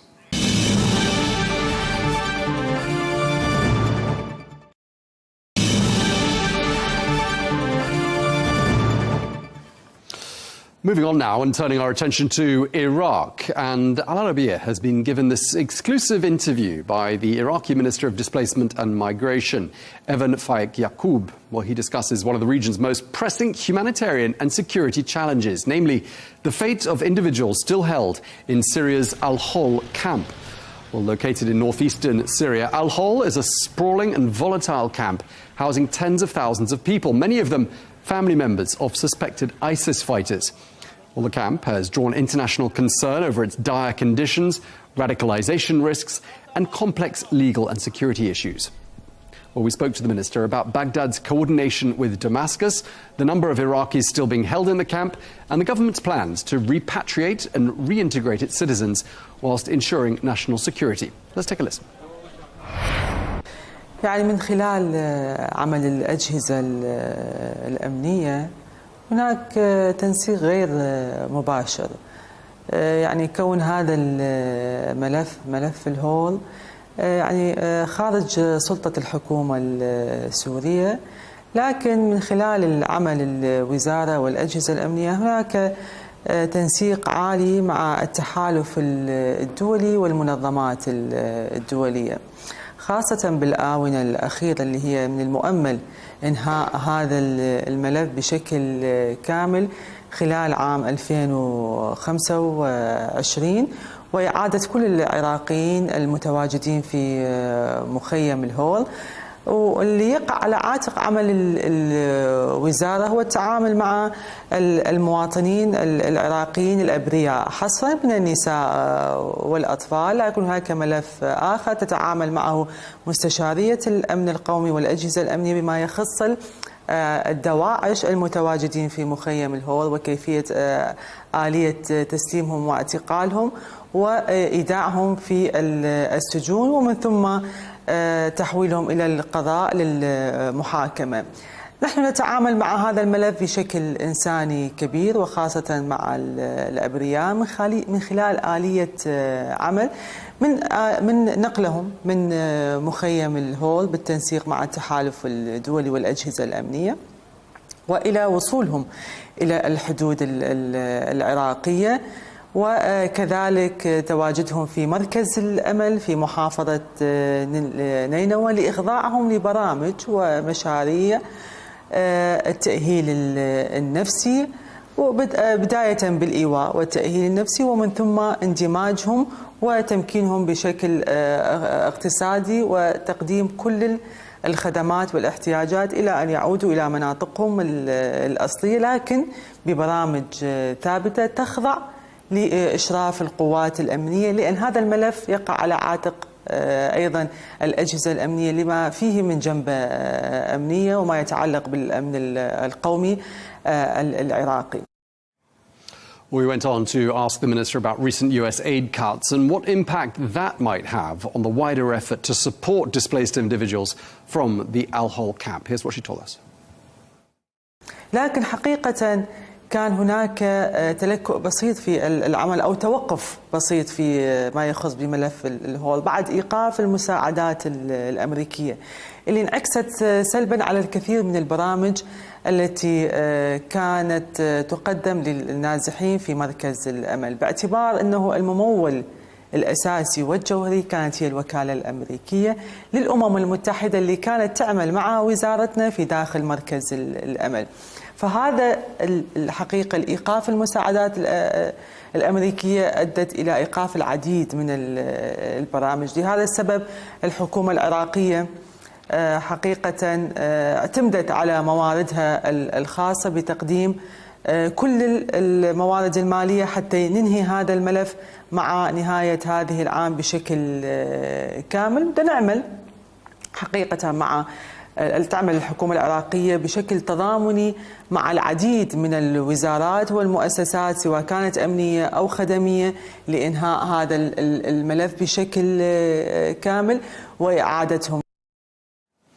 We went on to ask how many Iraqis are still being held in the Al-Hol camp and how many have been brought back. Well, the Minister, Evan Faik Yaqub, says not a single security incident has been reported amongst those repatriated and that so far their reintegration to society has been stable. يعني عودنا الآن أكثر من 17,000 فرد من مخيم الهول وهو العدد الأكبر اللي عملت عليه الحكومة العراقية. اندمجوا ما يقارب 11,000 في مناطقهم ولحد اليوم لم تسجل أي خرق أمني من العوائل اللي عادت إلى مناطق سكناها. الآن المتواجد عندنا أكثر من 5,000 فرد موجود في مركز الأمل يعمل على التأهيل النفسي، ومن ثم إخراجهم عن طريق الخلية اللي تعمل عليها الأمن الوطني والوزارة ومستشارية الأمن القومي.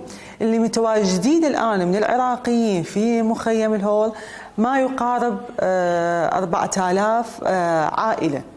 المسجلين والمدققين أمنيا هم 2000 عائلة اللي احنا استلمنا أول وجبة قبل يومين، اللي هم كانوا أكثر من 800 فرد، وهذا راح يكون تباعا إلى أن ننهي هذا الملف. احنا بدنا نعمل بهذا الملف مع التحالف الدولي بشكل طوعي وللعوائل المسجلة، لكن تعرف أكو بعض العوائل اللي موجودة في مخيم الهول تخشى العودة إلى اللحظة، لكن هذه الآلية اللي بدنا نعمل عليها مع الأجهزة الأمنية، ودا يلاحظون هناك العوائل أنه أغلبية النازحين اللي موجودين من النساء والأطفال بدأ تسجيلهم وعادوا، دا يشجع العوائل اللي هي لها عزوف بالعودة. فبالتالي حسب الدراسة اللي قدمتها الوزارة واللي أشرف عليها الأجهزة الأمنية وكذلك بالتنسيق مع التحالف الدولي، خلينا الخطة أنه مع نهاية هذه السنة راح تعود آخر العوائل وراح يتم غلق هذا الملف بشكل كامل. Now turning our attention to the Yazidi community, which has endured unimaginable horrors at the hands of ISIS.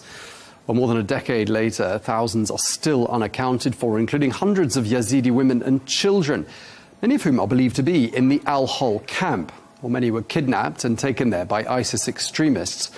And while the Iraqi government is working to return them to their areas of origin, some women are too afraid to leave. They fear ISIS affiliates could track them down and kill them. Well, let's get more now on that.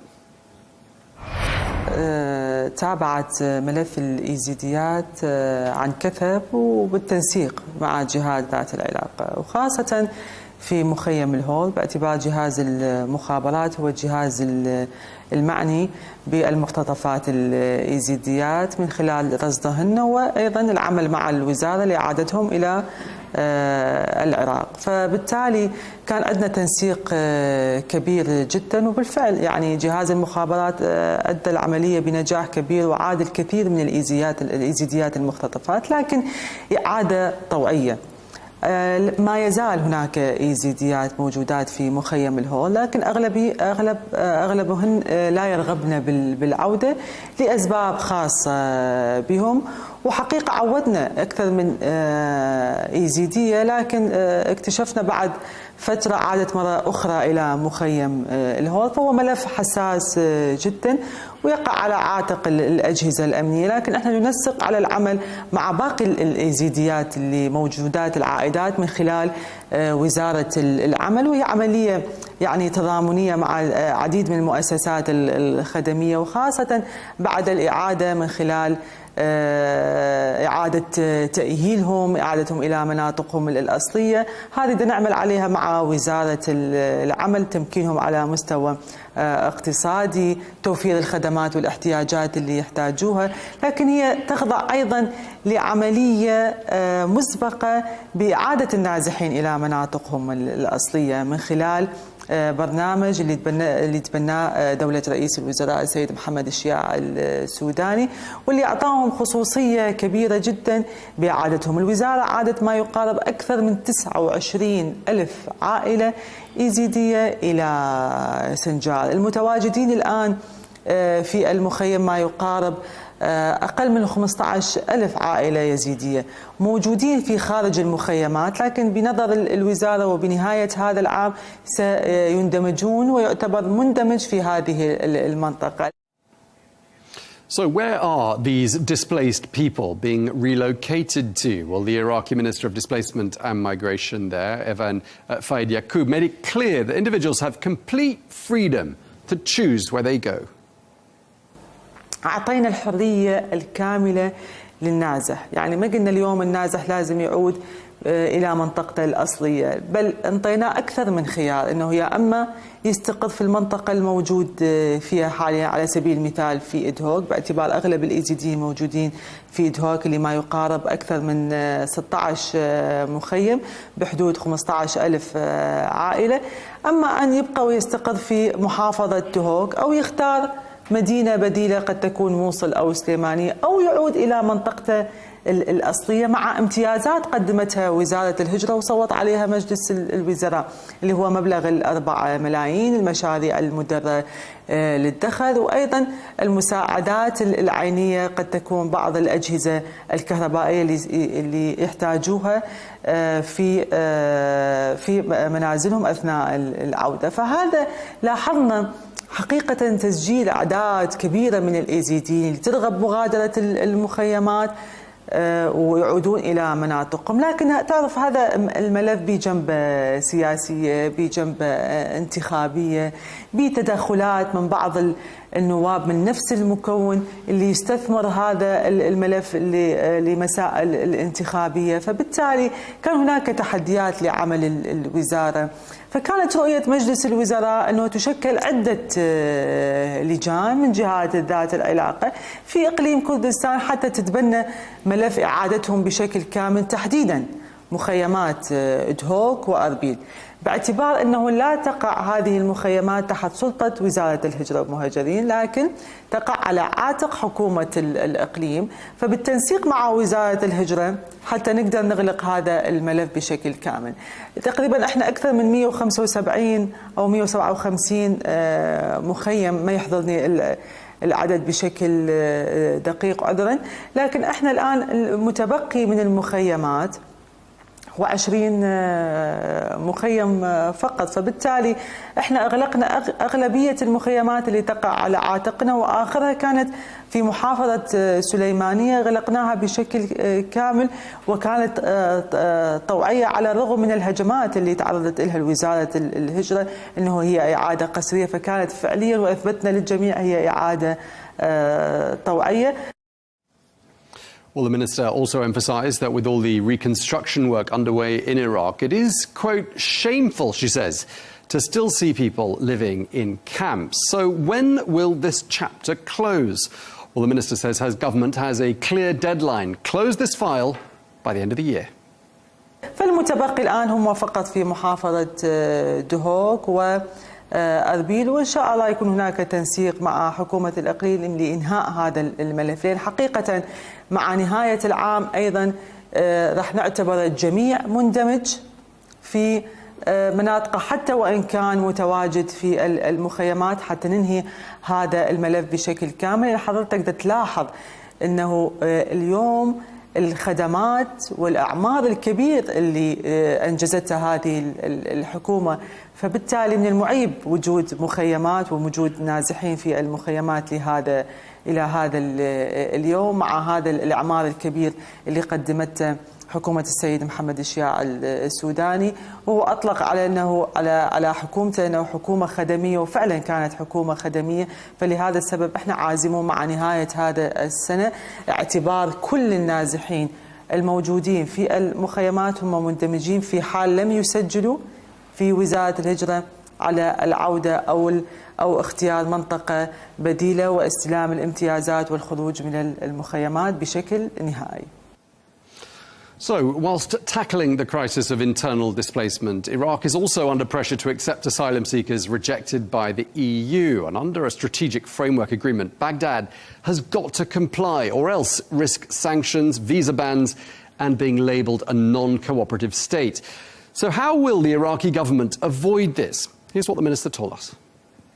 من خلال موافقة الحكومة العراقية على الإطار الاستراتيجي بين العراق والاتحاد الأوروبي، فرضت الاتحاد الأوروبي على العراق بإبعاد العراقيين المرفوض لجوءهم إلى بلدانهم الأصلية. نتائج هذا الإطار هو كانت إعادة العراقيين المرفوضة طلباتهم أو تواجدهم بشكل غير قانوني في ألمانيا أو في كل الاتحاد الأوروبي. في حال رفض العراق على هذا الإطار الاستراتيجي راح يفرض عقوبات على العراق، منها عدم منح الفيزا للعراقيين، وكذلك عدم دخول العراقيين إلى ألمانيا أو الاتحاد الأوروبي، وأيضا منع المساعدات الإنسانية بالدخول إلى العراق بكافة المجالات، ووضع العراق تحت بند الدول الغير متعاونة، والأهم من هذا هو عدم تبادل المعلومات الأمنية مع الاتحاد الأوروبي. فهذا اللي فرض على العراق التعامل بهذا الملف، وغير ذلك هو ملف إنساني بحت. فكان للعراق حقيقة من باب المسؤولية الكبيرة اتجاه العراقيين المرفوضة طلباتهم، قمنا بعدة إجراءات. منها قام دولة رئيس الوزراء بتشكيل لجنة برئاسة وزارة الخارجية اللي هي معنية بالاتفاقات والتنسيق الدولي وتوقيع 5 إعلانات مشتركة مع دول الاتحاد الأوروبي، وكذلك 2 اللي هي قيد الإنجاز بإعادة أو ترحيل العراقيين المرفوضة طلباتهم. اللجنة الأخرى كانت برئاسة وزارة الهجرة والمهجرين اللي هي تقديم البرامج الخدمية وإعادة اندماجهم إلى مناطقهم وإعادتهم إلى مناطقهم الأصلية. كما قمنا أيضا بتشكيل فرق لاستقبال المرحلين العائدين في المطار اللي متكونة من وزارات أمنية وخدمية وتوعية من خلال البروشورات، وأيضا توصيلهم إلى المناطق اللي أو النقاط اللي هم يرغبون بالعودة إليها. وآخرها كانت هو موافقة مجلس الوزراء على خطة إعادة الاندماج مع كل الوزارات ذات العلاقة. والأهم هو تشكيل برنامج الإحالة الوطني في داخل وزارة الهجرة والمهجرين اللي هو معني بتقديم 6 خدمات للمرحلين العائدين، منها خدمات تعليمية، إصدار وثائق ثبوتية ومستمسكات ووثائق ومستمسكات ثبوتية، كذلك تعنى بتقديم الخدمات الصحية، القروض، الإسكان، كذلك المشاريع المدرة للدخل، التنسيق مع كل الوزارات ومن ضمنها وزارة العمل والشؤون الاجتماعية. فهي لم تكن حقيقة إعادة عشوائية بقدر ما هي كانت مدروسة من خلال الحكومة، وبالتالي أيضا حافظنا على مستوى العراق من خلال عمله مع الاتحاد الأوروبي، ومنعنا بدخوله بعقوبات مستقبلية، وأيضا ساندنا بالمرحلين العائدين وقدرنا نقدم لهم كافة الخدمات الإنسانية اللي يحتاجوها، وكانت هم الأغلبية من إقليم كردستان.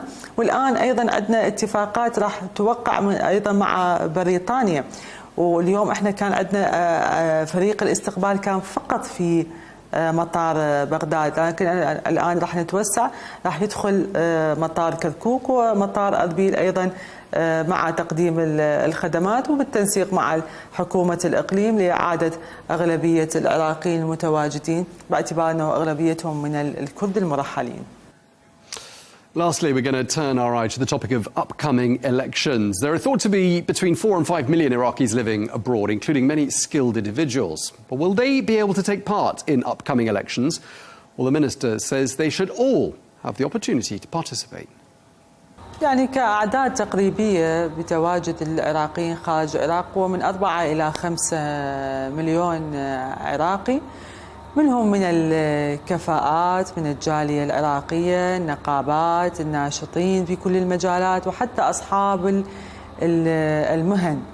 فبالتالي من خلال يعني أنه لهم الحق في المشاركة أكيد، يعني احنا رؤيتنا كوزارة من حق كل عراقي سواء كان خارج أو داخل البلد له حق بالمشاركة الانتخابية، لكن هذه تعتمد على آلية أو على السيولة المالية لهذه يعني الحكومة العراقية وإجراءات تتبعها المفوضية وحسب الحاجة الحقيقية للموارد المالية لاعتماد الانتخابات خارج البلد. فأنا برأيي حقيقة أنه كان أهم تحدي أو معوق لعدم مشاركة العراقيين خارج البلد هو كان أمر أو مالي، بالتالي هذا اللي أدى إلى عدم مشاركة الأغلبية العراقيين. بالتالي أنه حقيقة لهم جزء كبير مو فقط بالمشاركة الانتخابية في بناء مستقبل البلد بما يخدم مصالحنا من خلال كثير من البرامج أو الاستثمارات الداخلية. واعتمد دولة رئيس الوزراء الحالي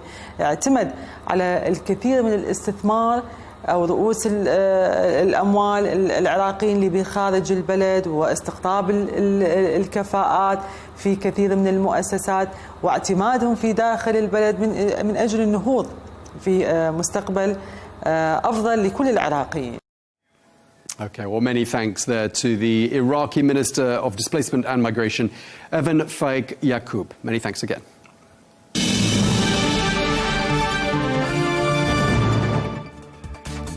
Well, that is all we have time for on Global News today. Thank you very much indeed for watching. Be sure to join us again tomorrow for more exclusive interviews. Until then, bye-bye.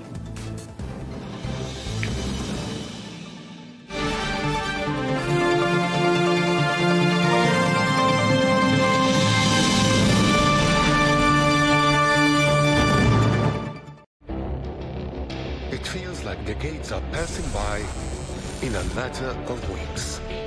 Seismic shifts in the world order. Never, ever will be part of America. With so much happening and so much noise. Whether it's political upheaval, Canada has been ripping us off for years. economic shifts, or social movements, And no one wins from tariffs. I think America can be more friendly to the rest of the world. For in-depth analysis and all the latest developments across the globe. To have an inclusive policy together. The meetings with Hamas gave me some hope. We're in another nuclear arms race. the most important developments straight to your screen. Welcome to the dressing room. I'm on my own. I need backup. And an insightful look at the issues shaping our world today. It was not going to happen, that war, and it happened. Join us on Arabiya News, where the world talks. From the White House to Gaza, Kyiv to Beijing, elections, economics and the environment compete with conflicts and other complex issues for our attention. In an age of fake news, deep fake and artificial intelligence, they've got to have a vote and a say. It's important to look beyond the loudest voice to understand the truth. From newsmakers to groundbreakers, My campaign is going very well. Presidents, prime ministers, princes and peacemakers, and cultural tastemakers. As Arabs, as Middle Eastern, we're too emotional. Join me on the Riz Khan Show for empowering conversation.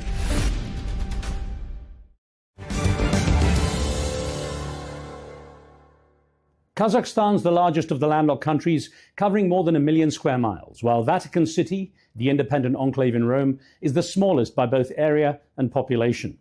At the other extreme, the most populous landlocked country is Ethiopia, with more than 100 million people living there. I sat down with Ethiopia's delegate, Member of Parliament, Dr. Fateh Mahdi Wazir, to discuss this. Ethiopia's situation has its own unique issues. You have to deal with climate, you have to deal with borders, as many LLDCs do. What do you see as the priorities for your country? Yeah, our priority for our country is there are several issues, actually, as you have mentioned. One of the issues is about climate change. And there are a lot of progresses made in regard to tackling or fighting this climate change. Our country is now following green diplomacy, green economy. And we have been planting billions of trees to combat climate change. But now let me come to the point of one of the most priority issue for our country is access to maritime, access to sea. So Ethiopia, as you know, in history, just before 1991, since Eritrea departed, and after that onward, for the past 3 decades almost, we lost our access to the sea. Of course. And this has created a lot of problems, disadvantages for our country. And that we have been feeling a lot, the impacts, the effects of being landlocked.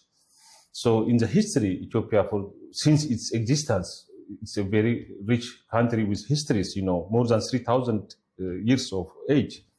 Actually, it is a place where the birth of citizens, the birth of the nations has been found in Afar region, as you know. But after that, since the independence of Eritrea, we lost access to sea.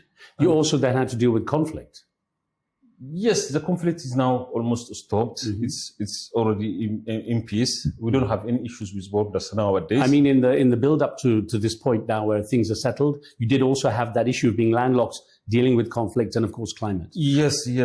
All through this hardest, but now the most important critical issue is gaining access to seaport, because this access to seaport, why it is important? There are several issues that we can raise. The most important, the critical issue is economic. Because our economy has to change. Our population is increasing. Ethiopia population is expected to increase a lot. In the near future, it is going to be more than 200 million. Now it is 130 million. So this population, the economy, the demand, the progress, as you know, Ethiopia is also one of the leading in economic development. In East Africa, growth has been attained 8-point growth. It has been accepted by IMF and other reporters, also international reporters. They have witnessed this growth. So the economy is growing, changing, the population is increasing. We have to create job employment. We have to create this. So we are paying very extra amount of payment for port services to other neighboring countries. And almost 90% of our commodity, import and export, is coming through only one port, Djibouti port. 90% of Ethiopia's import and export goods.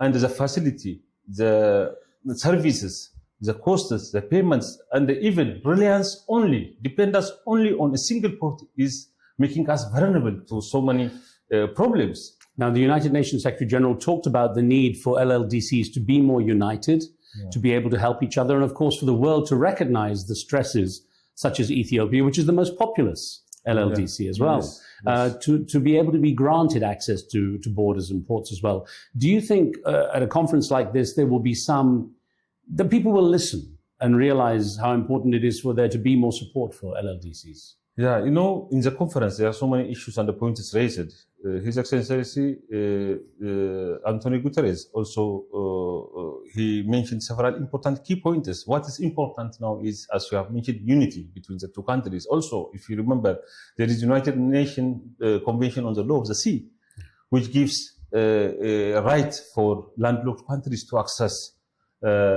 sea through negotiating with bilateral negotiations with neighboring countries through agreements. This is international law signed by a lot of countries. So what is important now is to bring the laws into practice. And when these landlocked countries, when they get access to the sea, they are not only the one to benefit. It is a benefit for the region. It's a benefit for the neighboring country too.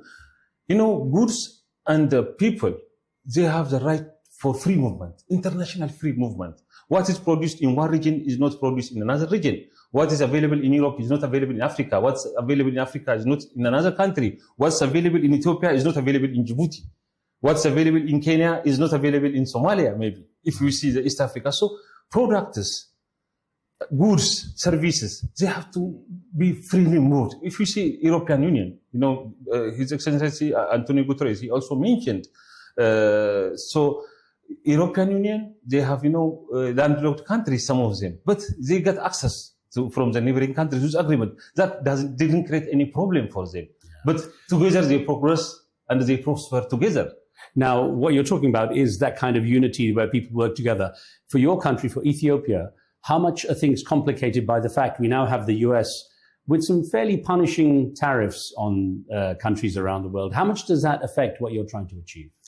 Yeah, I mean, you know, diplomatic negotiations are always important. Okay. You know, one thing happening in one corner of a country because of globalization is affecting you, whether tariffs or custom procedures or anything, they have impact for sure. But I don't say the effect is this much because I don't have concrete data. As a legislator, I am from the parliament. It will have impact, of course, but we need to work together, especially if you are a landlocked and the World Trade Organization system, you are not fully practicing and enjoying equal rights, which is, you can say it is injustice. On top of that, if there are tariffs and other bans, it will fuel the problem for this landlocked country, especially when you are landlocked. When tariff costs are imposed on you, it will be a fuel on what you call it, on a fire. So it will increase the vulnerability. It will have for sure impact on the economy because the movement of goods, trade relations, connections between countries, whether developed or developing, between developing countries, between developed nations, is important. And we need to work on World Trade Organization framework. Ethiopia is trying to enter into this accession to World Trade Organization, and there are successful moves. It is in the last stage now. But to enjoy fully World Trade Organization fruits, you have to have access to the sea. Sir, thank you so much for your time. Mongolia is another vast country that's landlocked and has no direct access to seaports. But with Russia and China as its neighbors, it does have access to two huge markets. The Mongolian First Deputy Prime Minister received a warm welcome in Avaza at the start of the conference and told me about his country's priorities. I wonder, Minister, at a time when a lot of the world is feeling pressure from countries like the USA because of tariffs and sort of a sense of borders closing and protectionism, how that impacts your country and what role you feel you can have in perhaps realigning or helping to realign world trade strategy. What role Mongolia can play? За энэ геополитикийн асуудлууд, энэ ойролт орны мөргөлдөөн, энэ Америкийн худалдааны. So in terms of uncertainties around the world and trade wars, it has a direct impact on the global economy. However, Mongolia's economy is dependent on the mining and raw materials industry. And we export 90% of our mineral products, and those go mostly to China. So trade wars have an impact on our neighboring countries and also on our export volume. And that has an effect on the supply and demand dynamics of the steel industry, for example. And indirectly, that decreases the price of our key commodities, the ones that Mongolia exports. So from that perspective, our export revenue is expected to decrease as of this year. It has already decreased 40% year on year. So that just means we have to be very prudent with our budget expenditure, not just in terms of operational expenditure, but also capital expenditure. Тэр замаар одоо өөрийнхөө бүтээгдэхүүнийг тухайн одоо бүс нутгийн зах зээл рүү гаргах. And we have to reprioritize what's important and essential, and also budget friendly. So that has been our key policy regarding short-term actions back home and also going forward globally. Ажиллаж байна. За тэгээ мэдээж ийм үед бол эдгээр эдийн засаг ингээд агшаад. It is also very important to be mindful of all these changing circumstances. And that is why the call for multilateralism at the United Nations Conference on Landlocked Developing Countries is very important. Because these issues and challenges we face are common to all of us in one way or another. And we have to make joint efforts to manage these shared challenges.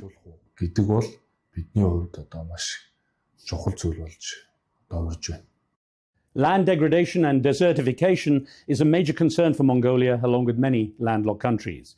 The first Deputy Prime Minister intends to focus on these when Mongolia hosts next year's Global Climate Conference, COP17.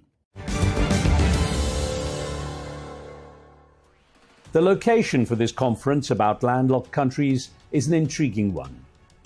Delegates flying in for the event would have been dazzled by the sun reflecting on the Caspian Sea as they approached the coastal resort of Avaza. But the sea itself is landlocked, with no easy access to the opportunities offered by global maritime trade. Well, for many of the landlocked countries, diversifying the economy is vital for future prosperity. While Turkmenistan benefits from vast gas reserves, it's among a number of nations at the LDC3 gathering that are looking to tourism as an economic asset. The resort of Avaza has been developed with overseas visitors in mind. The landlocked country of Botswana is also one seeing tourism as a potential economic benefit that can be grown. The southern African nation is known for its diamond mining, but it's vulnerable to the roller coaster nature of the market, so it needs to diversify its economy, as Botswana's Trade and Entrepreneurship Minister explained to me. Botswana, of course, is in one of those unique positions of being a landlocked developing country, but you have some unique aspects also in your position, sort of very centralized in Africa in terms of being a hub. Tell me first about the diversification of the economy that the country's been going through in order to try to strengthen its position economically. Well, as you know, we've been too reliant on diamonds, and over the years it has worked for us. But of course, over time, when diamond sales went down, or currently are going down, then you obviously have a problem with just being reliant on one. And therefore, that means that we have to look at other products or minerals that we can source from a country and sell out to the country. And therefore, we've been looking at other things that we can really do. We have not done well in terms of industrializing, and this is an opportunity for us to start looking at things like that. Even the minerals that we have been looking that we have in the country, we have not been turning them into products or adding value to them. So there's also an opportunity to add value to minerals that we have. And also the diamonds, I mean, we have not taken advantage of adding value to them because we have been selling them as from mining and then selling them as just raw diamonds. Yes, I understand actually Botswana has restructured its deal with De Beers, the biggest diamond company, in order to be able to have a better position. I understand that's true, yeah? Yes, yeah. We have what we have.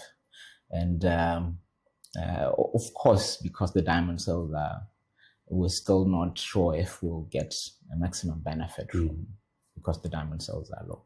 What particular areas do you see as being the ones that will start to supplement the diamond industry, or at least maybe even start to take over from it? What areas would you identify? Well, the advantages is that we've been relying on agriculture for the longest time.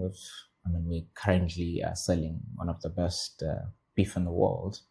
And that's another area that we have not explored, that we need to explore, or maybe also need to put a lot of energy into it. And other products, of course, we have recently started selling citrus to other countries, and it's an opportunity because now that we've seen that it can work, we can even expand it so that we have a larger share also to contribute.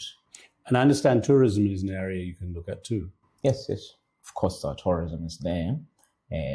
Failed to mention it because largely the locals don't really benefit too much from it because a lot of players in that space are foreigners.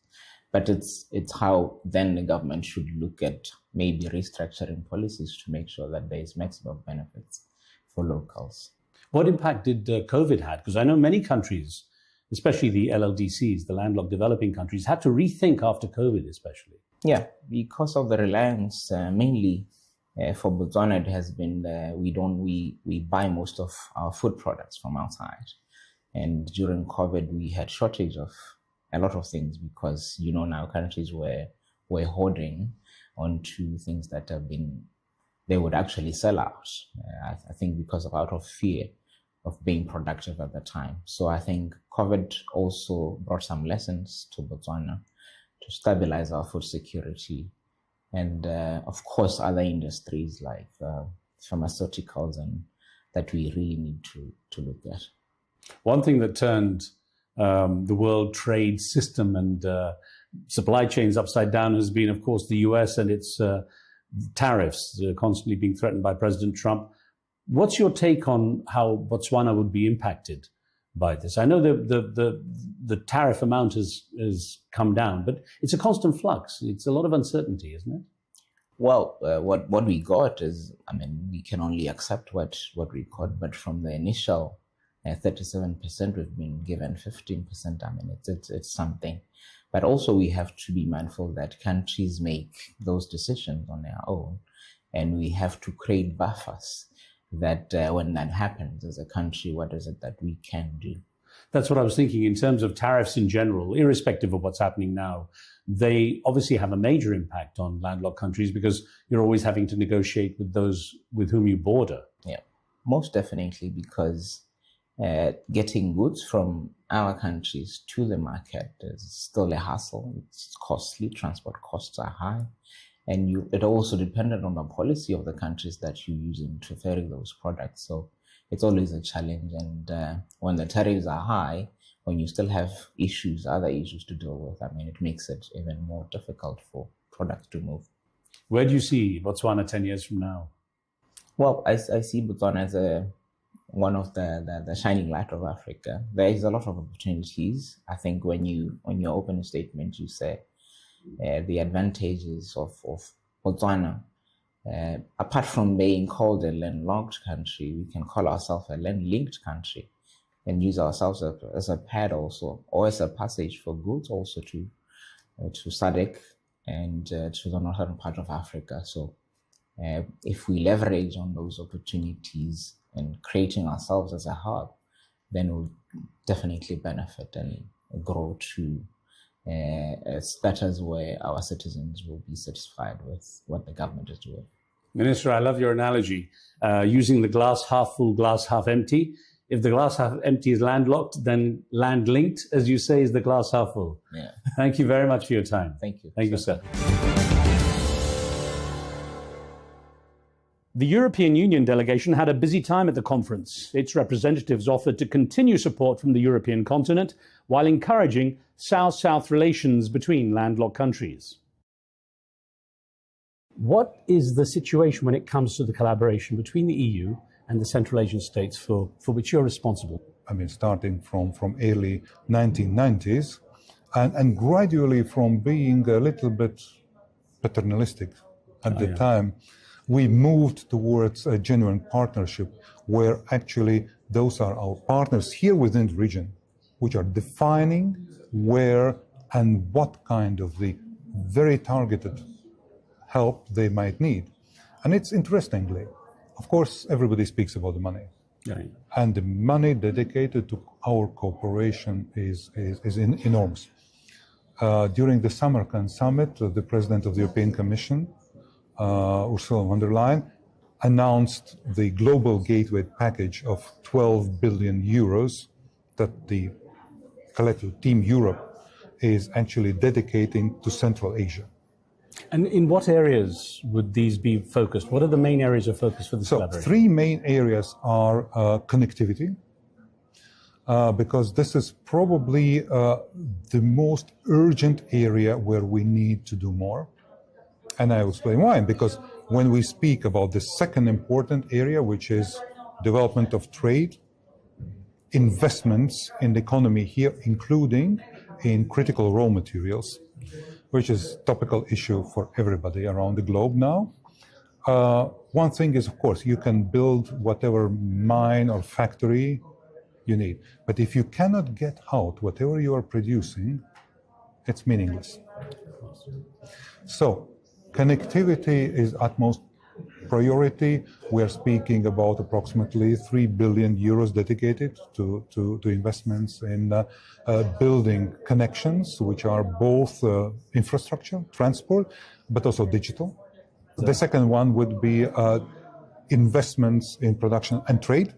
It's approximately 2.5 billion, and another approximately 6.5 billion actually in what we call the water, energy, and climate change nexus. Because this region is extremely vulnerable in terms of water scarcity. We have still growing population. In countries like Uzbekistan, the population growth is, we have something like another million people actually being born every year. And the arable land is restricted. You cannot get much more of it. Also, industrial consumption of water is increasing. Urban consumption. I mean, every human needs to drink, wash, and do other things. So, but the water here in Central Asia is a sort of a finite resource. And the impact of the climate change, including melting of glaciers, in a long run will create enormous problem here. So we need all the efforts we can actually apply here to address this problem, which means the saving of water resources, looking for alternative technologies, and actually adapting also lifestyles to the new reality. And of course, you have a large number of landlocked countries in Central Asia. All 5 of them, and one of them even the double landlocked, yeah. Uzbekistan. Yeah. So apparently, those are things that are extremely expensive just to get access, both for exporting their goods, but also importing whatever they need.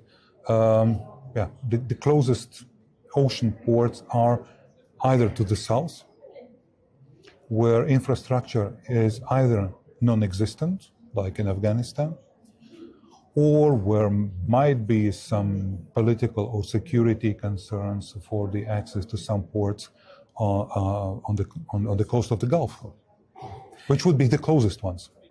And another thing which is extremely important, that there is a growing understanding here within Central Asia that the money is not sufficient for the development of the economy. Frankly speaking, you can borrow money rather easily nowadays. It's again available. I mean, it's easy money. What you need the transfer of technology. But even more than that, you need the transfer of knowledge. Because to operate modern technology without necessary skills makes no sense, and sometimes is counterproductive, or even, can bring a lot of damage. So there is a clear understanding by the leadership in all 5 countries here that they need to invest in their future, not only in terms of brick and mortar or whatever fancy machinery you could imagine. No, to invest in brains. So, and we are there to assist. As a seasoned diplomat yourself, having held ambassadorial posts and working across the world, are you seeing a shift away from kind of eyes looking west to, well, say less west, into the European Union area, rather than America, North America in general, and also a sense of building identity here that has its own value as opposed to being attached to a Western value? I would say yes and no at the same time. One thing which makes me extremely happy, because this is also sort of part of my mandate to facilitate closer cooperation within the region, we see more and more that both people in Central Asia, but also leadership of the Central Asian countries, they start to assert themselves as a region and also act as sort of the entity, even without having any formal sort of the framework or organization for that. But they are putting much more effort in coordinating their actions, both within the region, but also towards the rest of the world. We have the Central Asia Europe Summit, Central Asia US presidential meetings, summits with China, with some other major players. So this is something that probably for the first time in their modern history, they feel this necessity to stick together, to work together. And I would say, yes, there is also growing understanding and returning probably to their own cultural sources. I mean, we are speaking about ancient civilization which is existed here and is on a par with whatever the ancient Greece, Rome, probably even Egypt or Mesopotamia. The only problem here is that because most of the buildings were built out of, mud bricks, they just disappeared. Sometimes we are lacking this proof, but indeed we are speaking about. So they are retracing their own roots, which is extremely important and very good, because countries of the region were under the external domination for centuries. And also another very important thing here when we speak about the Central Asia, they are perfect examples showing that Islam and modernity are fully compatible. Interesting. And this is also may serve as a source of inspiration to many other societies, including in our own European countries, where we have now considerable Muslim population. So this is something that I would see as very interesting process ongoing. And of course, when we speak about the Central Asia, I mean the ancient Khorasan, it used to be the center of Islamic enlightenment. Abu ibn Sina, al-Khwarizmi. And when we speak about the Islamic theology, al-Bukhari, the one who compiled the second most sacred book in Islam. So there are things that Central Asia can bring and must bring back to the world. Very interesting point. Thank you very much, sir, for Thank taking you. the time. Thank you, sir. A number of speakers at the UN conference gave messages of support to the Palestinians suffering in Gaza.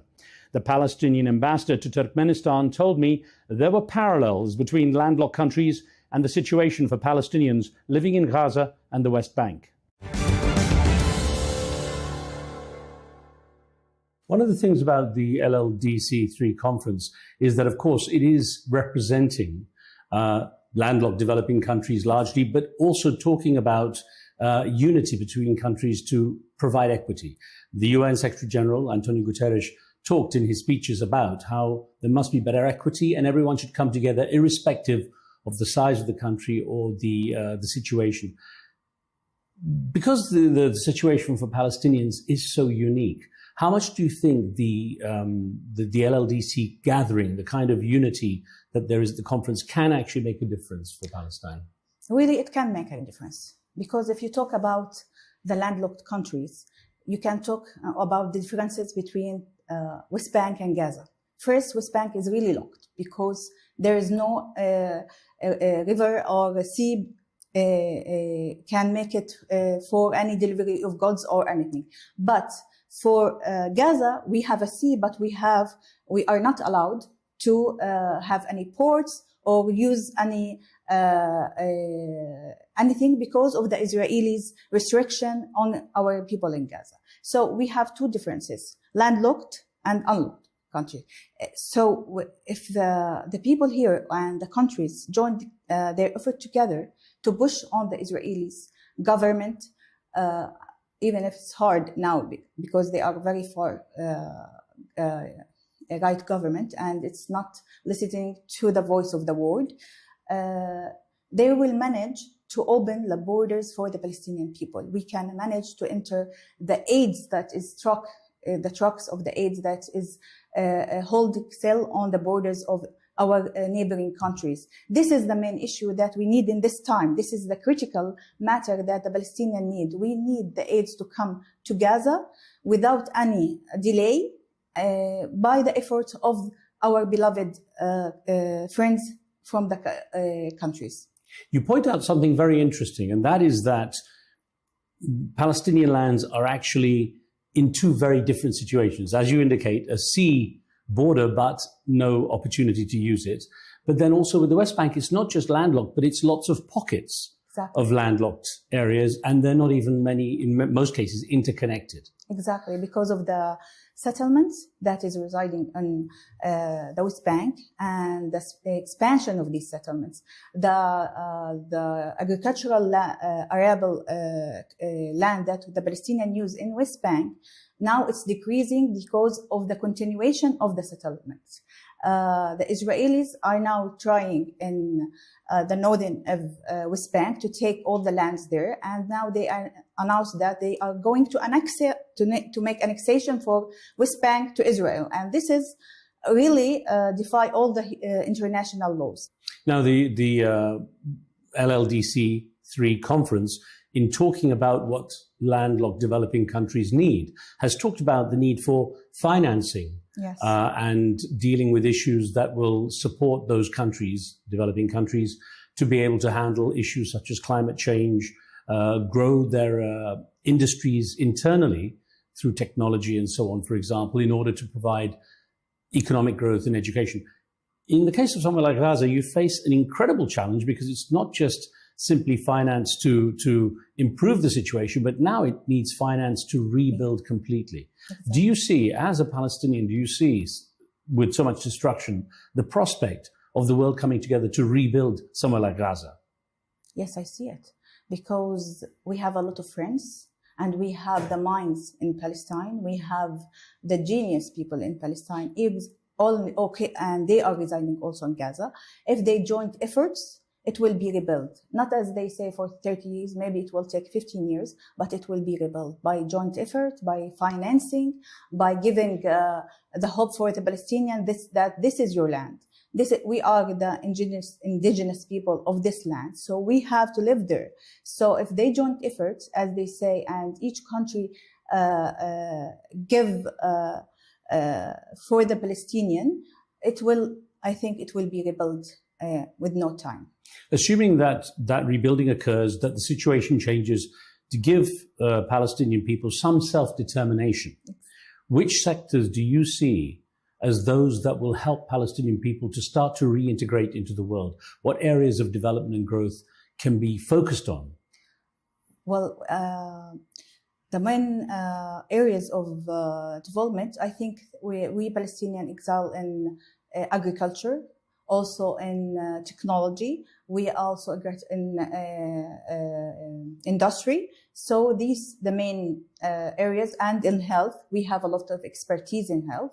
So, and we have the manpower and experts to give to the whole world. So it's easy to exchange these expertise with the whole world. Ambassador, thank you very much. Thank you. Thank you. Several of the discussions here in Avaza focused on the rights of women and young people and diversifying the workforce as a way forward for landlocked developing countries. One of the youth representatives from Turkmenistan told me that climate change was a key concern for her generation as part of the United Nations SDGs, or Sustainable Development Goals. So tell me about the role you've had here at the LLDC3. Thank you for asking me that question. I'm here to represent Turkmen youth, and I'm here to represent my goal. I'm an SDG ambassador for goal number 13, which is climate action. And here I'm to raise my voice, what youth are doing here in Turkmenistan to make those goals to achieve to the year of 2030. Tell me how active young people in Turkmenistan are when it comes to things like the SDGs. Are they fully aware? Yes, I think that in my community, people around me, all of them know about SDGs. We make lots of awareness raising activities, not only in Ashgabat, which is capital city in Turkmenistan. Recently, we went to the Velayats, which are regions of Turkmenistan, and we went there to raise awareness about SDGs and human rights. So we make sessions every year to make SDGs more known. So in the comparison with the year 2020 to this year, 2025, the percentage of people that know more about SDGs raised it to, I think, to 10%. Amazing. So you've managed to raise the awareness quite a lot in just 5 years. Yeah. Let me ask you how receptive people are, because of course you have the cities like Ashgabat, even here, Turkmenbashi, nearby Avaza. How responsive are the people in the more rural areas? How willing are they to learn about the needs to pay attention to the SDGs? The people in rural areas, in an area that's hard to reach for information, they are really interested in that because they are, they are limited in information, they are limited in the resources, and they want to know more, they want to engage more. And it is very interesting to see how they want to interact not only with local activities, but regional as well. So they have, because I guess the issues like climate change affect them more.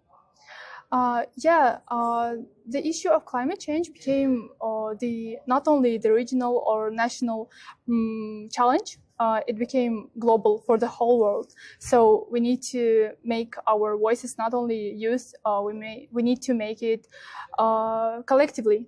Yeah, the whole world needs to make action towards climate action. And I think that here we make a huge step towards making climate action more known. One thing is that this conference talks particularly about landlocked developing countries, which includes Turkmenistan. How much do you have to focus on the fact, this being the LLDC3, the third conference of the UN, that it's climate change, but also specifically a focus on the needs of the developing countries that are landlocked? Yes, that is a good question. That is a great question, you know. We discussed about it yesterday with my peers, and they said, like, we have the same challenges and we need to survive and we need to meet the challenges not only with youth, we need to interact with the government. And that is the best part, that here in Turkmenistan, our government supporting our activities, and SDG Ambassadors Initiative, it is a joint program of the United Nations in Turkmenistan and our government. So in here, we do lots of things as the youth, as the SDG Ambassadors team. We make lots of things with the government. So you get a lot of support? Yes, we get a lot of support. That's why we are here. It's very well done. Thank you very much, and more luck to you in your work as well. Yeah, thank you. You too. Thank you very much. Well, while mixing here with such a diverse group attending the LLDC3 conference, I decided to ask a random series of delegates to rank the following issues relating to landlocked developing countries in order of importance according to them.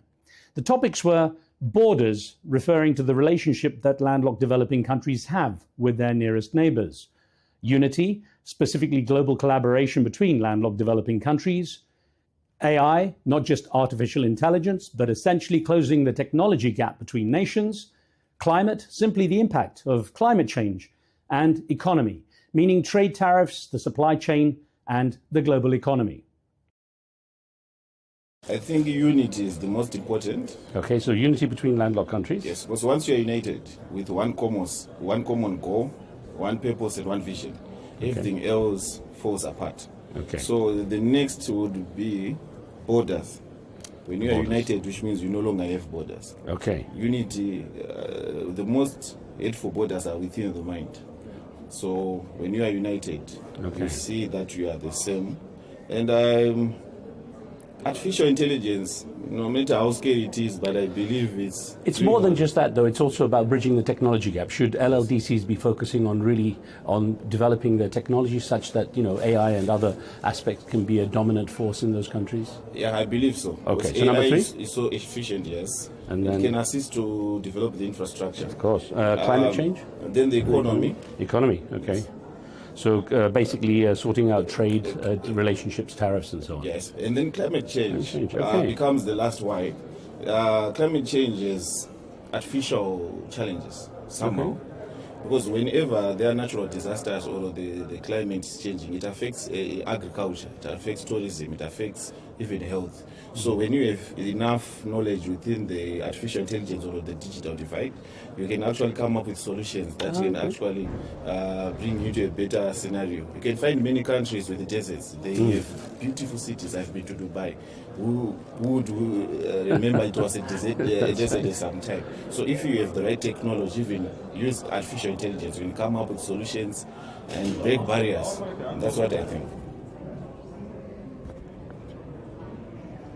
I think the economy. Economy is the most important. Okay, I'm going to put number 1 for that. So then, if it was the next thing that they should focus on, which is a priority, which would it be? I think they unite. The unity, huh? So yeah, but so that's unity as a bloc. Great. As you said, it's important with the power they have. Yes. Which would be the third one? Let us say borders, I think. So, okay, borders with neighboring countries, yes. Establishing strong relations. And sir, which would you say? For everyone.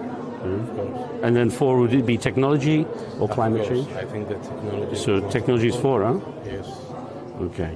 And then 5 would be the dealing with climate change as a priority.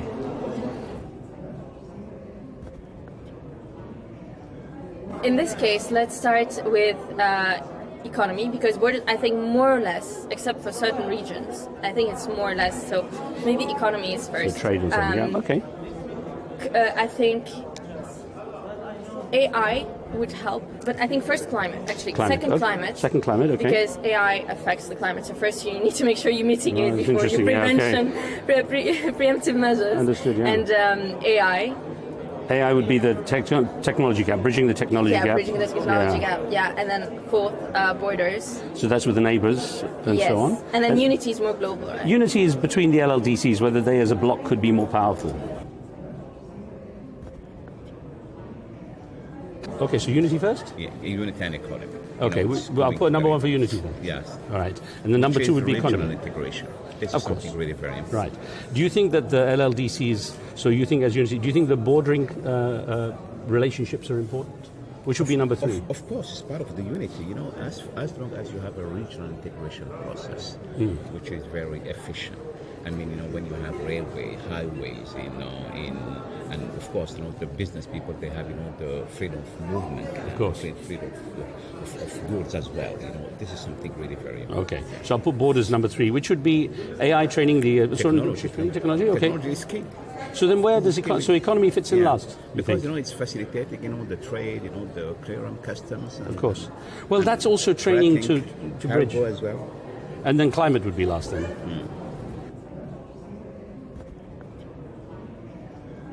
We can say it would be the borders. Borders, so dealing with your immediate neighbours. Dealing with the immediate neighbours. Yeah, okay. And economy. Economy, okay, good. It was crucial. The climate, because of the problems that we are experiencing with the climate change, Interesting, it's becoming very huge. Yes, in fact, the SG, I think of UNSG mentioned that too. Yeah, sure. And then? I believe AI. AI, okay. AI, because now this is cutting across all sectors. Yes. And then unity. Unity of as a block, yeah. As a block. Understood. Well, I'll go for unity. Unity, okay. So that's unity between the developing, the landlocked countries. Yes. Okay, and if it was number two? Well, for my number two, I'll go for border and AI, sort of enablers of an economy. So they'll go borders. Borders, two. yeah. Yeah. Borders number two, that's the relationship you have with those around you. Yeah. And of course, as you say, land linked. Yes. So that's wonderful. Number three? Economy. Economy? Yes. And then AI, and then the last one will be climate. Climate. Interesting. A few people have said climate is the last one. Yeah. I guess it's one that affects countries apart from landlocked.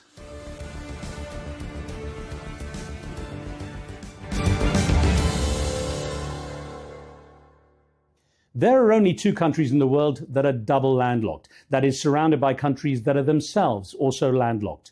Liechtenstein, that's sandwiched between Switzerland and Austria, and Uzbekistan, that lies between Kazakhstan, Kyrgyzstan, Tajikistan, Afghanistan, and Turkmenistan.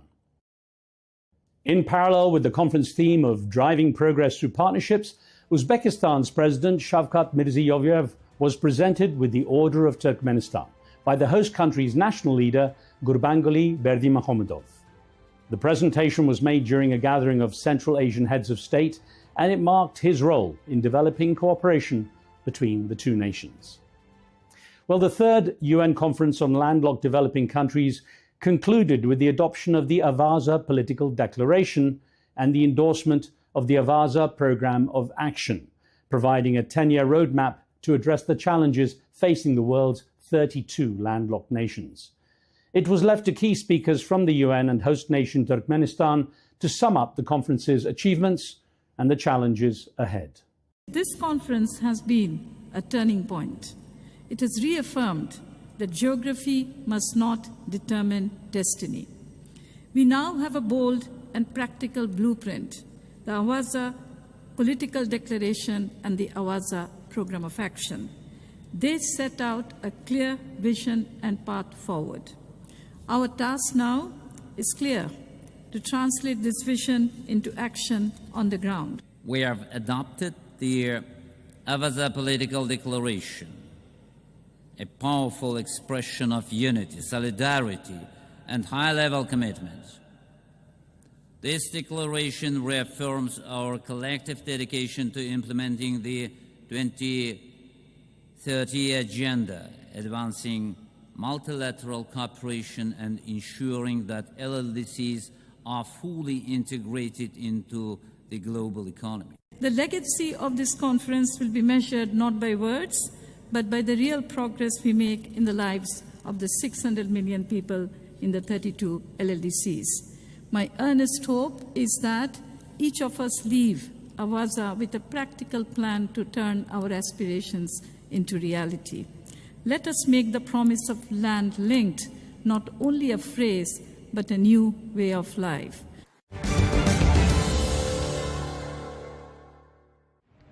Well, as the sun sets on the Caspian Sea, that's all for this episode from the UN's Conference on Landlocked Developing Countries. From me and the team here in Awaza on the coast of Turkmenistan, thanks for watching. Don't forget to subscribe and leave your comments, and I'll see you soon.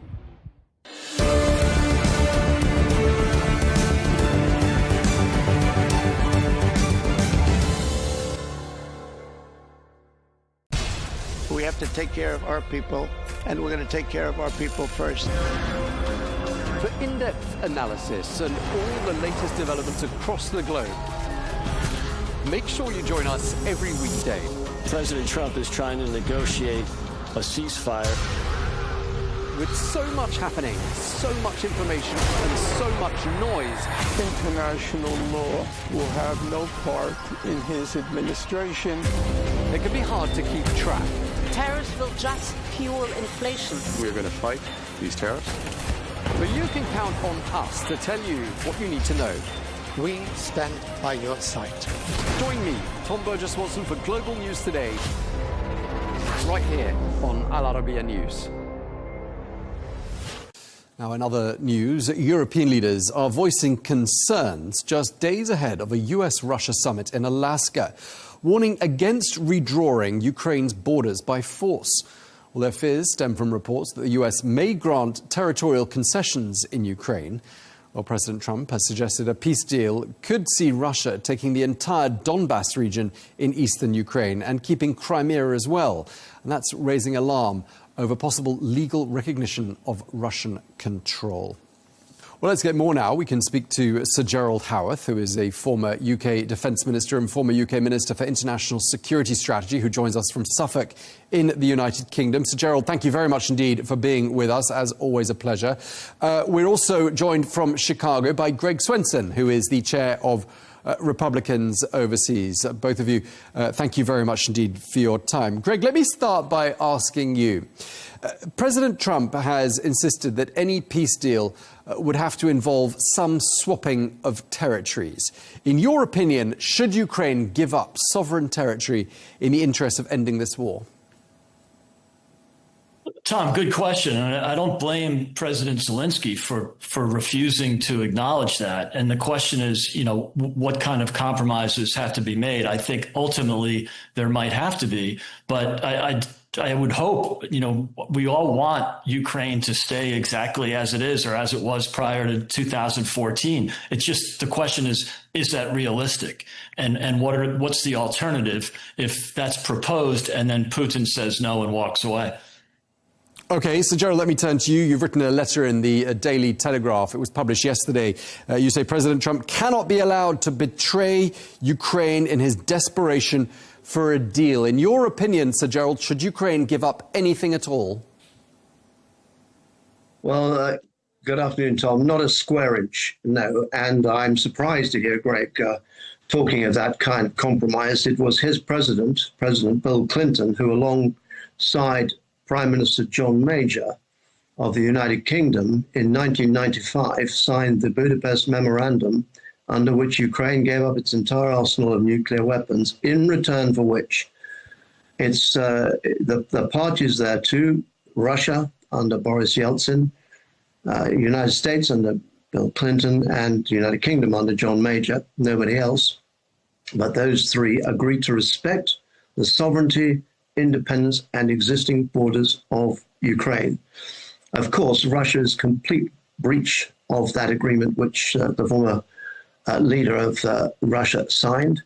And now it appears that the President of the United States is going to flagrantly breach that agreement. I think it is very, very dangerous indeed. It sets a very dangerous precedent. And of course, ultimately, if land is to be ceded to Russia, who thinks that Putin will stop there? He wants to seize the whole of Ukraine, does not believe that Ukraine is a sovereign nation. He believes that it should be part of Russia. We are entering a very, very dangerous period. Okay, Greg, let me ask you to respond to that and also to ask you what you think would be an acceptable exchange if an exchange is to take place at all.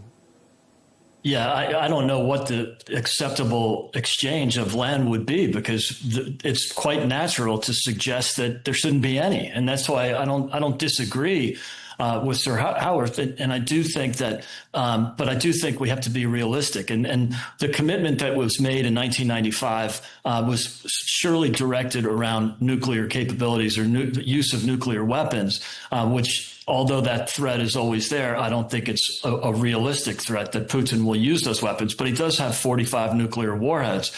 And then, of course, we have to consider that the first breach was in 2008, not with Ukraine, but specifically with Georgia. But then in 2014, when I suppose you could argue that Barack Obama should have honored that 1995 agreement, and apparently he did not. And there was, that might have been a time for sticking to the letter of the law. But I think there was appeasement in the Obama term. There surely was some appeasement in the Biden term. It's interesting that the only time Putin didn't aggressively take land in the last 2 decades was when Trump was president in his first term. So I don't know what to expect on Friday, but I do think that we just have to be open-minded. And as the president said, he might find out in the first 2 minutes if Putin's even serious. The reason Putin is at the table is because of the threats of significant economic sanctions. And that's something that President Trump was not afraid to do during his first term. He was very hostile to Putin in his first term, but that the time for deterrence was then. I'm not sure if it might be too late for deterrence. And I think because of the past appeasement from several presidents, I think we're in a different situation now. Okay, so Joel, let me turn back to you. First of all, feel free to pick up on anything Greg has said. And what do you think President Trump's options are on Friday? Well, I'm just very disappointed to hear everything he's said so far. He has basically hit Zelensky and Ukraine by refusing at one point to supply weapons. He has prevaricated throughout his presidency. He was unbelievably offensively rude to President Zelensky when he came to the White House. We know that Donald Trump is a maverick, but that was way beyond anything acceptable in diplomatic behavior. And of course, whilst he is prevaricating, he's imposed no sanctions upon Putin, calls him by his Christian name. And meanwhile, Putin is just building up his attack on Russia. I've just been reading a moment ago that Russia has made a further breakthrough in the Donbass. Of course, what Putin is doing, he is playing for time, as he has done throughout this president's presidency. He is playing for time, trying to grab as much land as possible, and then he will demand to keep that land. I'm sorry, Greg, but you are part of the appeasement process. I'm wearing a Falkland Islands T-shirt at the moment, because I went out there 20 years after the Falklands campaign with a number of veterans. We lost 242 men in the Falklands campaign, but it was our determination, the determination of Prime Minister Margaret Thatcher, that the illegal invasion undertaken by President Galtieri of Argentina should be resisted. Of course, at the time, the United States was ambivalent because of its support for its fellows in the American continent. But Margaret Thatcher stood firm. We recovered the land, and the message that sent out to the rest of the world was, do not mess with us. It sent that message out not just to Argentina, but to tyrants around the world.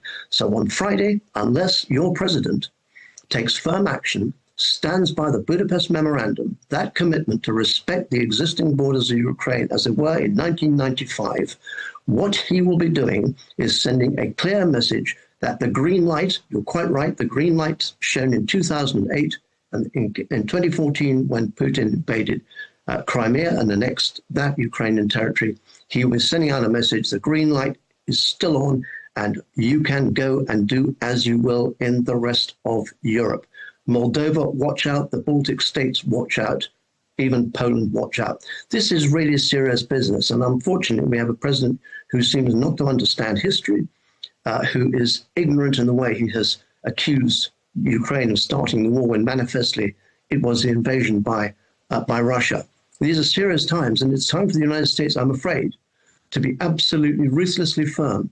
Putin is weakened by what is happening economically in his country, but he is determined to rebuild the Soviet Union. He's never made any secret about that. And it is time, I'm afraid, for us to stand firm. Greg, let me ask you to respond to that. What Sir Gerald is saying is that we need some Thatcherite determination here, not give an inch, because if we do, President Putin will be taking a lot more than that. Yeah, I think history has been very good to Mrs. Thatcher about the Falklands. And I think that was a brief moment where perhaps President Reagan and Mrs. Thatcher weren't on the same page. And that's unfortunate because in retrospect, it was a brilliant thing, a brilliant defense of British sovereignty. And I think we all agree that Putin is the wild card here. Putin is a bad guy. President Trump was very hostile to Putin in his first term. You saw that with sending Javelin missiles after, Biden and Obama were sending blankets and ready to eat meals, with unmarked commercial trucks. They would ship those non-lethal materials to a U.S. airbase in Poland. They were just so afraid of provoking Putin, and then ship that material on commercial trucks to Kyiv. Trump came in day one, put sanctions on Nord Stream 2. He called out Putin for killing his own citizens in 1999. 3 prior presidents had the same information from the CIA and chose to bury it. So, look, I think the president's got a good track record of standing up to Putin. The problem is during the Biden term, Biden took the sanctions off of Nord Stream 2, for example, day one. So the appeasement's already happened. And what President Trump doesn't have the capability of doing is sending American troops. That's just not going to fly politically. There's no support for that, or very little support for that. And it's the same reason the Europeans haven't sent troops. So I think the president is willing to continue sending supplies, military support. He has done that. He's tried to use it maybe as kind of a carrot for Ukraine. This is not an easy process. It's surely not President Trump's war. He inherited that from the last administration. So I think we just have to keep an open mind. I don't know what to expect, but we might be surprised that the president is able to negotiate something credible. And that's by no means does that mean he's going to sell out on Ukraine. That's not the point here. Okay, so Gerald, what we heard there is that President Trump has a track record of being tough on President Putin. Your response to that, and just a practicality, I'm wondering to myself, can the US president actually cede Ukrainian territory to Russia on Kyiv's behalf? Is that even, from a practical point of view, an option? Well, it's deeply offensive that the president should think that he can cede somebody else's land. And in fairness, listening to what he was saying yesterday, he said it's not for him to decide, although he has given the impression up till now that it is very much a deal to be done between him and President Putin. And I find this transactional nature, as though it's some kind of property deal, also pretty offensive as well. This is high stakes international politics where the security, not just of Europe, but the entire free world is at risk. And when Greg says that President Trump has been standing up to Putin and got a good track record, I'm afraid you're wrong. He hasn't. He's done very little. To the extent that he's resumed now the supply of weaponry, only on the basis that that is to be paid for by the European members of NATO. And don't forget that he's been ambivalent about NATO as well, which is deeply, deeply damaging. And the Kremlin watches all this stuff. He is a maverick. He is unpredictable. And to the extent that he is well known to be unpredictable, perhaps my fears about Friday are unfounded, and I very much hope they are. But on past record, I'm afraid I'm extremely pessimistic. But I think at the end of the day, to Greg, I would just say this, I quite understand the practicalities of trying to recover the land that's been brutally seized by this tyrant. But the fact is, if we do not recover that land and restore it to Ukraine, watch out, because this man will not stop here. Read his speech of July 2021, when he set out his ambition to rebuild the Soviet Union. Because don't forget, Russia's leaders feel deeply hurt that Russia is no longer the power that it was. They are throwing their weight around. There's nothing that Russia produces that any of us wants to buy. We don't want to buy their refrigerators. We don't want to buy their cars. The only thing they've got is oil and minerals. And on that note, if land is ceded in the Donbass area and the Sea of Azov becomes completely Russian-dominated, so does the mineral resources in the Sea of Azov become Russian, as well as a large part of the Black Sea. This is really, really serious stuff, and it's time for the United States, not only the most powerful nation in the world, but the leader of the free world. You are the leader of us all. You know London, Greg. You know that this transatlantic relationship is absolutely vital. And if we don't stand firm, the message this is going to send to President Xi of the People's Republic of China, who has his sights firmly set on annexing Taiwan, to Tehran and other capitals around the world, other tyrants. The message this is going to send is going to be, we're okay, we can get on with it. We won't be challenged. So, as I say, it's with a pretty heavy heart. I'm pretty despairing. Greg, let me ask you, what your thoughts are on what Sir Gerald has said, and what you make of the argument that any concession is essentially a reward to President Putin for his actions and a step towards the reconstruction of something resembling the Soviet Union. Yeah, it's a shame. I think, again, we all agree that President Putin is a bad guy, and he has not behaved well for decades now. And I think even his speech at the Munich Security Conference back in 2007 or 8 should have been a great warning to the West. And so there's been appeasement, not necessarily by President Trump, but there's been appeasement in the West on Putin for years now. And so it's kind of an odd time to decide to roll up our sleeves and defend Ukraine 3 years later. Now, Mark Milley, the chairman of the Joint Chiefs for President Biden, sat down with the president and told him 2 years ago that the Ukrainians were brave. They defended Kyiv. They managed to keep Putin from taking over the country. Good for them. But now it's a stalemate. Now's the time to negotiate. Now, his counterpart in Ukraine said the same thing to Zelensky. Of course, he was fired. Biden did not fire Mark Milley. He just ignored him on that. So,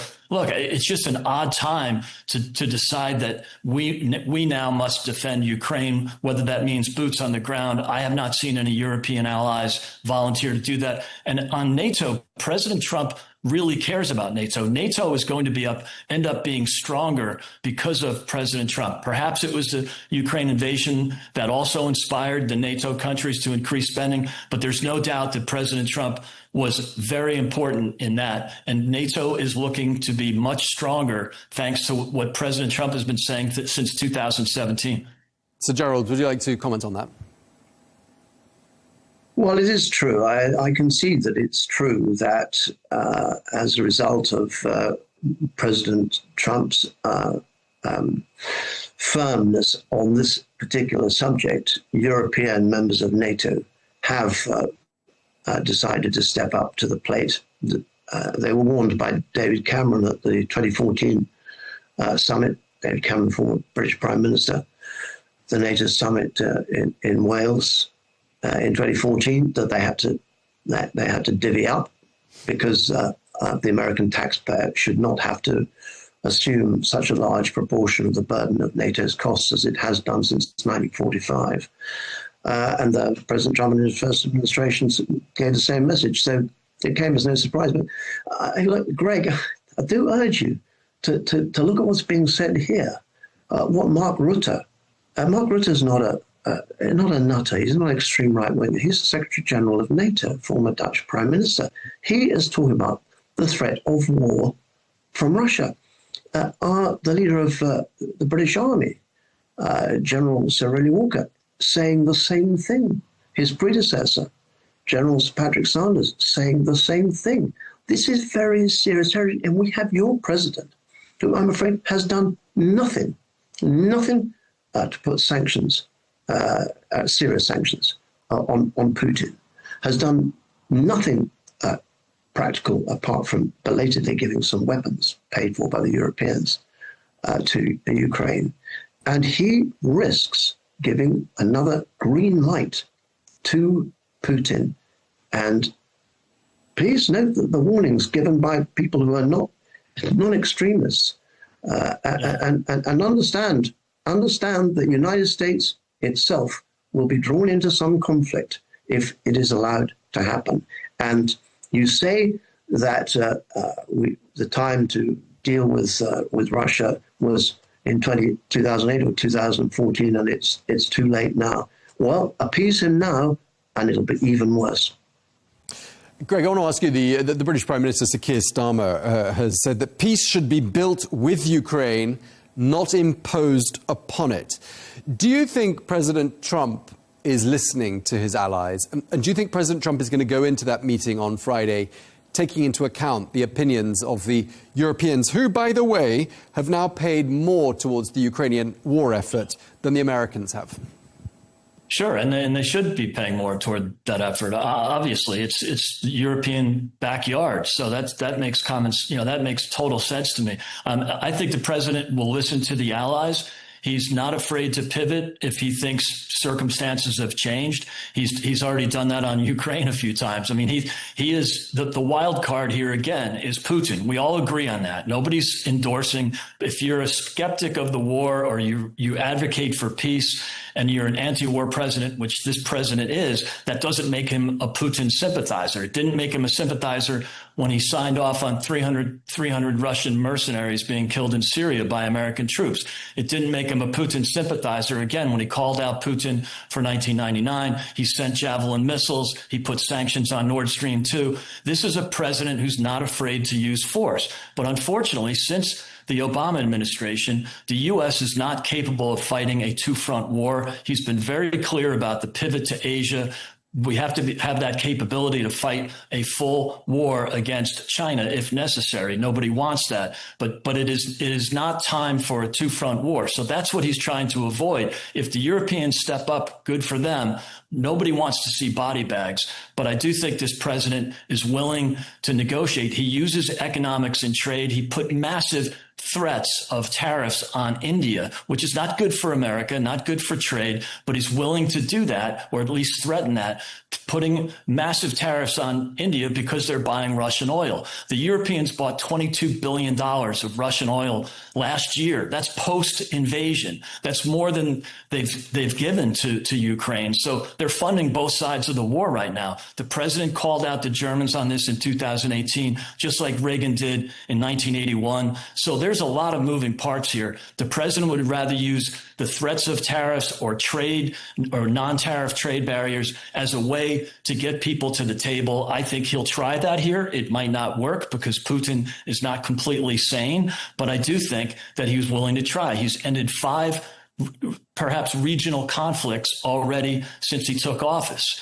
And he does that peace through deterrence, peace through strength, but also peace through business and trade. So I would just keep an open mind to what we could expect. And by the way, to an earlier question, no, the president is not imposing anything on Zelensky. He doesn't have the power to do that. He's just trying to bring people together to talk about peace. And again, it's not his war. He didn't start this thing. He's inherited it. He just wants to give peace a chance, to quote John Lennon. So, I'm surprised the Democrats haven't been more anti-war on this, but it's kind of shown the new realignment politically. But again, the president's not afraid to use force for the right cause. Okay, so Gerald, your thoughts on that and giving peace a chance? Well, give peace a chance. And I do not pray for peace. I pray for victory. Every night I pray for victory for Ukraine. I've been there twice recently, Greg. I suggest you go there, have a look for yourself, look at the cemeteries. These are people to whom we gave an agreement in return for their giving up that arsenal of nuclear weapons. And imagine if they hadn't given up that arsenal of nuclear weapons. Do you think Putin would have risked this? Of course he wouldn't. But now they took their armor off, and because they were given an assurance by your president, by my prime minister, by the leader of the Russian Federation, and two of you are reneging on it. Only the United Kingdom is continuing to stand firm. And I think that is something of which you, in America, really ought to be ashamed. It's not a question of giving peace a chance. It's a question of dealing with a brutal aggressor. He hasn't been taking out military targets. You've seen on the television, he's been taking out blocks of flats, residential blocks, children's schools, hospitals. We understand that. He's firing at civilians all the time. No one is defending Putin here. The question is... Well, you've got to do something about it, Greg. You have to do something about it. We can't just sit there saying, oh, well, we'll have to do some sort of a deal. We'll have to, let's all sit around the table and seek peace. This man doesn't want peace. What he wants is Ukraine. He wants the whole lot of Ukraine. He's made that perfectly clear. Don't you understand that? Of course I understand that. I've said that several times. And so the question is, do you think that there'd be political support in the United Kingdom for the UK military to be on the ground in Ukraine, to have boots on the ground, to have young British soldiers dying for Ukraine? And I might be wrong on that. I don't think there's that political support in the United Kingdom. So I don't know what you're advocating besides our economic and military support for Ukraine, which we've been doing since 2022, and it hasn't really worked. Well, hold on, Greg. I'm not sure what the next step is. You're saying you've been doing it since 2022. No, you haven't. You've prevaricated. Not under this administration, under the Biden administration. He prevaricated over F-16s. He prevaricated over air defense. Right. Pardon? You're right. That incrementalism was perhaps a mistake, to sort of drip feed. Perhaps it was a massive mistake. I said on day one, we should be in that. We've been training Ukrainian troops since 2016 in the United Kingdom. Not just since 2022, since 2016. We have, to a certain extent, seen this coming, although God knows what our diplomats were doing when Putin made that speech in July 2021. But what we needed to do on day one and did not do was to give them weapons. We gave them NMOR, the man-portable anti-tank missile. That saved Kyiv. You in the United States prevaricated. The Continentals prevaricated. You have to step up. Mike Pompeo said at the Odessa Black Sea Security Forum, which I attended the month before last, few weeks ago, Mike Pompeo said we have to give them the weapons. Okay. Mike Pompeo is a former Secretary of State for your Republican Party, our sister party in the United States. I know Mike. Yeah, well, Mike Pompeo is saying that. And Admiral Hewitt, who was a great guy, spent a lot of time. He takes that view. You have got to give them the weapons to defeat this deplorable, brutal aggressor. So, Gerald, we're going to give you you've had the last word there because I'm being told we're out of time. Really appreciate you taking the time to speak to us, and we really got quite intense there in the final minutes of the discussion. But really appreciate you both sharing the time and the energy to discuss this important issue. So, Gerald Howarth, former UK Defence Minister, and Greg Swenson, Chair of Republicans Overseas. Thank you both very much indeed. Thanks so much. Thank you. Thanks, Greg. Thanks, Sir Gerald.